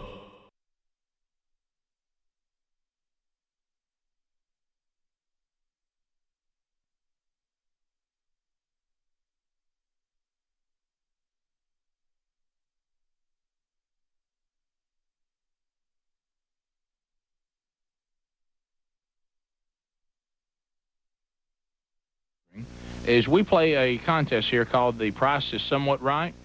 Could you help us with that by grabbing 3 products? Yeah, we do. All you need to do is just go to any shelf, grab 3 items, maybe grab a 4th in case one of the items, something, we have a problem with it, and then we'll let listeners bid on how much those items cost. Whoever gets the closest wins. Can you help us?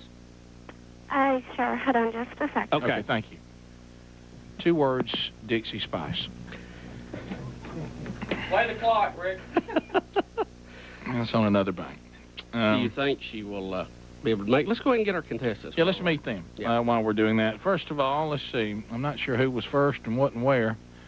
Oh, I see. All right, so it looks like Randy is first. Let's first welcome our first contestant in The Price is Somewhat Right. Ladies and gentlemen, Randy from Nashville. Come on down! Hey, Randy. How's it going, guys? Welcome to Rick and Bubba's The Price is Somewhat Right. Hey, that's great. Tell us a little something about yourself. Well, I'm here in Nashville, Tennessee, and it's raining like you've never seen, and I think it's never going to rain. It's going to rain every Thursday and Friday for the next 6 weeks. I don't know. It does feel that way, doesn't it? Yeah. It does feel that way. Well, you'll be battling. It looks like, if I look up there, it looks like you'll battle Tracy from Sylacauga, Alabama. Tracy, come on down! Tracy, how are you? Just fine. Welcome to the Rick and Bubba Show. Great to be here. I wish we had prizes good enough where I could go, if you get this next one right, you could win a new car! You don't need to go nuts, but we don't have a car to give away. No, not even close. No, matter of fact, all we got is like our CD, win it before you can buy it, maybe a T-shirt. But still, y'all know how to play The Price is Somewhat Right. As soon as our young lady from the grocery store comes back, we'll have 3 items for you to bid on, and then just like The Price is Right, whoever gets closer each round without going over wins. The not going over part is sometimes a little confusing. Tammy, are you back yet? Tammy's still gone. All right, there's always a chance when playing this contest. Okay, I'm back. Hey, Tammy. Hey. Tammy, thank you for being so gracious to do this for us. All right, what you need to do is you present an item. Now, listen, don't say the price until we ask for it. If both contestants overbid, that means they say the price and it's higher, both of them overbid, you say you both overbid. Yeah, don't tell us what the price is, because we'll back up and do it again, okay? All right, so it's whoever gets the closest without going over. Okay. Okay? All right, Tracy and Randy. Randy, you will bid first. What is our item up for bid, Tammy?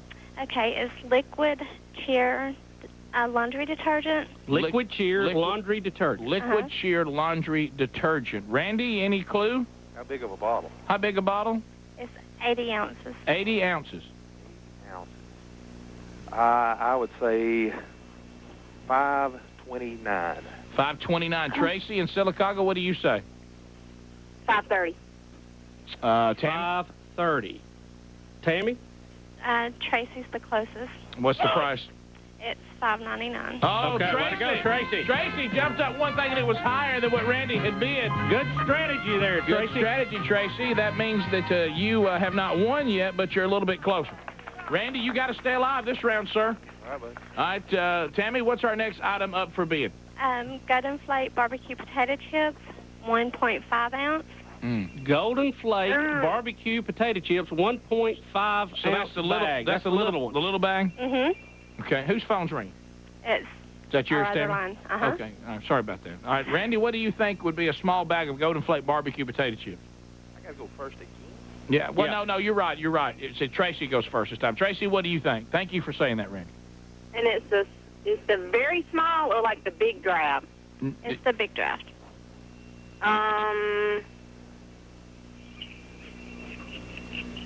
Are they on sale this week? No.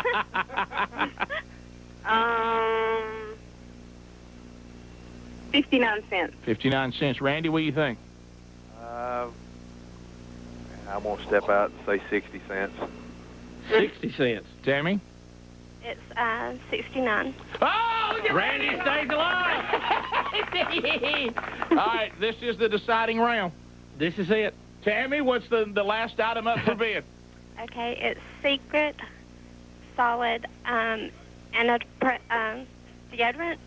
All right. and it's 2.6 ounces. Are you talking about strong enough for a man but made for a woman?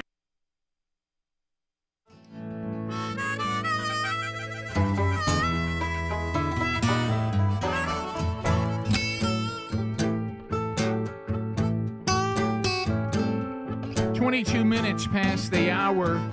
Thanks for being with us today. From the text line, 866-932-3244, asking, did we see women's rugby? Yes, we did. Oh, did we talked about that early in the program, the female version of Derrick Henry. Have we got any clips of that? I did running not over see the folks. rugby. Yeah. Rugby 7. Also, we have people asking, we had, what day was it that we had David Krutner? Is that how you say his last name? Krutner? It is, hold on, I wrote it down here. You talking about old David? Yeah. Is it Keckner? Kettner, you're right. Kettner is correct. Yeah, he was at remember. Comedy Club start on this past weekend. So we interviewed him. It was great. He's been in iconic comedies and TV movies, whatever. And but we didn't know. We asked him, and we'd asked his agent. We can't. Is he dirty in his act? Is whatever? And they were like, no, it's about PG-13. And then you heard him say he didn't say anything that's like really nasty, but he kind of talks like maybe an uncle here or there. He tells mainly stories about being the father of 5. And people on the text are saying, did anybody go?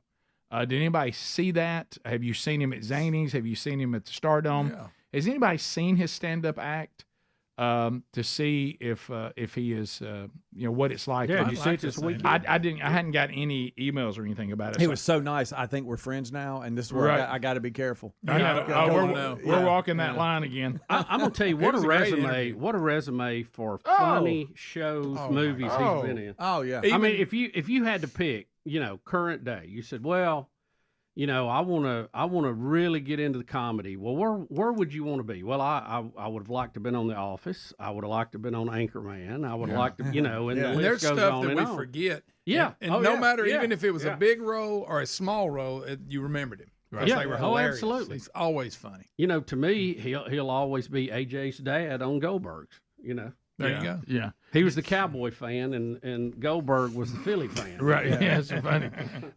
And he's pretty much, he'll give you what you want from him.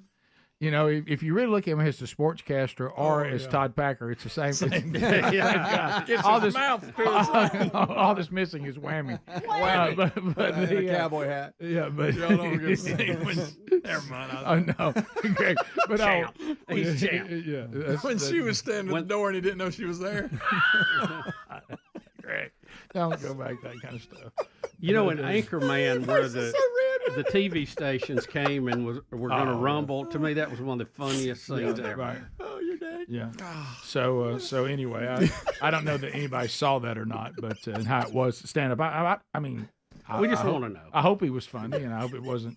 Well, he was super nice on the show. I'll say that. Right. Yeah. That was a funny show. Yeah, it was. So also, did you see? How we love these kind of How things? many memes are from The Office now? By the way, so many. The Office was couldn't be on the air today. No. Because the whole goodness. you couldn't take one of the funniest sitcoms ever and put it on the air today. No. We have no sense of humor anymore. You see this with the guy we just talked about. Mm-hmm. No one can laugh at stereotypes. No one has a sense of humor. No one can laugh at themselves anymore. It's everything is taken as something hurtful. I mean, you can't. I feel bad for those in the comedy world. By the way, I did see over the weekend too. I saw Unfrosted. How was it? You know what? I will say that. What's it like going to a movie? No, watching one. No, this was. What's any of that like? Yeah, right. You'll find that out again one day when you're back on the pontoon reflecting back. most of your stuff, in a different place now. somewhere. Right. Still in a box. Watching various people that are being taken care of by charities wearing your stuff. I will say this: unfrosted is completely stupid. It is completely goofy, but a breath of fresh air if you need a break. Okay. Because you just go in there. It's kind of like a Pop-Tart.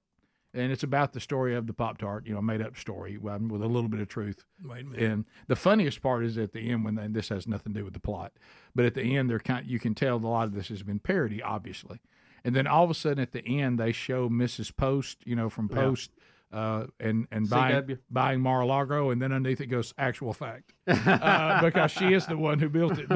But anyway, it was stupid, it was goofy, but you loved it. Well, if you just need a break and go, well, that was pretty mindless. Yeah. I enjoyed that. That was a nice break. Not good or bad, just kind of. When somebody say same old whatever, different day. Yeah. If you need a break from that and just Got watch it. something stupid, but it wasn't. I'll take it. Yeah, it was unfrosted. I think you'll be fine with it, Bubba. As a matter of fact, I think you probably will find it to be quite funny. Yeah. It's kind of up your alley, and like that ping pong movie, right? And it was fine.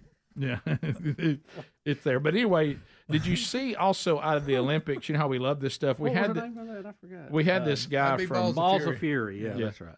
Thank you, Greg. Is it Takistan? Is that how you say it? We had this guy that tried to, the new that was where Borat the cool thing now is to look at all the things going on with Israel and be against Israel, not everybody who's attacking them. Yeah. And so there was an Olympic guy, and it was this karate, martial arts of some kind. Judo. Is it judo? Tajikistan. Yeah, and I can't say Calm that. down. That he stood place. up. It's Is one this of like the, what you're it's one of taking? those stands It's somewhere. judo. Is it you take judo, right? And I do jujitsu, Greg. Oh. Dang it. I know. Well, I knew it was something like that. Jiu-jitsu. So he wasn't going to shake the hand of this Israeli. Yeah, it Right. didn't. And the Israeli whipped him so bad, knocked him completely unconscious. It was actually I think a he Japanese won. guy. Yeah, Was he it- won. Oh, he won. Okay. Yeah, he Who beat got He him? beat the Israeli guy, then Okay. lost the next one, right? I don't know if I don't know, but I know that the guy We don't refused know. to shake an Israeli. The guy from Tajikistan refused to shake an Israeli judo competitor's hand. Right. He then said Allah Akbar, whatever.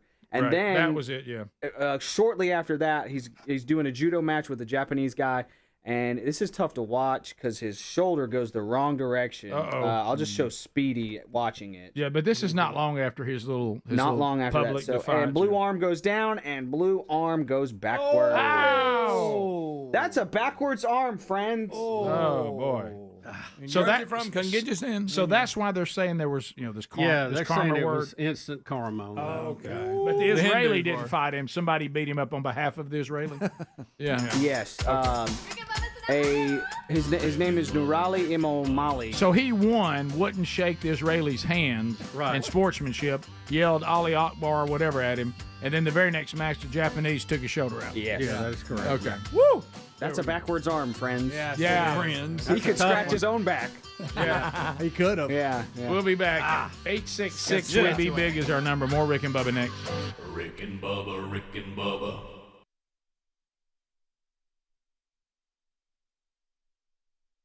This is it. Tammy, what's the last item up for bid? Okay, it's secret, solid, and a deodorant, All right. and it's 2.6 ounces. Are you talking about strong enough for a man but made for a woman? Yeah. Okay. Randy, I'm afraid it's back to you. Well, yeah, but now look what you've done. Well, I mean, Yeah, I know. Can I call my wife? No, we don't have time for that. Let's all admit the contest dragging a little bit as Yes. usual. Yeah. Well, the price is somewhat right. It's a dragger. You got to hang with, stay with. Randy, can you help us at all? What about 309? Oh, Tracy, what do you think? Yeah, no. $1.50. $1.50. Tammy? $4.49. Oh, no! Randy! Randy, get out! No, my gosh, that's some roll-on right there. Randy! Hey, Randy! That thing must be big. demand a retail. That must be big as a stump. My God. Look, I'm telling you, this deodorant. That is not fair. let me say this: it's worth every dime. Yes, it is. If you've ever been around every dollar. How about every dollar? Yeah, if you've been around somebody that thumps, you'd buy it for them. Uh-huh. All right. Well, thank you, Tracy. Okay. God bless guys. you. Randy, congratulations. Hey, thanks a lot. Tammy, I know you probably need to get back to work. Let's thank you for helping out. And what grocery store do you work at? Fair World. Well, you've been very sweet. God bless you. Thanks a lot. All right. Thank you. Bye-bye. Well, Randy, you've done it, sir. Randy, you win the Rick and Bubba upcoming new CD. She commenced to shaving. All right. How about none of us was going to bet on Randy after that first round? No. It looked dim for Randy, but he came back. I realize now I don't realize how much deodorant costs. Wow, that's expensive. But I do use it. Rick and Bubba, Rick and Bubba.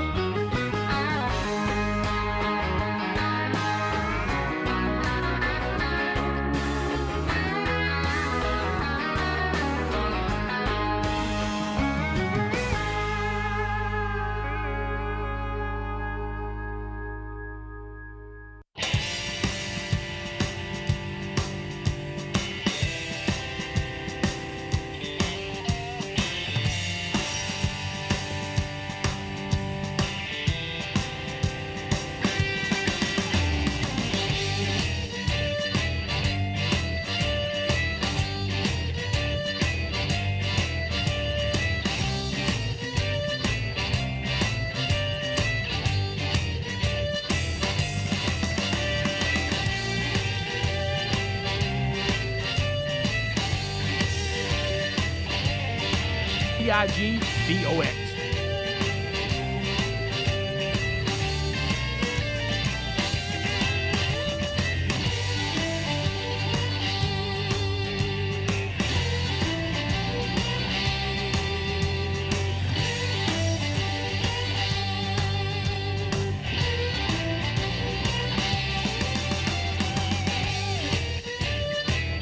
We're back 35 minutes past the hour. How are you? Glad you're with us here again today. Do want to point you, some of you have been asking about what I had someone text me a picture of himself with the Rick and Bubba spatula. He said, my wife was able to accommodate my request and hope that I too could have what listeners are calling, Bubba, the holy grail of Rick and Bubba merch, the Rick and Bubba spatula. Another batch is gone and spoken for, but we are taking orders to kind of see what the demand is and of course the time frame left in the year. If we can get another order or two in before the end of the year. So we are letting you continue to order them, and then we're taking a look at the demand beyond the order that has already been filled. You can simply go to rickandbubba.com and hit the store if you want to, or you can use our text option now and just text STORE, STORE, and the link will come right to you. And you can order anything, but if you want to be one of those that says, I think I'm going to order one, we are going to try to get another order in, at least one more before the end of the year based on the demand that we see. So thank you for all those pictures of those of you that have gotten them. SimplySafe.com/bigbox. Now, I want you to think about Simply Safe, okay? Right now, God forbid, let's say that a stranger pries a window open, a fire breaks out in the kitchen or the garage, deadly carbon monoxide leaks into your place at 2 a.m. It's moments like these when you think about, all right, every second counts, and that's why you need to be protected by Simply Safe. Their 24/7 monitoring agents act within 5 seconds of receiving your alarm, quickly assessing the situation and sending emergency responders. Now, this is an exclusive to Simply Safe, the Live Guard technology. They can see, speak to intruders. They see it in real time. Within 5 seconds, they're on it. And these seconds matter in situations like I just named. Now, Bubba the Street continues. Best home security system, again, by U.S. News and World Report. That's 5 years running now. So if you'd like to get a 20% discount on a new system, here's all you got to do. Just go to simplysafe.com/bigbox, BIGV as in voice, OX. That gets you 20% off. Or just go to the link at rickandbubba.com under the sponsors. There's no safe like Simply Safe. So there you go. All right, so some other things going on. Still, Bubba, looking for some answers out there. But, we continue to the wonderful world of Ozempic and shots that are like that. Ozempic! So, and I don't know about you, when you're watching, like trying to watch the Olympics or whatever, or trying to watch whatever, have you noticed when they go to commercial breaks how many drugs we're hawking? I mean, and of course, as we've all made fun of, you take a 60-second commercial, 30 seconds are about the wonder drug, and the other 30 seconds are all the horrible things it can do to you. So we're having people reporting that Ozempic is working for them and been life-changing for many people in their health. So we're not going to ignore that. We do know that some people have a tough time with it. Some people have side effects with it. We do know it's caused a shortage. The demand, people are having a hard time getting these drugs. Even people who they were meant for to begin with, and that's people who have diabetes, type 1 and 2.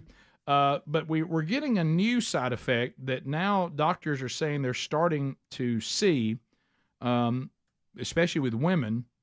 Yes, it's true that women are losing inches in weight, but it appears they're losing their hair as well. Uh-oh. But here's the good news. You could be bald and thin, though.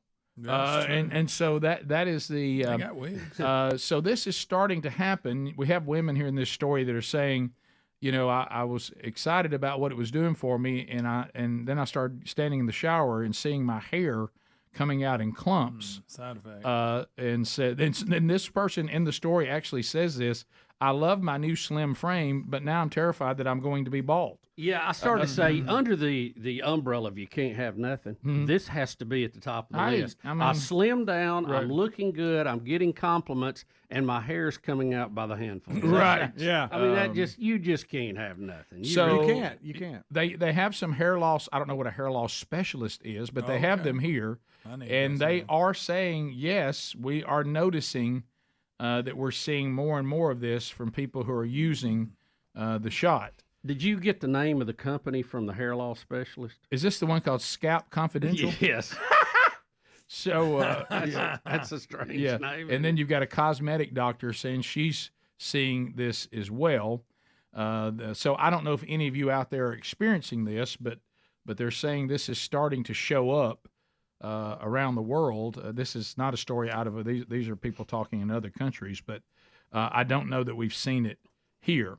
Well, we can shed the pounds and that unwanted extra hair. That's right. Yeah, and you know how it always works. And this I wish it would fall out in places you don't want it. That's what I was about to say. You know, I talk to people who are balding all the time, and they're saying, "So I'm losing it where I wish I had it, but where I need to lose it, it's just there. There it is. Yeah, it's like a rainforest in your nose and your ears. You know? I mean, why is that going wild? Fertile ground. Yeah, who fertilized that while I was asleep? Has anybody researched that? My neck. What is going on with our body as we're getting older? That all of a sudden, Brian Regan did a funny bit about this where he goes, I went to bed last night and I get in the mirror and there's like a hair coming out my forehead. My eyebrows are getting all weird. Like you said, ear and nose, there's hair on my back that was never there. What is all that? What is? You would think if hair follicles are cutting loose, right, that the same hair follicles would be affected in your nose, your ear, and other unsightly, ungodly, why not? Unmentionable places. And but everything on your head is just, hey, she's headed south. You know? Zip it, thin and bald. Y'all, I've got a couple eyebrow hairs that are trying to become bangs. Me too. I don't understand what's going on. What about here. that? Yeah. But I'm reading here, as you grow older, your hair follicles may develop what's called anagen sensitivity. That means the follicles become more sensitive to the hormones in your body, thus going nuts, and you got eyebrows turning over. That's fine. That's fine. But why doesn't the other hair cut loose? I think different setup. I think it's a different setup. So, like when the anagen sensitivity on the top of your head leads to balding, while anagen sensitivity in your eyebrows leads to longer. I don't know. I'm just guessing. You're going to be working for Scout Confidential. Have you ever seen people with eyebrows and you go, seriously? I mean, you don't see that. I mean, I've seen people in movies, and I'm thinking, surely somebody could say something about that caterpillar on your head. Right. Yeah. Don't need a cap. Right. Weird call. Sun never gets a nose eye. No. It's. I mean, I will have them just. I mean, I don't even have thick eyebrows. So it really stands out. I have like 2 or 3 that'll just shoot out. I mean, like. Oh yeah. Really, really long. Yeah. Isn't that weird? I mean, straight out. Yeah. I tried to trim mine the other day because I saw Be above. careful. Well, I just saw look like a shadow above me. And it was just I had one of them long hairs you're talking about, and I messed up and cut half my eyebrow. Most completely bald people cut them off. Times. Yeah. Well, people are saying just what Adler said, who now works for Scalp Confidential. They're saying these shots do jack up your hormones, and so if your hormones are being affected, hair loss can be a side effect of that. So there you go. Hey, hormones pretty important. Yeah, and so now somebody talking about the gastric sleeve surgery. Watch it now. Come on now. And they said something's always. They're saying rapid weight loss causes you to lose hair. See, that may be more the case. That sounds more, It may be not a side effect of the drug, but a side effect of what the action is. Right. And you don't know without a study. Who knows? Yeah, who knows? So, also I'm looking at more stuff here. The word creepy in this year's Olympics just seems to be showing up. Is that the theme? Yeah, and there's something talking about the 200-meter freestyle swimming semifinal. It says that an American won. Oh yeah, this is it. This is that Harvey Weinstein. Yeah, thing. they had 2 Tell me swimmers. What happened. Oh no. In columns or lanes next to each other. Oh no. One of them was Weinstein and the other was Harvey. Right, so it looked like it's and they were side by side. Yeah, so you know how funny. they'll put the names out. I think on like the next page you might see it. That's there's a hilarious. picture of it. Because you sing like the back of football players sometimes. I'll have oh, here it is. Yeah. Arkansas is known for that. Well, in all fairness, if Harvey had so 1 and 3, it looks like Weinstein, Harvey. Yeah, if they had Harvey in the one slot, and it would have been better. And then Weinstein in the 3 slot, they really would have had something. Yeah, but it's still pretty. It catches your eye though when you see it up there. Really. You're like, wait a minute. All right, we'll come back. We'll do phone calls to wrap up the hour. Anything you want to comment on? There's a lot of topics out there for you to dine on. 866 We Be Big. All 10 lines are available. We'll chat with you, America, when we come back. And find out what's on your mind, and we'll look at anything that we might have missed that we can cover before the hour is over as well, when the Rick and Bubba Show continues. Rick and Bubba.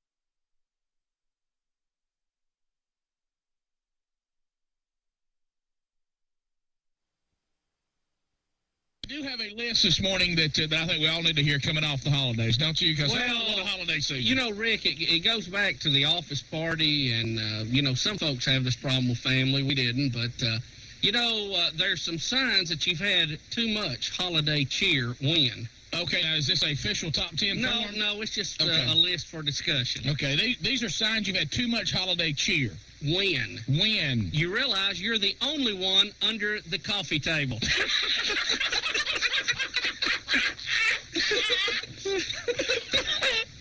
Yacht over? Yacht over? Yeah. He sits home a little more than me. Yeah, I noticed that.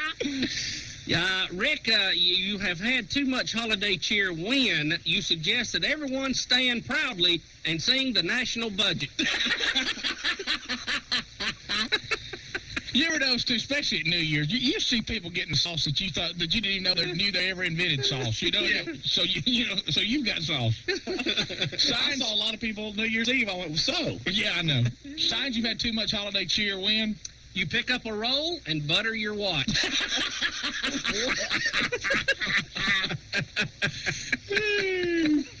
It's a better list than I thought it was going to be. Yeah, it's really. Well, I mean, everybody can relate to this a little bit more than we need to. Well, he didn't hype it. That's good. Yeah, no hype there. Let's face it, y'all. This show has made it on Low Expectations. And let's keep it that way. Yeah. You yawn at the biggest bore in the room, and you realize you're standing in front of the hall mirror. These are signs of, you've had too much holiday cheer when you ask for another piece of ice and you put it in your pocket. A little disoriented.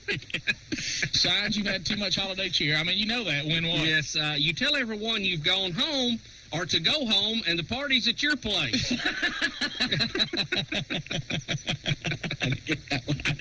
Well, I messed it up. Can I be honest I think with what you were supposed to say, you tell everybody you're going home and you're at your place. Is that it? Let me back up here on this. Boy, you were smoking too. I know. Look, how far did we make it here? 25 minutes? Yeah, we hadn't done a show in a long time. Good gracious. Come on, I hadn't been up this time of day in weeks, man.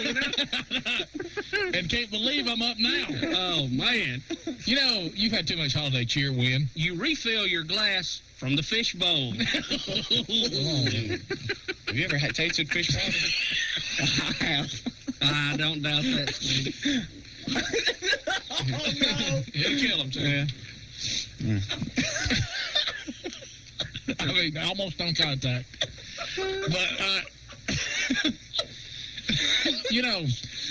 you've had too much holiday cheer when you complain about the small bathroom after emerging from a closet. Still going here? Yes. Oh, yes. Oh, yeah. Here we go. You've had too much holiday cheer when you hear a duck quacking, and it's you. Oh, I love that one. I like that one. And you wish you could find it. Too big a hassle. If it's not a hot button, I won't look anymore. That's my new Y2K thing. We're looking for a duck sound effect, everybody. Yeah, and I've got it. I just don't want to look it up. All right. You've had too much holiday cheer when you hear someone shout, "Call a priest!" Call a priest. Well, I know. Some people party a little hard there. Rick, this is more down your line. Oh, thanks. You've had too much holiday cheer when you take off your shoes and wade in the potato salad. Oh, my goodness. Well, if it's cool on your feet. Yeah. You've had too much holiday cheer when you strike a match and light your nose. Oh, gosh. We've all seen people do that. Just had one too many, and isn't that a funny thing? Yes, it is. Hey, look, your eyes of water. Oh, yeah. I like to see the person who tries to light a cigarette on a gas stove. That's my favorite. Burns the front of the hair off. You ever see that one? They come over and talk to you, and all their eyelashes are brown. How you doing? Hey, you got your Marlboro there? Hey, your hair's awful curly in the front. And it smells like rotting flesh.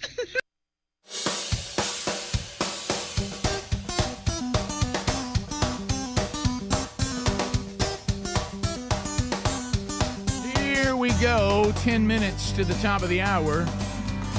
Rick and Bubba Show, thank you for being with us today. And yes, it is time to call at 866-WE-BE-BIG as we wrap up another hour. And for a lot of you, another show. JR is standing by in Alabama. JR, welcome to Rick and Bubba. Go ahead. Good morning, my buddy. How you doing? We're good, JR. Hope you're well. Very good, very good.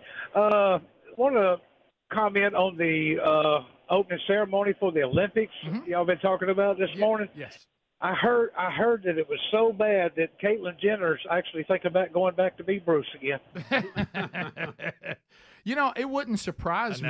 Yeah. Because Caitlyn Jenner is, well, I was about to say is a strange mix, but I think that's obvious. A little redundant.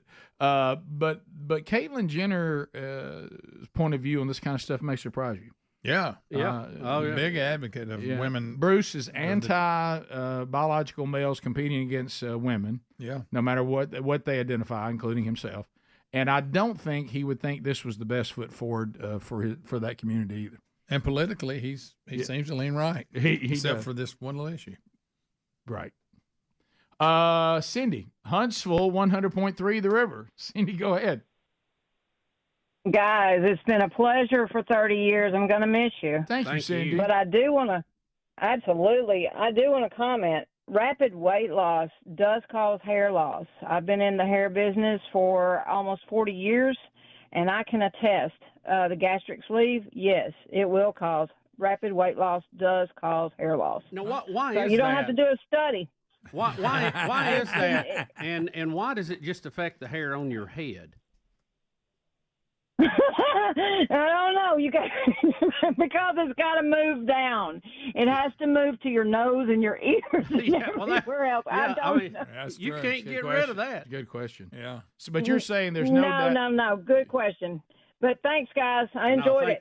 Thank you. I was just watching. I don't know that this is true or not because I don't know what comes up on this text line, where it's coming Rick, from. it's dead on. But this is a person saying that they had someone in their church that did the lap band thing, and the only thing they could eat that didn't make their stomach hurt after it was ice cream, and they've actually gotten bigger. I saw that. That can't be. You think that's true? I think that's somebody being funny. Is it? I don't know. Well, I can eat ice cream. Sorry. Well, most of the people like when they get their jaw wired too. It has the TMJ surgery or something. Yep. They usually, all they can is eat ice cream and milkshake type things, and they usually don't gain weight. I don't know. I'm putting on a few mine pounds. Was hurting the other day. I thought that's. Oh, mine probably pops and mine. hangs up. And What does? My jaw. Oh, really? You can't tell it. I know. You talking about old ratchet jaw? Ratchet jaw. Wore it out. Did you hear Adler just laugh so hard? Yeah, he needs to get one every now and then. Yeah, you're right. Brian in Huntsville. Brian, go ahead. Well, beard trimmer, I'm nearly 60, for the eyebrows because you can set the level and just zip it across and no worries about any cuts or bruises or getting it too short. You better have that guard on there, though. Let's go to Julie. Julie, welcome to Rick and Bubba. Go ahead. Hey, Rick and Bubba. Hey. I have to say that I had weight loss surgery in 2013. I had the sleeve. Mm-hmm. And I lost no hair.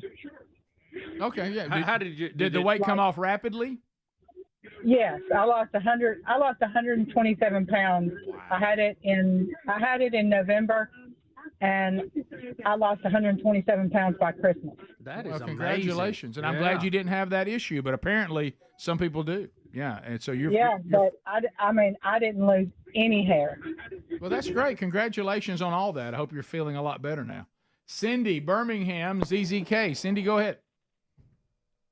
Hey, yes, I wanted to call and just comment from a standpoint of what I think the government's not releasing on the information of the weight loss drugs. The weight loss drugs are being used as for long haul COVID as well. There's cross benefits. Jardiance is being used for that. I know I had long haul COVID. I nearly died, and I did lose with COVID because I ran a fever 10 days. I lost about 80% of my hair within a week. Wow. So, and that was from COVID, though, right? That was from COVID. I ran a fever for 10 days straight. And then I got over COVID very slowly, but I thought I had MS. So I went in and saw a specialist, and it was actually neurological damage to my body. And they are using those weight loss drugs. They have cross benefits. It's just like if you were on an antidepressant for somebody that's depressed. Well, they also use it for people that have bulimia and other. There's cross benefits with most medications. So while, yes, and I own stock in one of those drugs, and it has paid off very well, we need to look at the other side of this. In America, we're designed. We want immediate gratification. Oh, of course. Well, those drugs. Yeah. So I know someone that took. I don't know which one. I think it was Ozempic, and her body went into anorexia. Well, you have to eat. It's not meant to, okay, let's knock off 50 pounds and I'm going to look like a beauty queen. No, it causes all sorts of problems. But you have to eat a healthy diet.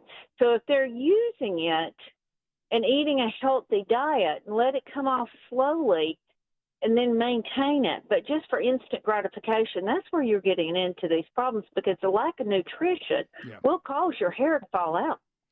Yeah, it's no matter, even if you're putting less fuel into your body, it still needs to be good choices on what that fuel is. Yeah, you got to get the vitamins and nutrients for your overall health. Yeah, no doubt about that. Bubba, how about Jim the Crazy Sign Man checking in? Hadn't heard from Jim in a while. Jim, how are you? Doing very well. I get a chance to catch part of your show on a fairly regular basis, but this morning my wife had me working on some butternut squash and some sweet potatoes, and I thought, hey, maybe I'll have a chance to get in and say hi to y'all. Well, it's good to hear from you, and it's been a while, and we're glad to hear you're doing well.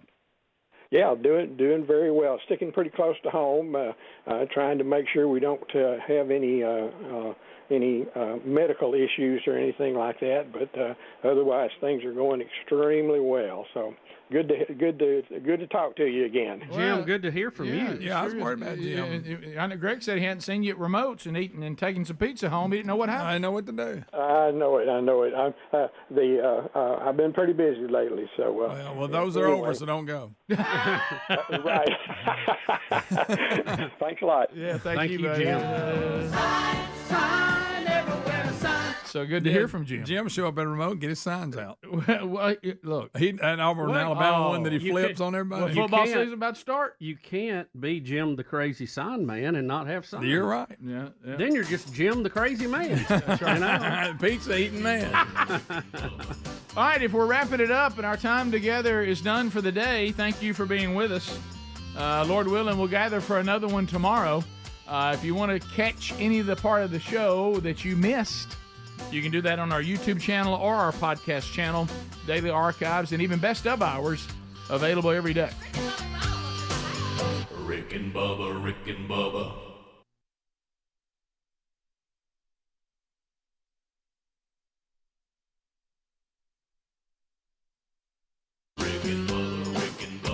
This is the Rick and Bubba Show. Watch more at blazetv.com/Rick and Bubba.